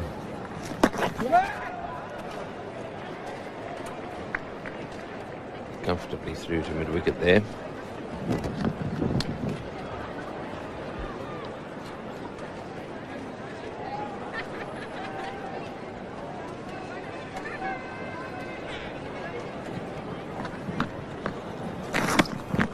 Haynes right off the meat of the bat.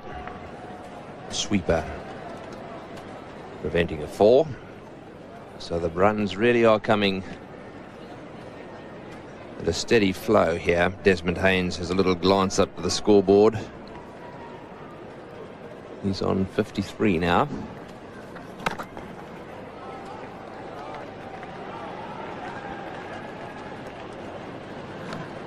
Lara moves to 54. 5 singles off the over so far, so you can see what the West Indian tactics are.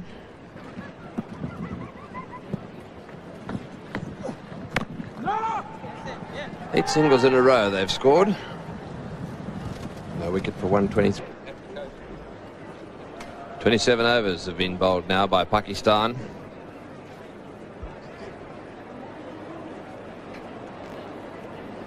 Iqbal Sikandar, the leg spinner, going to continue now to the left-handed Brian Lara.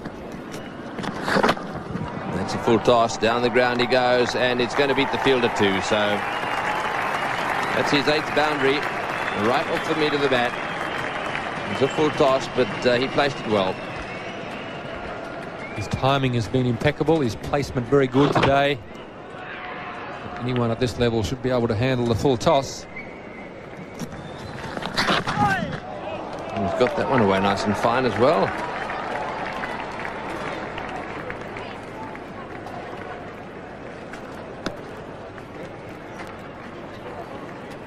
The game in New Zealand. New Plymouth is getting to the exciting stage with 3 overs left. Sri Lanka need 23 runs to win. Hanama 59, Samarasekera 75, Ranatunga is 68 not out, so it's a great finish.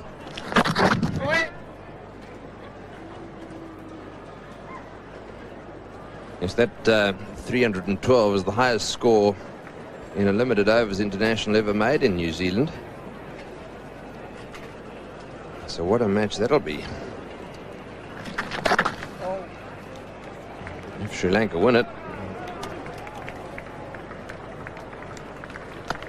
it would be a tremendous effort by them. The previous highest score was 5 for 304, and that was made in Auckland by New Zealand against Sri Lanka.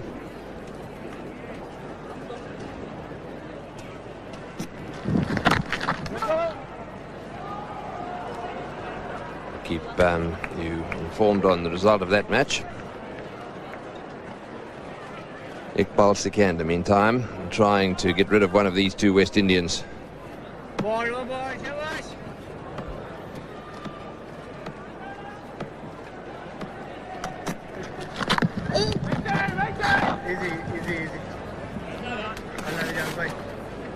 At the end of the over, getting back to his crash helmet,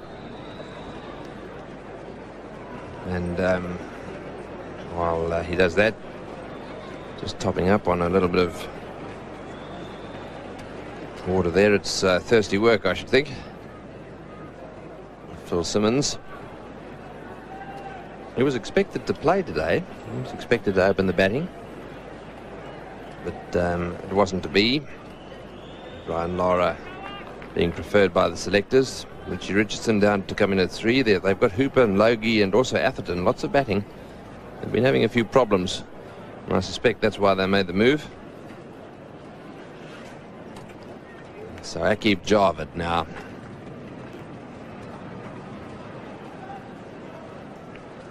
Who opened the bowling, bowled 4 overs, no wicket for 22. Being brought in to the attack by Javed Miandad. Well, he really had to do something. They've got a breakthrough now, otherwise it really is all over. The West Indians looking very good and solid at the moment, and it really is the sort of situation that Desmond Haynes revels in. So much experience. 6 bowlers used all up. Lucky Javed, as you can see there, conceded 22 runs off those 4 overs he bowled. I would have thought that there would have been some justification for bringing Wasim Akram back into the attack too. They've got to get a wicket or two.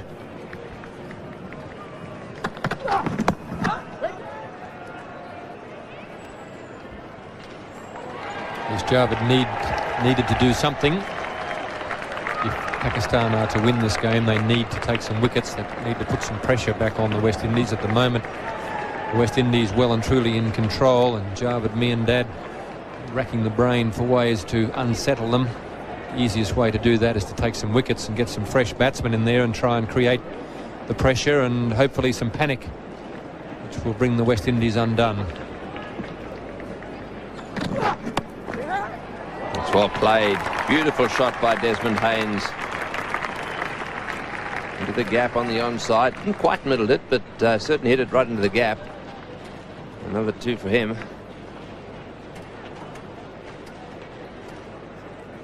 Just watch Haynes here.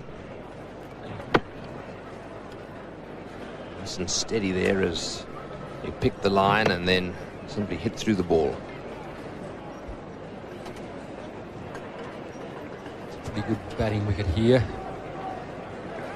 Pakistan 2 for 220, so the wickets have been at a premium.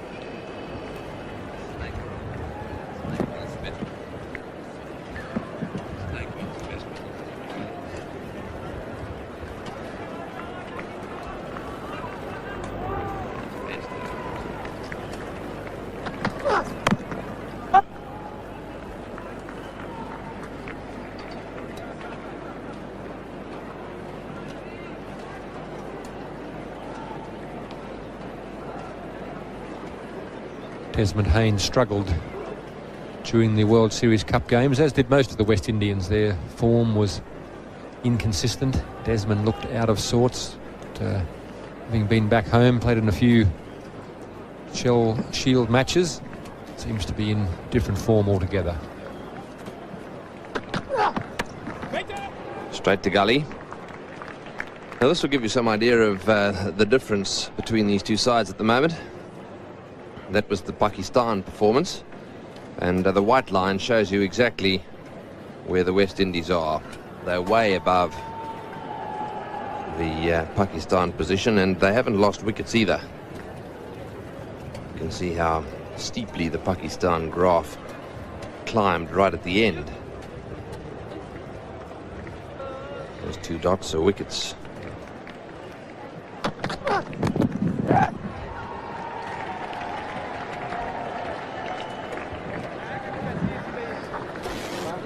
Wicket for 134. Just once in a lifetime, destiny calls you. And though it may be just once in a lifetime, Now you have a once-in-a-lifetime opportunity to get behind the wheel of a new Mercedes-Benz. Announcing the remarkable limited edition 180E, priced at $45,450. just once in a lifetime.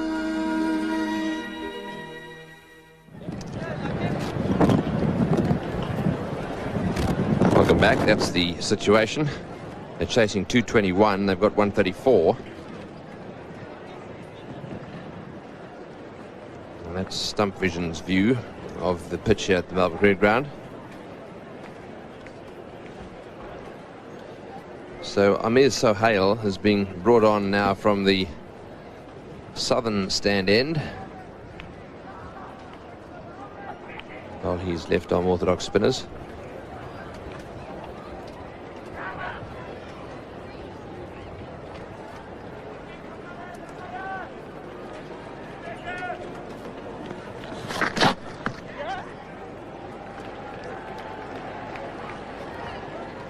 that one away nice and fine. So another couple of runs for Haynes.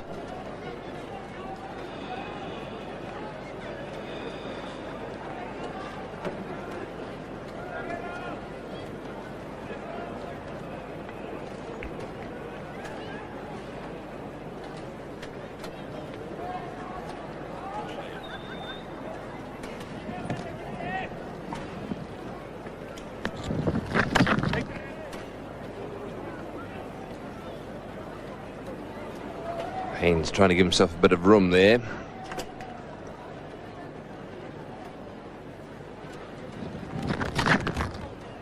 Once again, straight to short extra cover.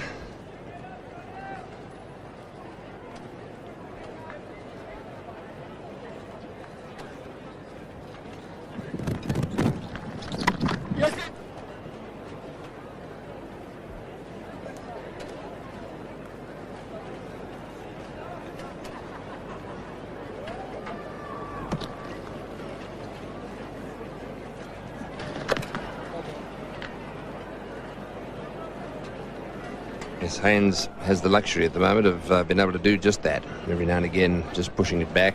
They don't really have to take too many chances. That's why it surprises me a little bit that Jarvid's got his fieldsman on the boundary. That's a very good shot. Lovely sweep shot into the gap. Will it reach the boundary? No, it won't. Haynes back for the third. So once again, he keeps the strike. No wicket for 139. When you're a guest at Sheraton, you're staying with the official hotel chain for the Australian Olympic team. Sleep at a Sheraton, and you could wake up in Barcelona. 3 lucky guests at Sheraton hotels and resorts in Australia will win trips for 2 to the Barcelona Olympics, including airfares, accommodation, and stadium tickets. In Sydney and right around the Pacific, Sheraton is the natural choice.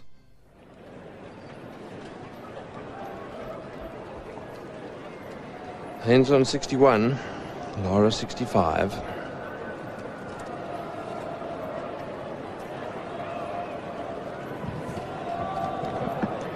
Aqib Javed. Bang on target. Very important match. These two sides could be battling for positions in the semi-finals. In fact, all sides are battling for positions in the semi-finals, but it could be between these two sides. So a victory here to the West Indies could be very useful to them. Having said that, in one-day cricket, one of those sides that aren't fancied, perhaps Sri Lanka or Zimbabwe,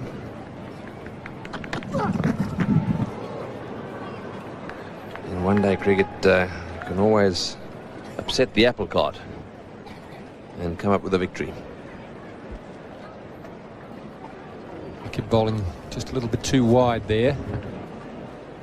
There's no doubt that any sides can afford to lose a game or two. I think it would take somewhere around 5 or 6 wins to be sure of a place in the semi-finals. So a loss early in the series is not the end of the competition.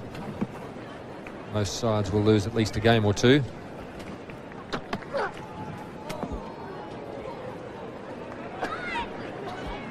But Miandad has the field set to encourage the bowler to bowl on the offside of the wicket, and Aqib is doing that. He's got the 3 fielders in the ring. You can see around this side a slip next to the wicketkeeper.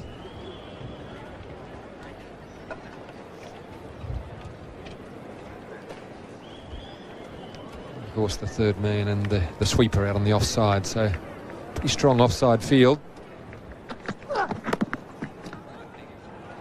It's a well-judged quick single, that one. Direct hit. But it gives you some idea of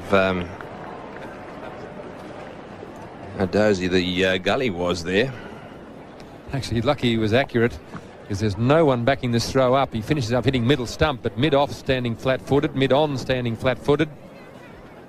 If it hadn't hit the stumps, there's at least 2, maybe 3, possibly even 4.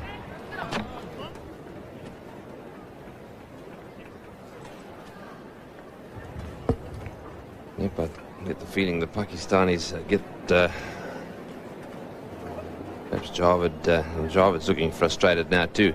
He's got to get his men in saving one, and in fact he's doing that. He's bringing the man up from the onside. Lara very strong on that side. He's going to force Aqib Javad to bowl just outside off stump.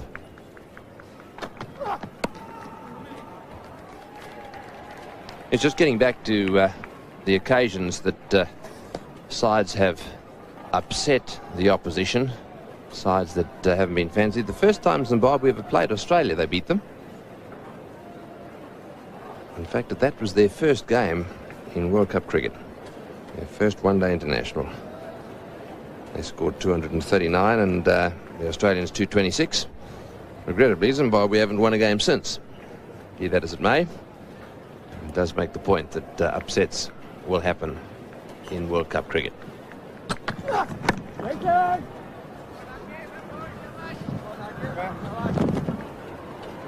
No wicket for 141. I've designed some fabulous houses in my time, but I do my best work at home. I love this area because I built it. With the very latest in high-technology roofing material, Laserlight 2000. Laserlight 2000 is clear, but it's much, much more affordable than glass. It screens 99% of UV rays, and it comes with a 10-year warranty. But do you know the best part? Yeah! Thank you, darling. It's just about the toughest, most resilient roofing material I know.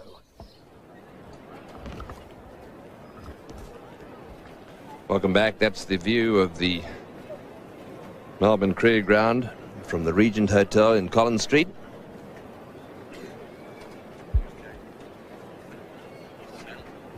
Sahel is going to continue. He's going to be bowling to Lara. And to take up the commentary, just watch this delivery. Oh, Lara nudging that one away on the onside. He'll get a single. To take up commentary now, it's going to be Ian Chappell, and with him, Richie Benaud.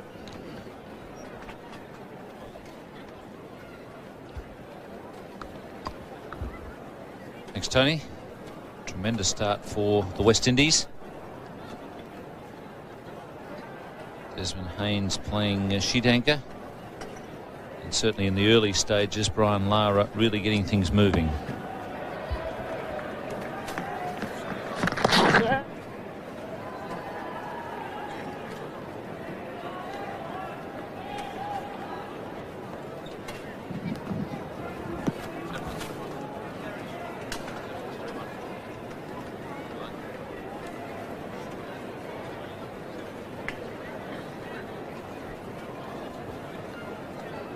This is game 4 in the World Cup. Game 3 was an absolute thriller.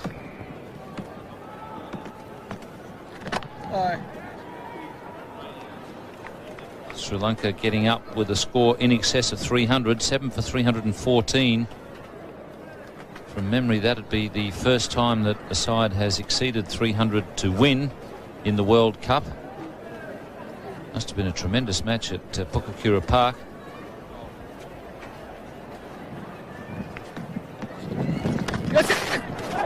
Shouts of catch it. That was from the fielding side, and then a quick come on from the batsman. Yes, must have been a real nerve tingler there at Pukakura Park, Rich. Yes, it's a lovely little ground, and it allows for high scoring. Desmond Haynes there just getting the ball away to the right-hand side of the left-arm spinner.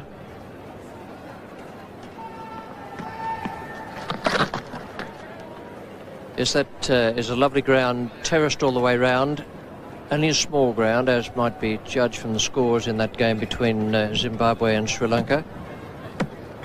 But a terrific effort from both sides. Just a single to Lara, none for 146. Only a Citibank cash management account gives you 11% per annum for the first 30 days. Thanks for calling. You got and your own personal banker. Sure did. Look, I'll send it over right away. It's what you'd expect from the only truly international bank in Australia. These days, everybody is looking to save some money. So go to tomorrow's one-day sale at Target, where you can get no deposit lay-by and 12.5% off the marked price of everything from 8 a.m. till midnight.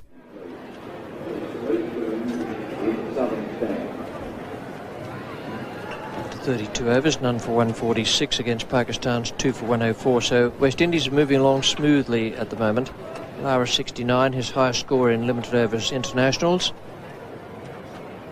The left arm spinner Amir Sohail has 5 overs for 29 so far. He had Desi Haynes dropped in his first over. And Aqib Javed has produced the indecisive stroke from the left-hander.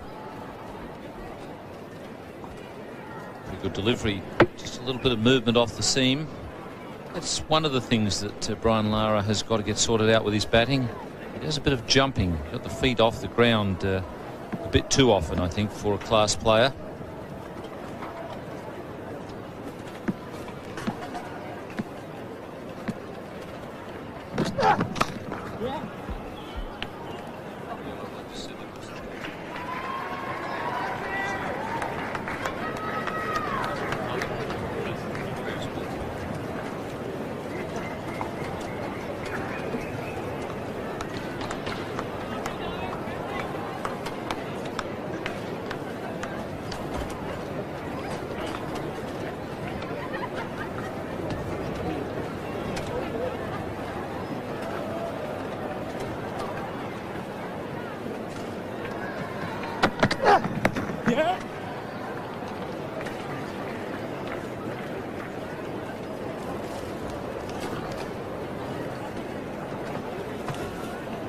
That's his highest one-day score, Brian Lara.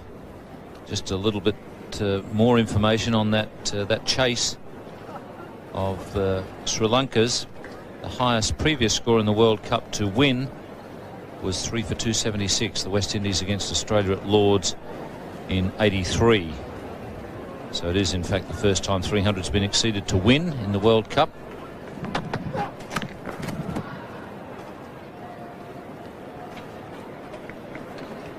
That's a great performance from the Sri Lankans, because when you're looking at a tremendous score like that, when you have a big chase on, there must be a slight sinking feeling there.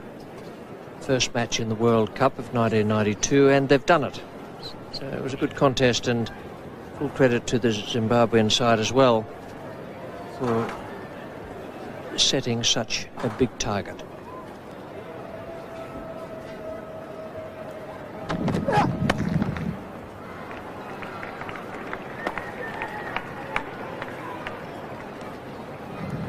The other thing that's quite amazing about that chase, Rich, is that it is not only is it the first time that 300 has been exceeded for victory in the World Cup, but there are 50 over games here, and the first 3 World Cups in England were all 60 over games, so there would have been far more opportunity there. Yes, the games over in England, well, they played with the twilight, and they have the opportunity, or they had the original opportunity when the Gillette Cup started. There were 65 over the side games, then 60, and a tremendous achievement to do it all 50 over in New Zealand. We've had some good matches already. It's only the first weekend of the 1992 World Cup, and the 150 comes up now for West Indies. When you come from a land as remote as ours, you learn that reliability is not an option. That's why our airline has a maintenance record the envy of every other airline. While some would say it's just the Australian spirit to go further, others know that spirit simply as Qantas.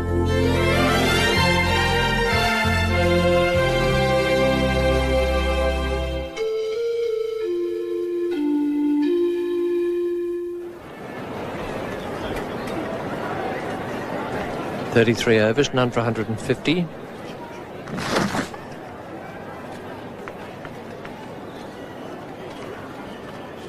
Left arm spinner is Amir Sohail. He's coming in from the southern end.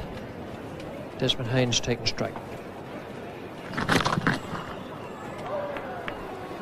That's quite an amazing turnaround in the season, because earlier in the year we've had the ball on top. Now, so far in the World Cup, the bat is very much on top. We've had 4 centuries already. We've had a 90 odd from Robin Smith, 92, an 88 not out from Andy Waller for Zimbabwe.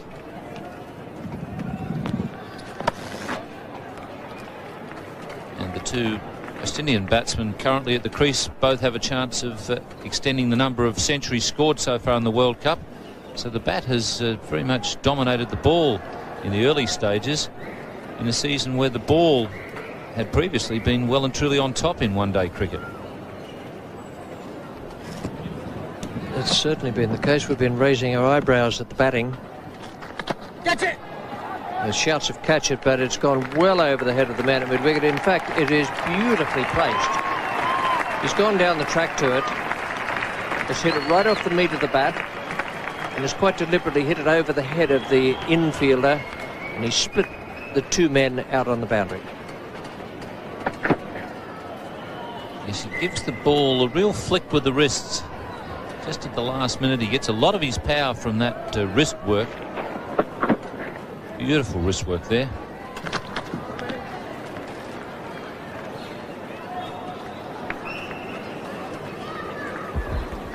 It's none for 156. All around the world, dinosaurs are alive and well. On international postage stamps. And you can collect them free. Start with tomorrow's Telegraph Mirror. Collect these tokens through the week, and we'll send you this collector's set of 25 international dinosaur postage stamps. Absolutely free. The dinosaurs are free and coming your way. Tokens all this week in the Telegraph Mirror for your free set of 25 dinosaur stamps.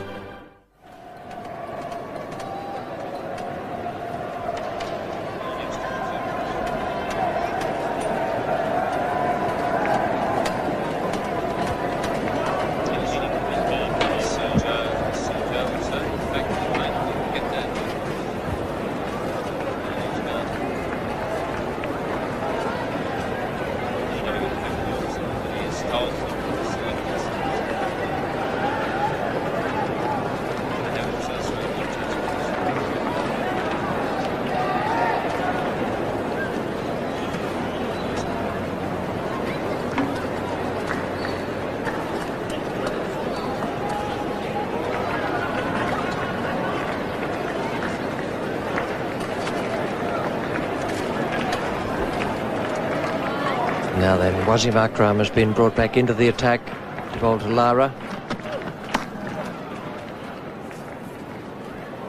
He bowls at great pace, this fella. He's a terrific cricketer. I've enjoyed watching him ever since he's been coming to Australia, when he's gone to England, different other matches. Very, very competitive, and he's quick.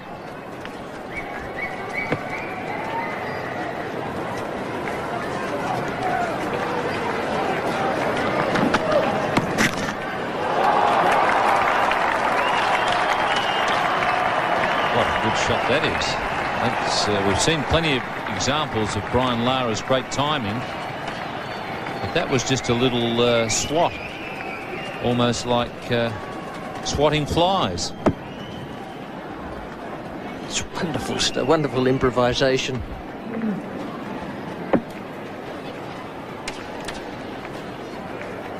Well, you won't see it in any textbook, but it looks terrific.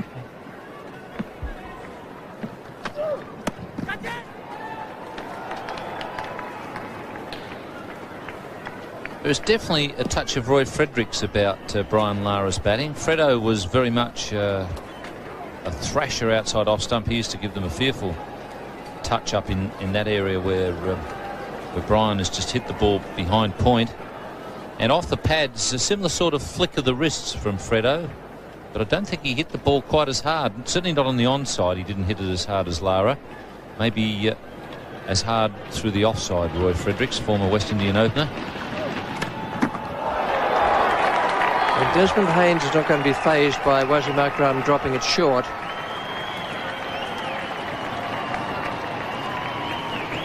But it gives you an idea of the pace at which Wasim Akram is bowling, that Haynes was looking for the pull shot just in front of square or even just behind, and all he could do was get it away over mid-on.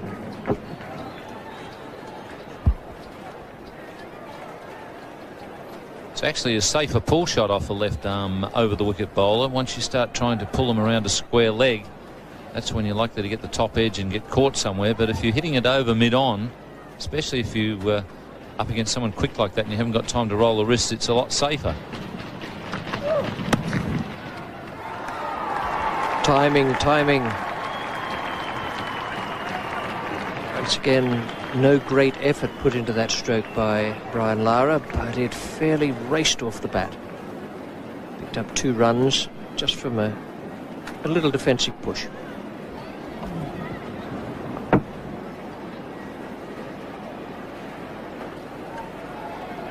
It's a threateningly high backlift, and then there's a lot of wrist work that goes into that shot, and throw in a dash of timing.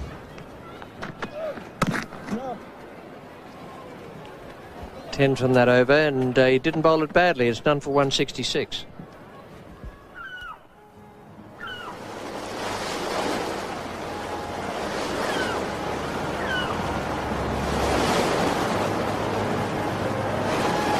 Because so much rubbish is deposited where it shouldn't be, Westpac would like you to join them in making a few withdrawals.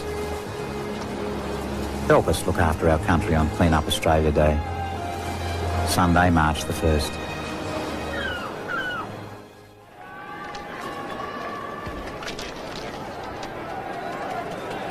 It's none for 166, and compared with that, Pakistan 2 for 115 after 35.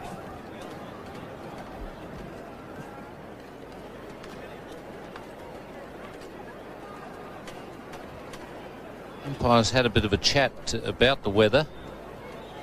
Just a little bit of rain. Some of the crowd started heading for cover, but they seem to have settled down again there in the outer. So maybe the rain has just lightened off a little bit.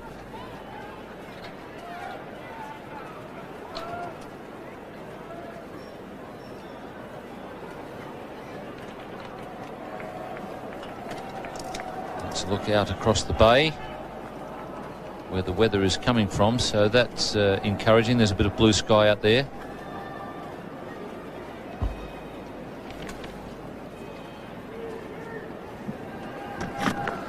Yes. Haider is the new bowler, being taken over from Amir Sohail. Wasim Haider. That's our camera up in right up the very top of the Regent Hotel in Collins Street. A little bit of rain there as well. That's about 5 minutes away from the ground, and it looks a bit grey.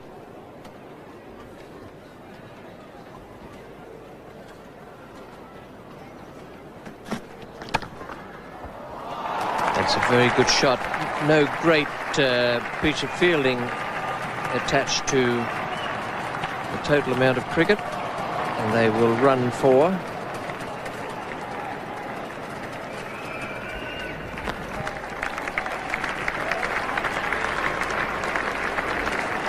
It used to be the case that the side batting second had a very easy task in the event of rain, and that has been changed a little now. Side batting second has to score the same number of runs as the side batting first from the higher scoring overs.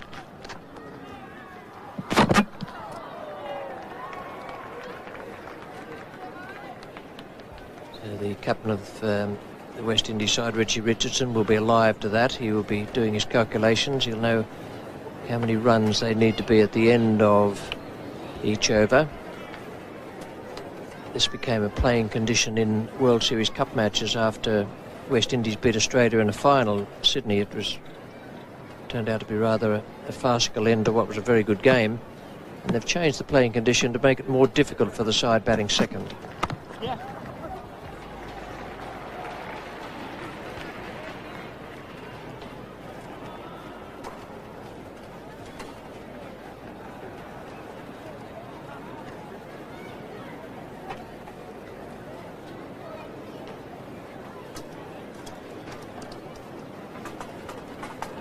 There's still quite a few sitting out, not under cover, although there's a few under the brollies.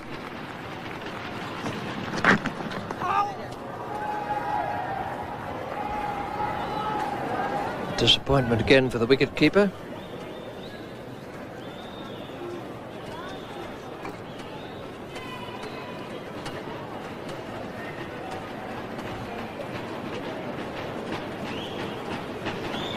Bad-looking keeper, Moen. He moves well. Apparently bats extremely well.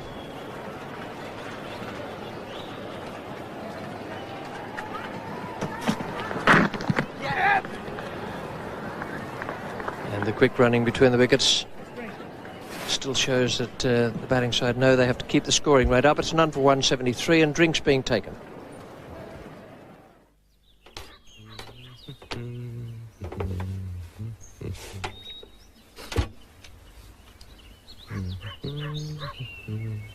Instead of using different sealants for different surfaces, Selleys All Clear does the lot. Even if they're wet. So all you need is All Clear. From the Selleys Handyman Bar. You've got the whole world in your hands with MasterCard in your hands. You got a brighter future in your hands to do the things you've always planned.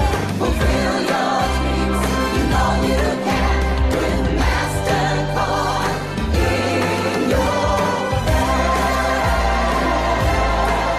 No card opens more doors in more places than MasterCard. In fact, you only need one card. MasterCard.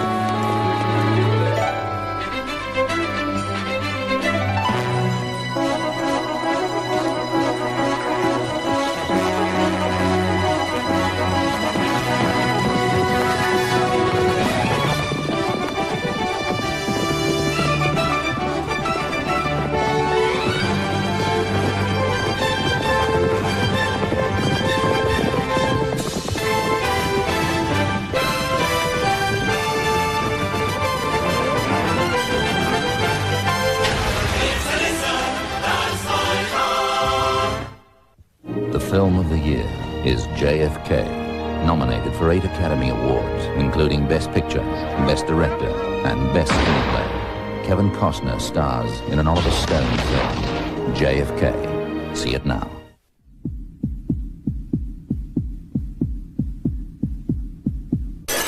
A Lockwood 001 dead latch with door frame strengthener is your best defense. Get the twin pack for front and back. Lock up with Lockwood.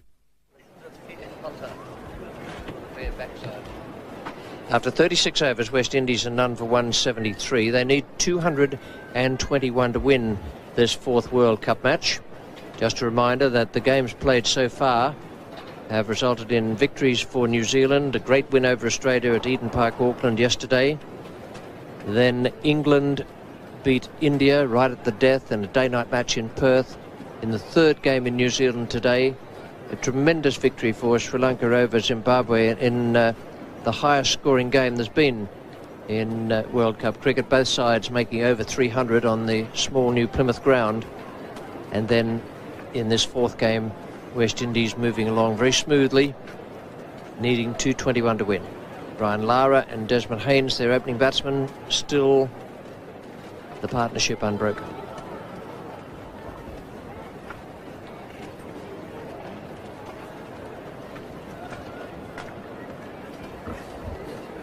Yes, the experiment of Brian Lara at the top of the order has been a great success for the West Indies. Not the sort of batsman that you would have opening the batting in a test match, Brian Lara. But it's been a great success here in the one-day game. Here's a number 3 for his side back in the Caribbean, Trinidad. The local competition.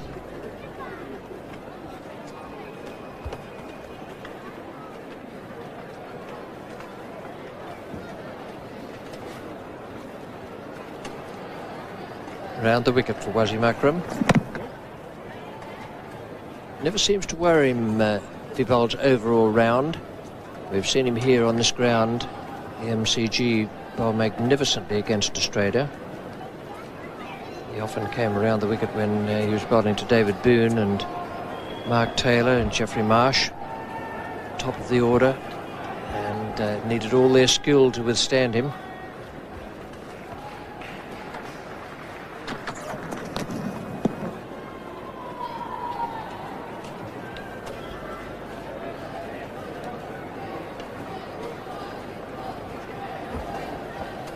Keeper is quite a long way back, and Wasim Akram is hitting the gloves quite hard.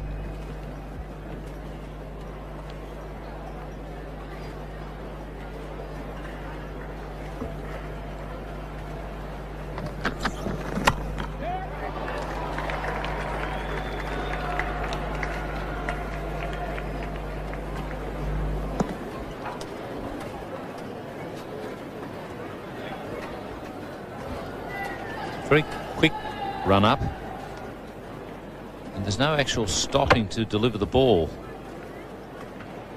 He certainly generates plenty of pace, Wasim Akram.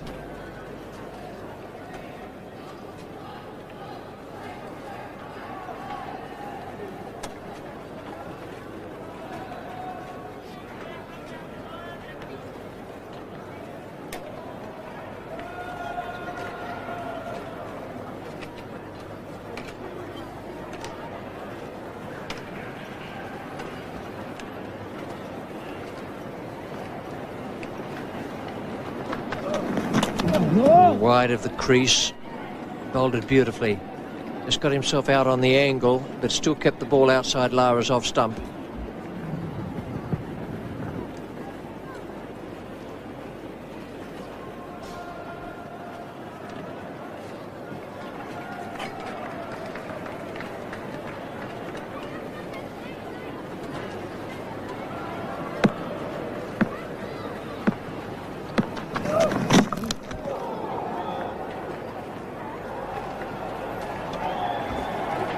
He's a bit stiff there to be penalised a wide. It was the attempted Yorker. Finished up a full toss. Not a very easy one to play. That's the other thing about Wasim Akram's Yorkers. They're usually swinging Yorkers, which are much, much harder to play than just the straight Yorker.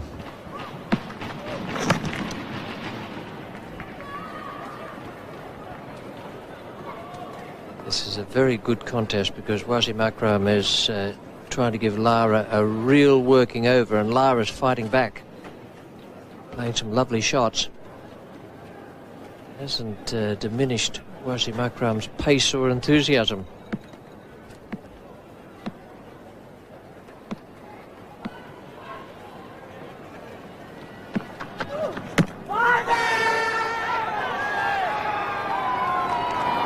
Disappointment all round, and it's none for 175.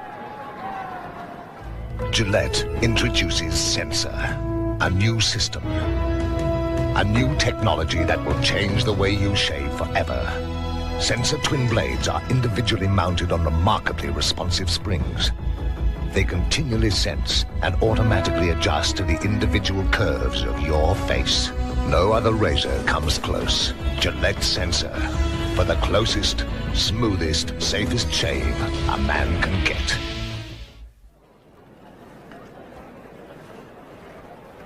Well, Brian Lara is not in very good shape, I'm afraid. That last ball from Wasim Akram got him on the toe. He looks to me as though he's wearing soft-toed boots or shoes. Desi's fixed it up by giving him a whack on the toe. Lara's not quite sure he can get the boot off. That's where it's hit right on the toe. He's too slow getting the bat down. That was how quick it was. The worst part about those is that they're at their absolute best about 1 second after the balls hit you on the toe, because they don't hurt anywhere near as much as they do about 5 seconds after they've hit. That's when the pain really starts, and then it just gets worse. Well, Brian Lara started to walk down the pitch. I won't say he was looking unconcerned, but he certainly wasn't paying over much attention to it, but he was by the time he'd taken 3 or 4 paces. The big appeal for LBW came from Wasim Akram. Lara's not showing any agony at the moment, but that changed fairly quickly. The way it hit his toe, I reckon there could easily be something quite serious there.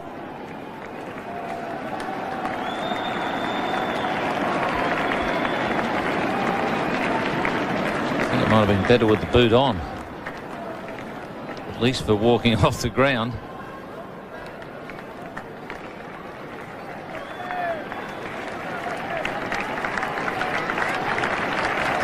Dennis Waiters, the West Indies physiotherapist.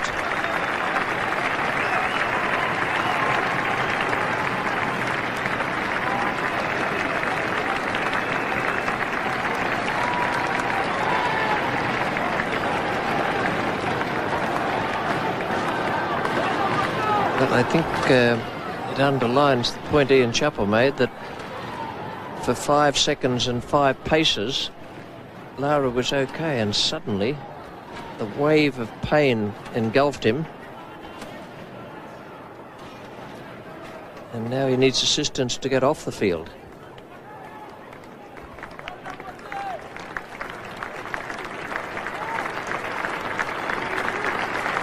Bill Simmons is the man helping him off, and he's the man most likely to take his place if Lara is injured badly enough to miss the next game. Bill Simmons, an opening batsman, and the skipper now comes in at number 3, Richie Richardson, although the opening partnership will continue for scoring purposes.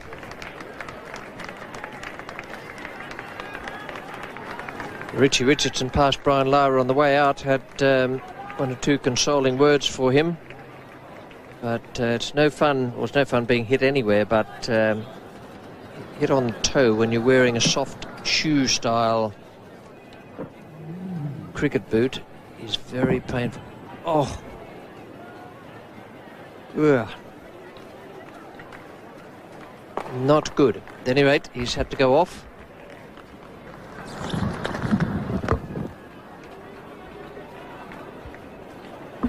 Hayder is the bowler. David Gower has come into the commentary box, and in just a moment Tony Cozier will be with him. Well, Pakistan needed wickets, and in some respects having the most quickly scoring batsman of the West Indies side today removed with a severely injured toe is almost as good.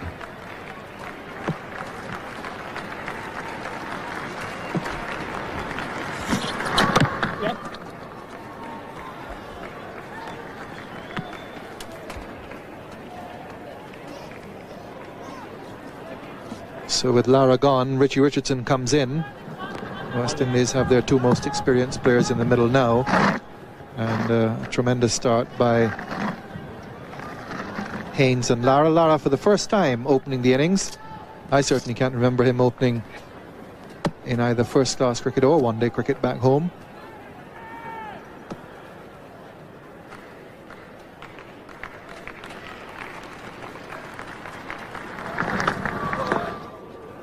And Richardson in here. Richardson, who had a horrid time in the World Series. In fact, he went for something like 7 consecutive one-day international innings, counting the tour of Pakistan, and then the first matches here without getting a score of above 25. And he got 2 half-centuries in Brisbane towards the end of the World Series, but had a pretty rotten time.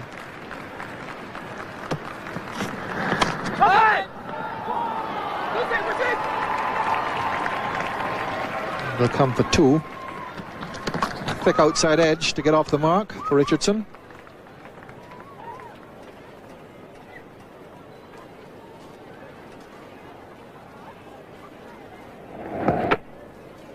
For a moment there, Richard Richardson was probably slightly worried that the ball might carry straight to the man behind point. But he's safely away, 2 runs. And the West Indies still progressing towards his target of 2-2-1. Needed to win this game.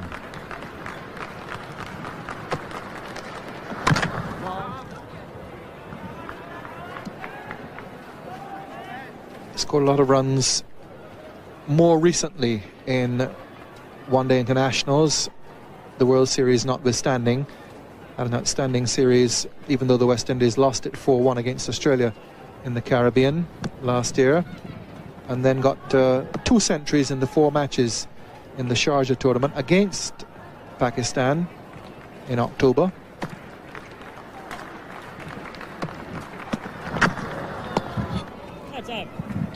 That's over. No wicket for 178. Tonight, the Tui's Challenge, rugby league's pace setter for the coming season. Australia's league muscle has toiled all summer, anticipating the toughest challenge ever launched. 6:30 tonight, Nine's Wide World of Sports brings you the power performers, turning it on in the Tui's Challenge. The Balmain Tigers battle it out with the Manly Sea Eagles. Both teams hungry for victory. A scorcher in the making. League giants clash head-on in the Tui's Challenge tonight, 6:30 on 9.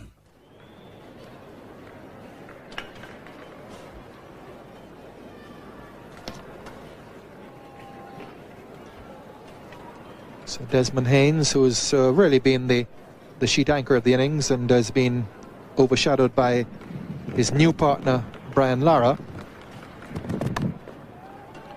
That's the job he set himself, or has been set by the team. West Indies deciding to go with Lara as the opening batsman. Interesting selection. Between Desmond Haynes and Richard Richardson at the moment, of course, a fearful amount of one-day international runs. Desmond Haynes, the world's leading scorer in one-day internationals, over 7,000.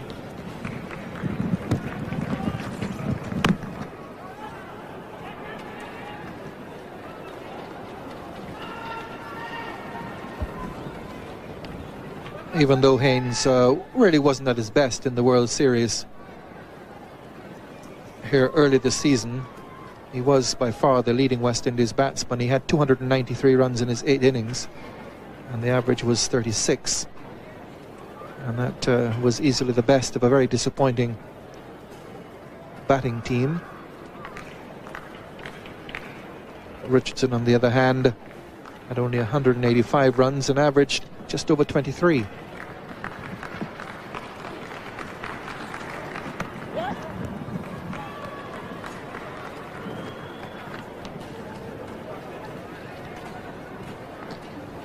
Space at square leg there for Desi Haynes to push that single.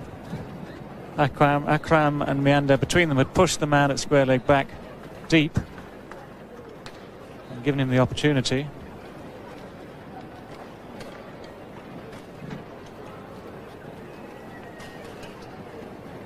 And also for Richie Richardson, the man goes back at deep square leg.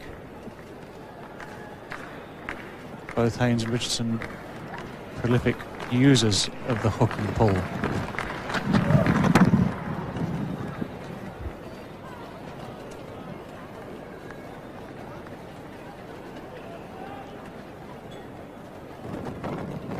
Yeah, that's a lot of runs, coming up to 12,000 between them.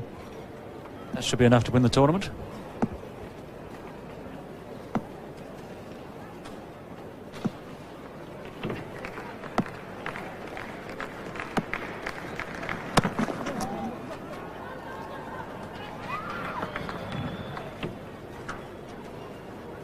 A lot depending on these two in the West Indies calculations.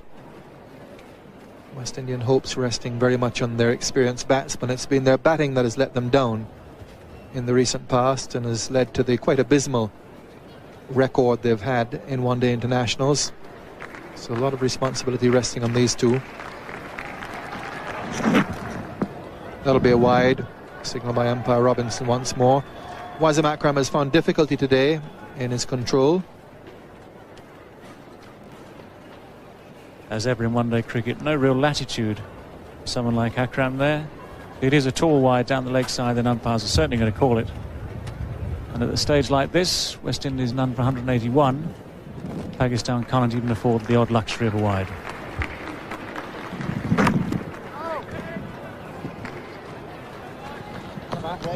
End of over number 39. No wicket for 181. These days, everybody is looking to save some money.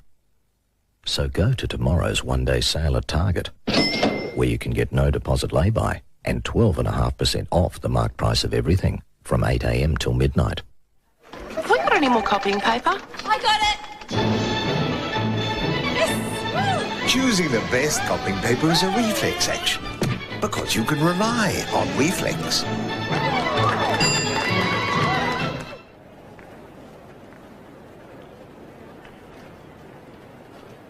So that equation there really represents a very strong position for the West Indies.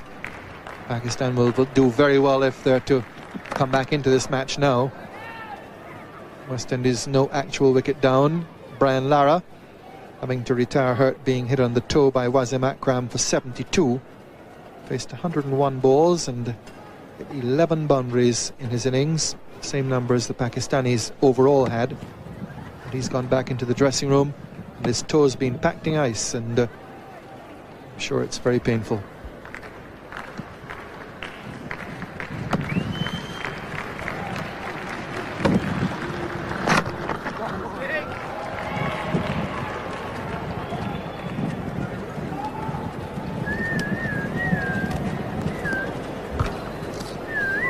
Richie Richardson being given space to work with here, although the field is fairly close on the offside.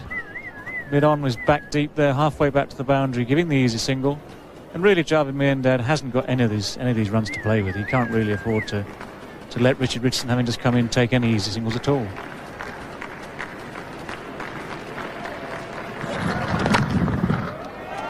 Got it through, just the deflection from the diving fielder at extra cover, but it's gone all the way for 4. Had a lot of wood on it.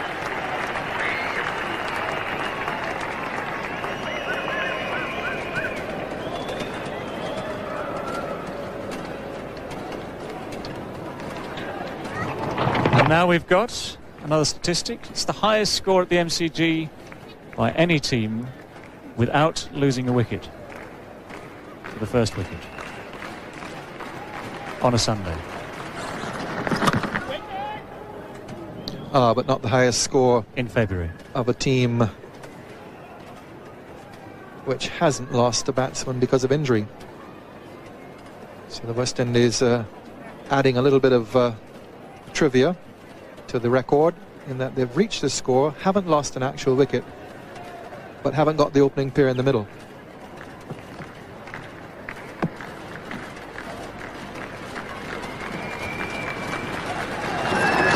Make it!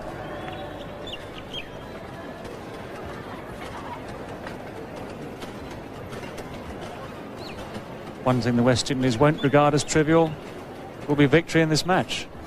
It will be just the start that Richard Richardson was looking for, just the start that Javed Miandad was hoping to avoid. And there is the worried captain.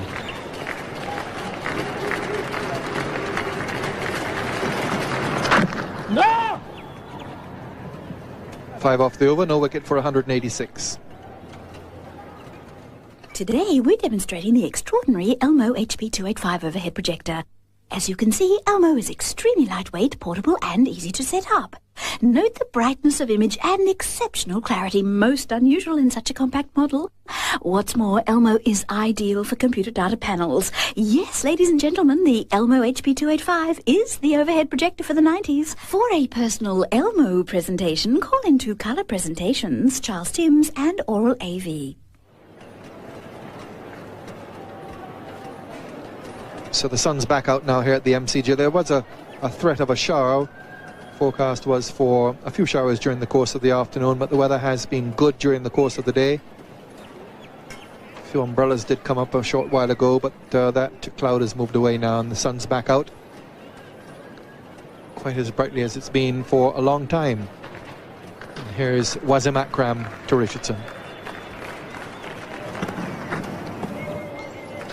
Well, perhaps a little bit lucky to escape with that one. Once it's outside the off stump, the umpires are not as strict as the ball outside the leg stump.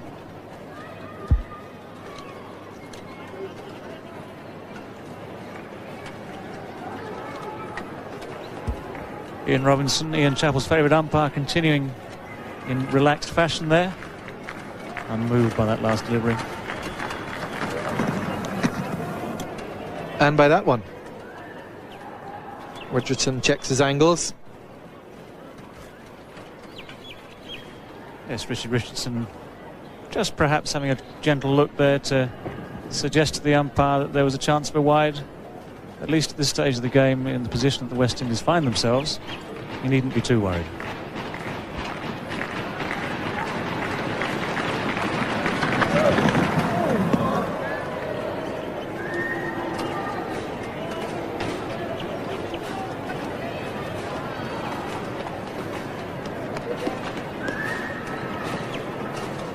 Just parachuting down towards the MCG ground, which will host the grand final here, of course, on March the 25th. Quite a few other matches in the World Cup here.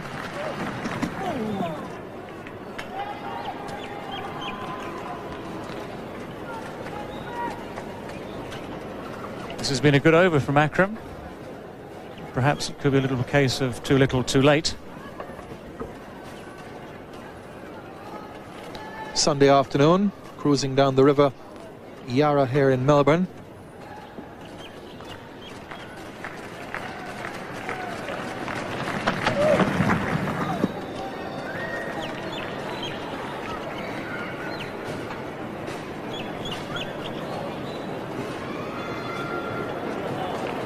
Really a very relaxed feeling there, just coming down the Yarra.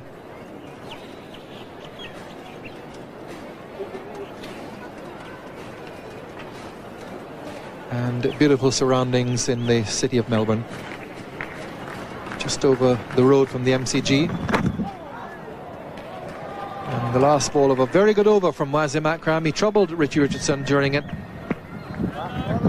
But Richardson's still there, and the West Indies are no wicket for 187.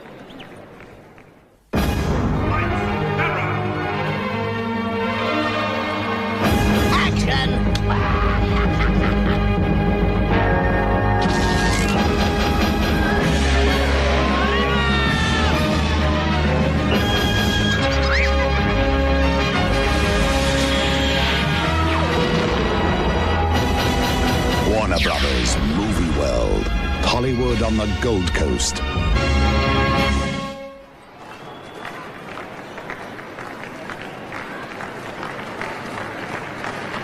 Wasim Haider in his first match for Pakistan, just short.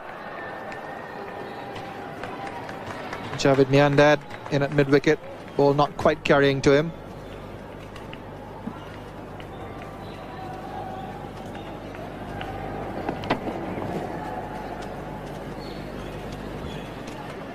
Well stopped in the end by Miandad, dropping a foot or two short of him there at mid-wicket. Clipped firmly off his toes by Richard Richardson.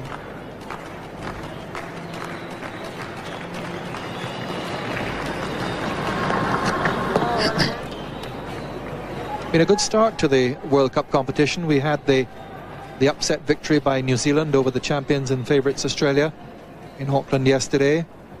And that was a high-scoring game. Close finish with England beating India in another high-scoring game at the Wacker in Perth last night. Today we've had those scores of over 300. Sri Lanka have beaten Zimbabwe. And another match here with the scores being high. In fact, after the World Series matches where the scoring was generally low, there was a fear that with the white ball in use from both ends, and with a pronounced seam, that perhaps the bowlers would dominate too much. Well, that certainly hasn't proved the case so far in these early days of the World Cup. Good start to the competition. Well, the bat has certainly dominated at the MCG today. Only 2 wickets have fallen.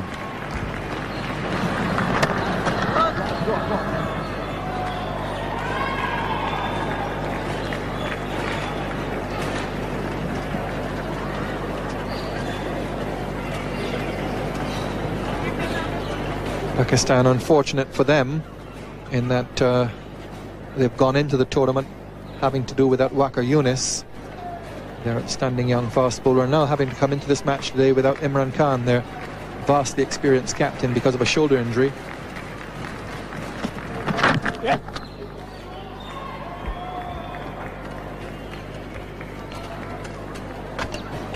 Well, umpire Randall signalling no ball, the first of the innings, and even in the West Indies innings we didn't have many, just 2, which is unusual, especially with the West Indies. One of Ambrose's no balls was for above the shoulder.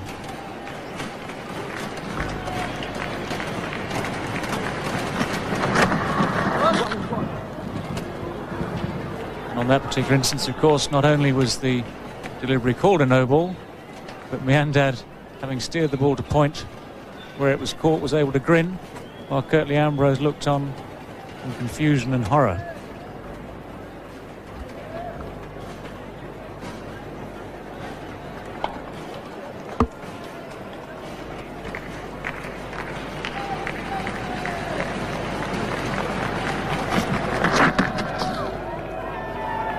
Trying to run it down to third man. West Indies just 30 runs away.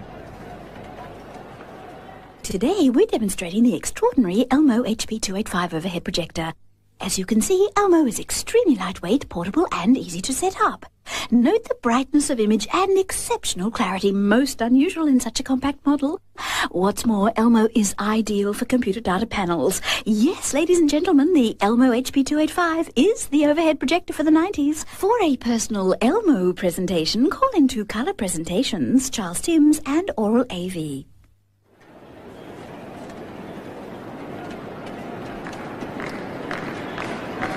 Wasim Akram with his last over.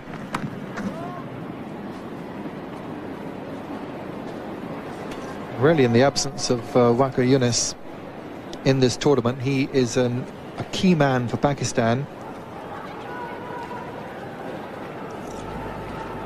Certainly from Pakistan's point of view, with Akram fit, with Waqar Younis fit, with Imran fit, and Aqib Javed in the side as well, they had a much better looking attack.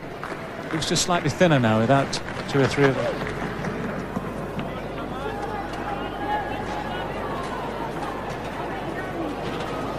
Perhaps a surprise that they decided not to keep on Salim Jaffer, the left-hander, who is very experienced. And they've gone for Wasim Haider. Well, apparently Imran has decided that Salim Jaffer isn't really a one-day bowler. And Imran, of course, having a strong say in the selection of his side.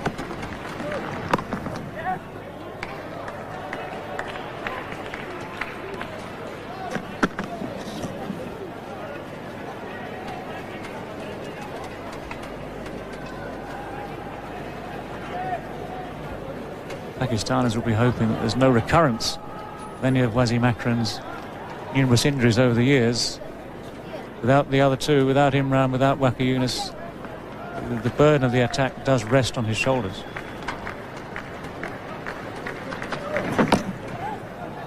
Good deflection. That's a good boundary by Haynes. Very similar to the leg lances we saw from Javed Miandad during the Pakistan innings. Very fine deflection for 4.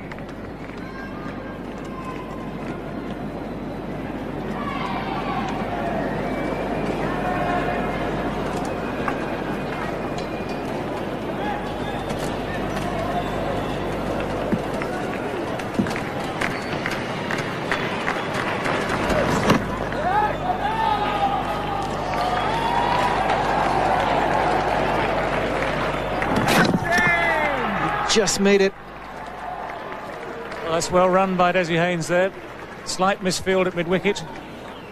They decided to come back for the second, but a good throw came in there over the top of the stumps. There's the misfield.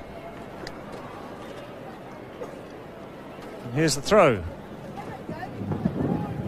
Nicely in. And Desi Haynes comfortably back. No problem for Stephen Randall.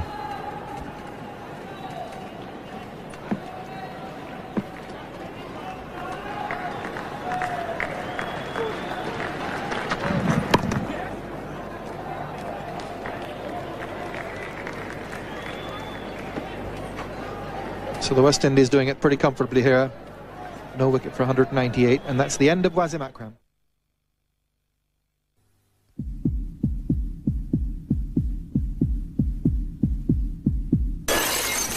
With Lockwood patio door bolts, you can secure your home and keep intruders out. Lock up with Lockwood.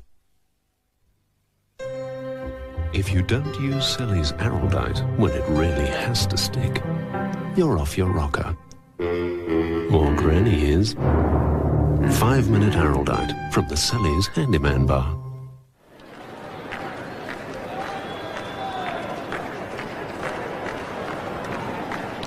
So plenty of overs in hand, plenty of wickets in hand, although the West Indies, in effect, have lost Brian Lara for this match with that fearful blow on the toe, which he got from Wasim Akram, forced him to retire hurt.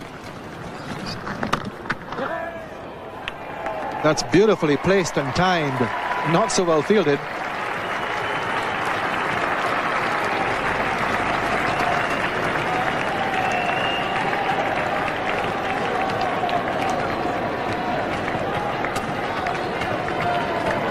Desmond Haynes demonstrating exactly how he has got over 7,600 one-day international runs. A little bit of a stiff bat there at mid-off. I think it's Ramesh Raja there. A little late in the day.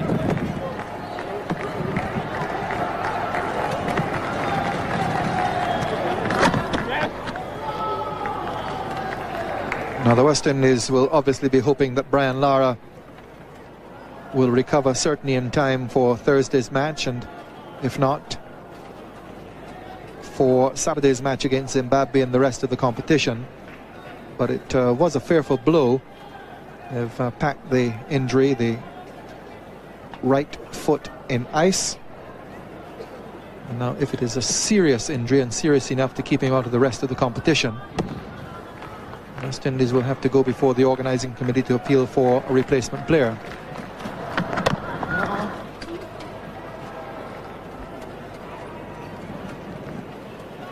The regulation states that a player can be changed from the squad of 14, but only in exceptional circumstances, and the regulation doesn't define what exceptional circumstances are.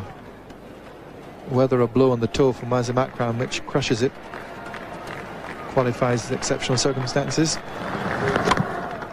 is not altogether certain. Well, Brian Lara is certainly not the first player to suffer that, so it's by no means unique. Seems as if you've had some personal experience yourself. I think I've been very lucky, actually. I think I've got my toes out of the way before. But we see it a lot in county cricket in England, where Wasim Akram is a handful for most players. A lot of people retiring with broken toes, or very badly bruised ones. So the second no ball from Wasim Haider. Signal by umpire Randall. I assume that when the organising committee drafted the clause about exceptional circumstances, they had rather more potentially tragic events in mind. I suppose injury is all part and parcel of the game of cricket, and whether or not they look favourably upon this remains to be seen.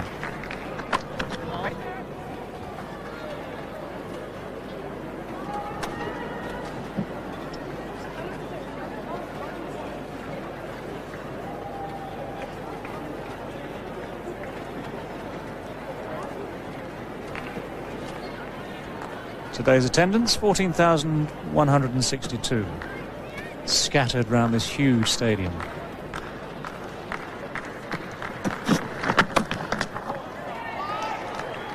Typical Richie Richardson shot to finish off the over, the cut. No wicket for 205. The film of the year is JFK, nominated for 8 Academy Awards, including Best Picture, Best Director, and Best Screenplay. Kevin Costner stars in an Oliver Stone film, JFK. See it now. Right, the forest excursion's over, now it's back to work. Who needs more information on this? Okay, here's the address. Write in and I'll send you a whole project kit. You've seen the forest, now I want you to study the facts.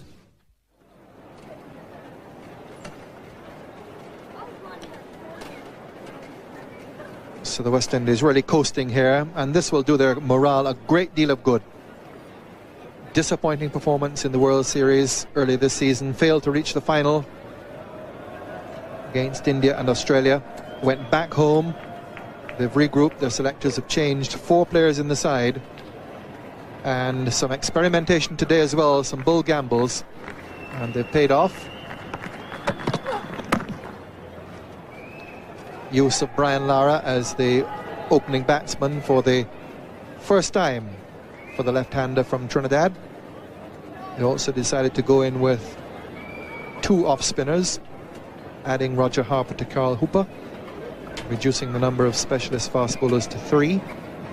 Both Hooper and Harper were economical.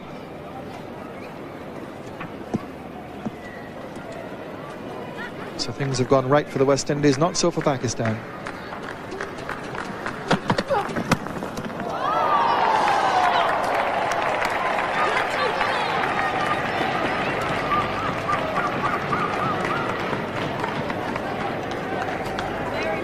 Didn't really get hold of that, Richard Richardson. Cleared the infield for 2 runs. Aiming over the top there.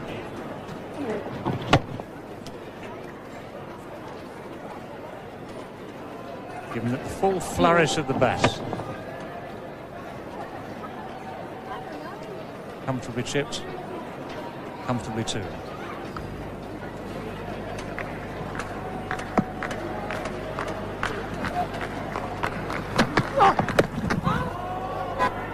Well, that was certainly very optimistic, but very confident.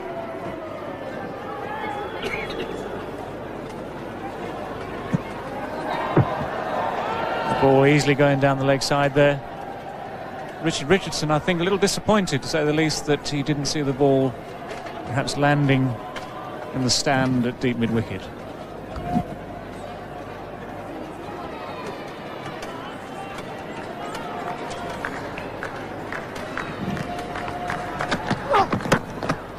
Lovely on drive for 4. Right up there in the slot for it. And the West Indies moving very comfortably towards their victory. Well, Akib Javid gave Richardson the sight of the ball before. Again angled in, just fractionally straighter this time. Richardson makes room for the shot, gets his feet out of the way, the back comes through, beautifully timed, and past the man at mid-on.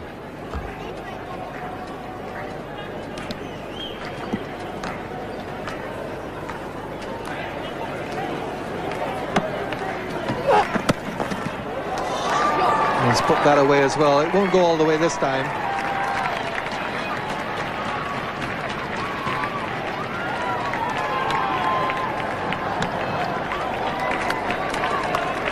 So 3 more.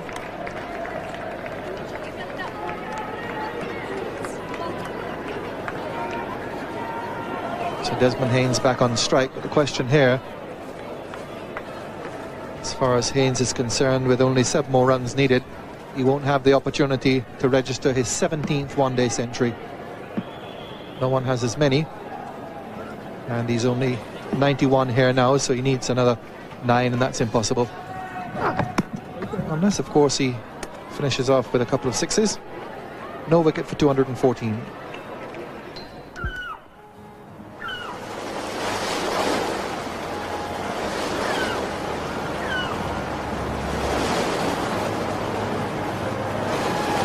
Because so much rubbish is deposited where it shouldn't be, Westpac would like you to join them in making a few withdrawals. Help us look after our country on Clean Up Australia Day, Sunday, March the 1st.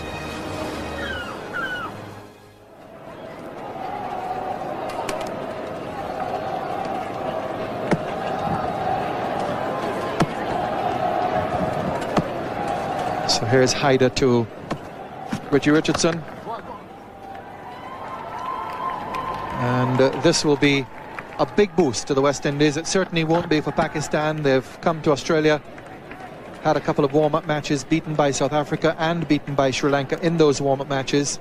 Coming into the tournament itself without the injured Waqar Younis, into this match having to do without their appointed captain Imran Khan because of a shoulder injury, and a heavy defeat facing them here, and it certainly will be a depressing defeat for them.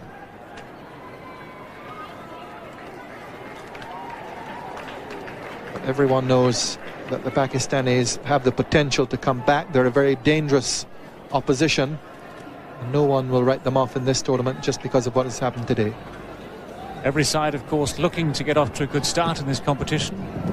Pakistan, one of the early favourites, will be a game adrift by the end of today. We'll have to work just that bit harder over the next 7 qualifiers.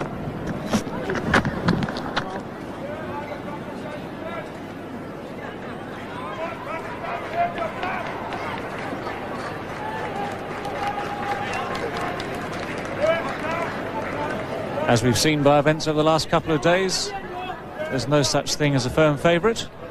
Australia coming second to New Zealand in Auckland. Pakistan here coming second to the West Indies in Melbourne.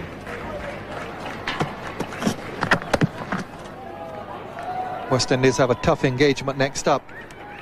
They'll be against England, who started with a victory over India at the WACA in Perth last night, winning that by 9 runs. They'll be playing here at the MCG in a day-night match on Thursday. Pakistan's next assignment is also on the same day and is against somewhat lesser opposition. Zimbabwe, who lost today in a high-scoring match down in New Zealand, they play against Pakistan at Hobart also on Thursday.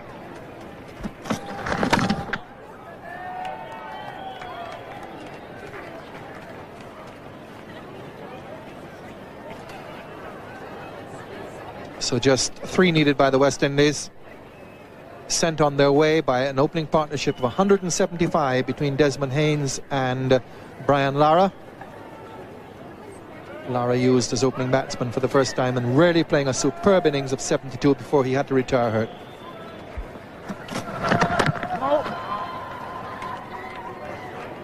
So still 3 more needed at the end of the over.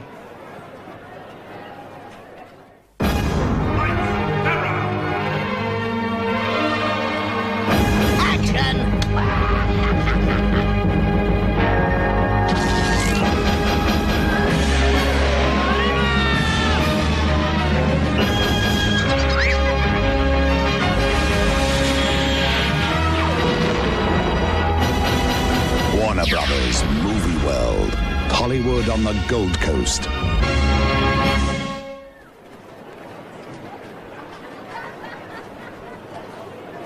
So just the 3 more runs needed by the West Indies. These two teams have often had very close encounters, but this is one of the biggest victories either would have achieved over the other, and certainly will make the West Indies far more confident than they were coming into the competition. Appropriate that the captain Richardson is still there, and also Desmond Haynes, their most experienced player, who has batted all the way through the innings. But one has to feel for Pakistan with their injuries.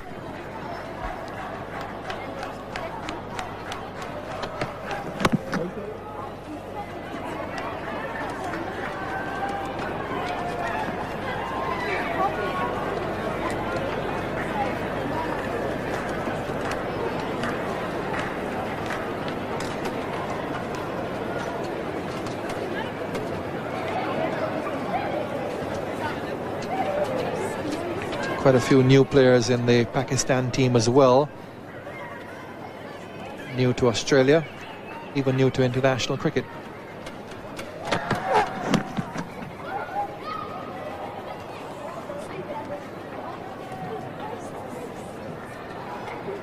So a leg by. We've seen Wasim Haider, the fast medium bowler. We've seen the opening batsman Amir Sohail in Australia for the first time. Inzamam Ul-Haq batting at number 3, also in Australia for the first time. So quite a few new Pakistanis on view during this World Cup. This young man Akib was here as a 17-year-old back in the 88-89 season.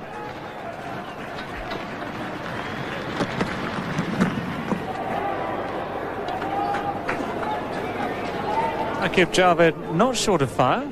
I've watched him play a season for Hampshire back in England over our last summer, where he's learnt a lot from English conditions, English county players. He's a determined character. On his day, on the brisk side of medium. In fact, on the brisk side of brisk medium. But not finding much life in this MCG track at the end of this beautiful summer's day. The West Indies cruising towards victory. And he's also learned the slower ball. Haven't seen many of those from the Pakistanis today. Slower ball perfected by the Australians in recent years.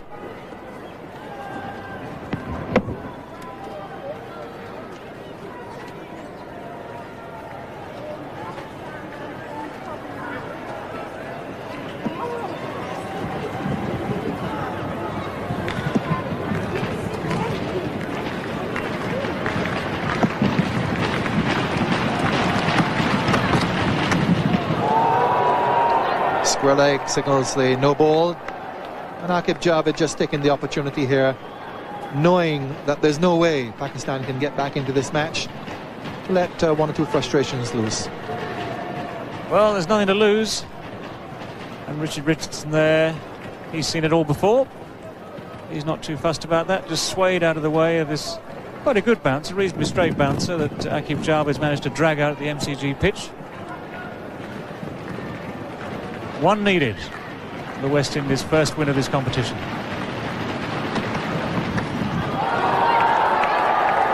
So 2 no balls, 2 bouncers finishing the game. And the West Indies have won sweepingly by 10 wickets, even though they have lost Brian Lara, who had to retire hurt with that injury. They didn't lose an actual wicket. Desmond Haynes carries his bat and emphasises his quality as an all-round opening batsman, leading run scorer in one-day internationals, and he walks off the field. Not out 93. Richie Richardson, appropriately the West Indies captain, hasn't had the opportunity of leading a winning team many times during this season. In the World Series, just 2 victories for the West Indies in their 7 completed matches, and that's a good victory to start with in the World Cup against dangerous opponents, albeit opponents who were handicapped in this match by the loss of their captain Imran Khan and Waka Yunus. And this is the next match that will be televised in the wide world of sports. The big one, South Africa's return to international cricket in Australia against Australia at the SCG in Sydney. Day-night match starts at 2:30 Eastern Summer Time. Australia looking to win after their shock defeat by New Zealand in Auckland yesterday. The West Indies winning this one very comfortably, 220 for 2 Pakistan, and the West Indies not losing a wicket and coming home by 10 wickets. It's goodbye from the MCG.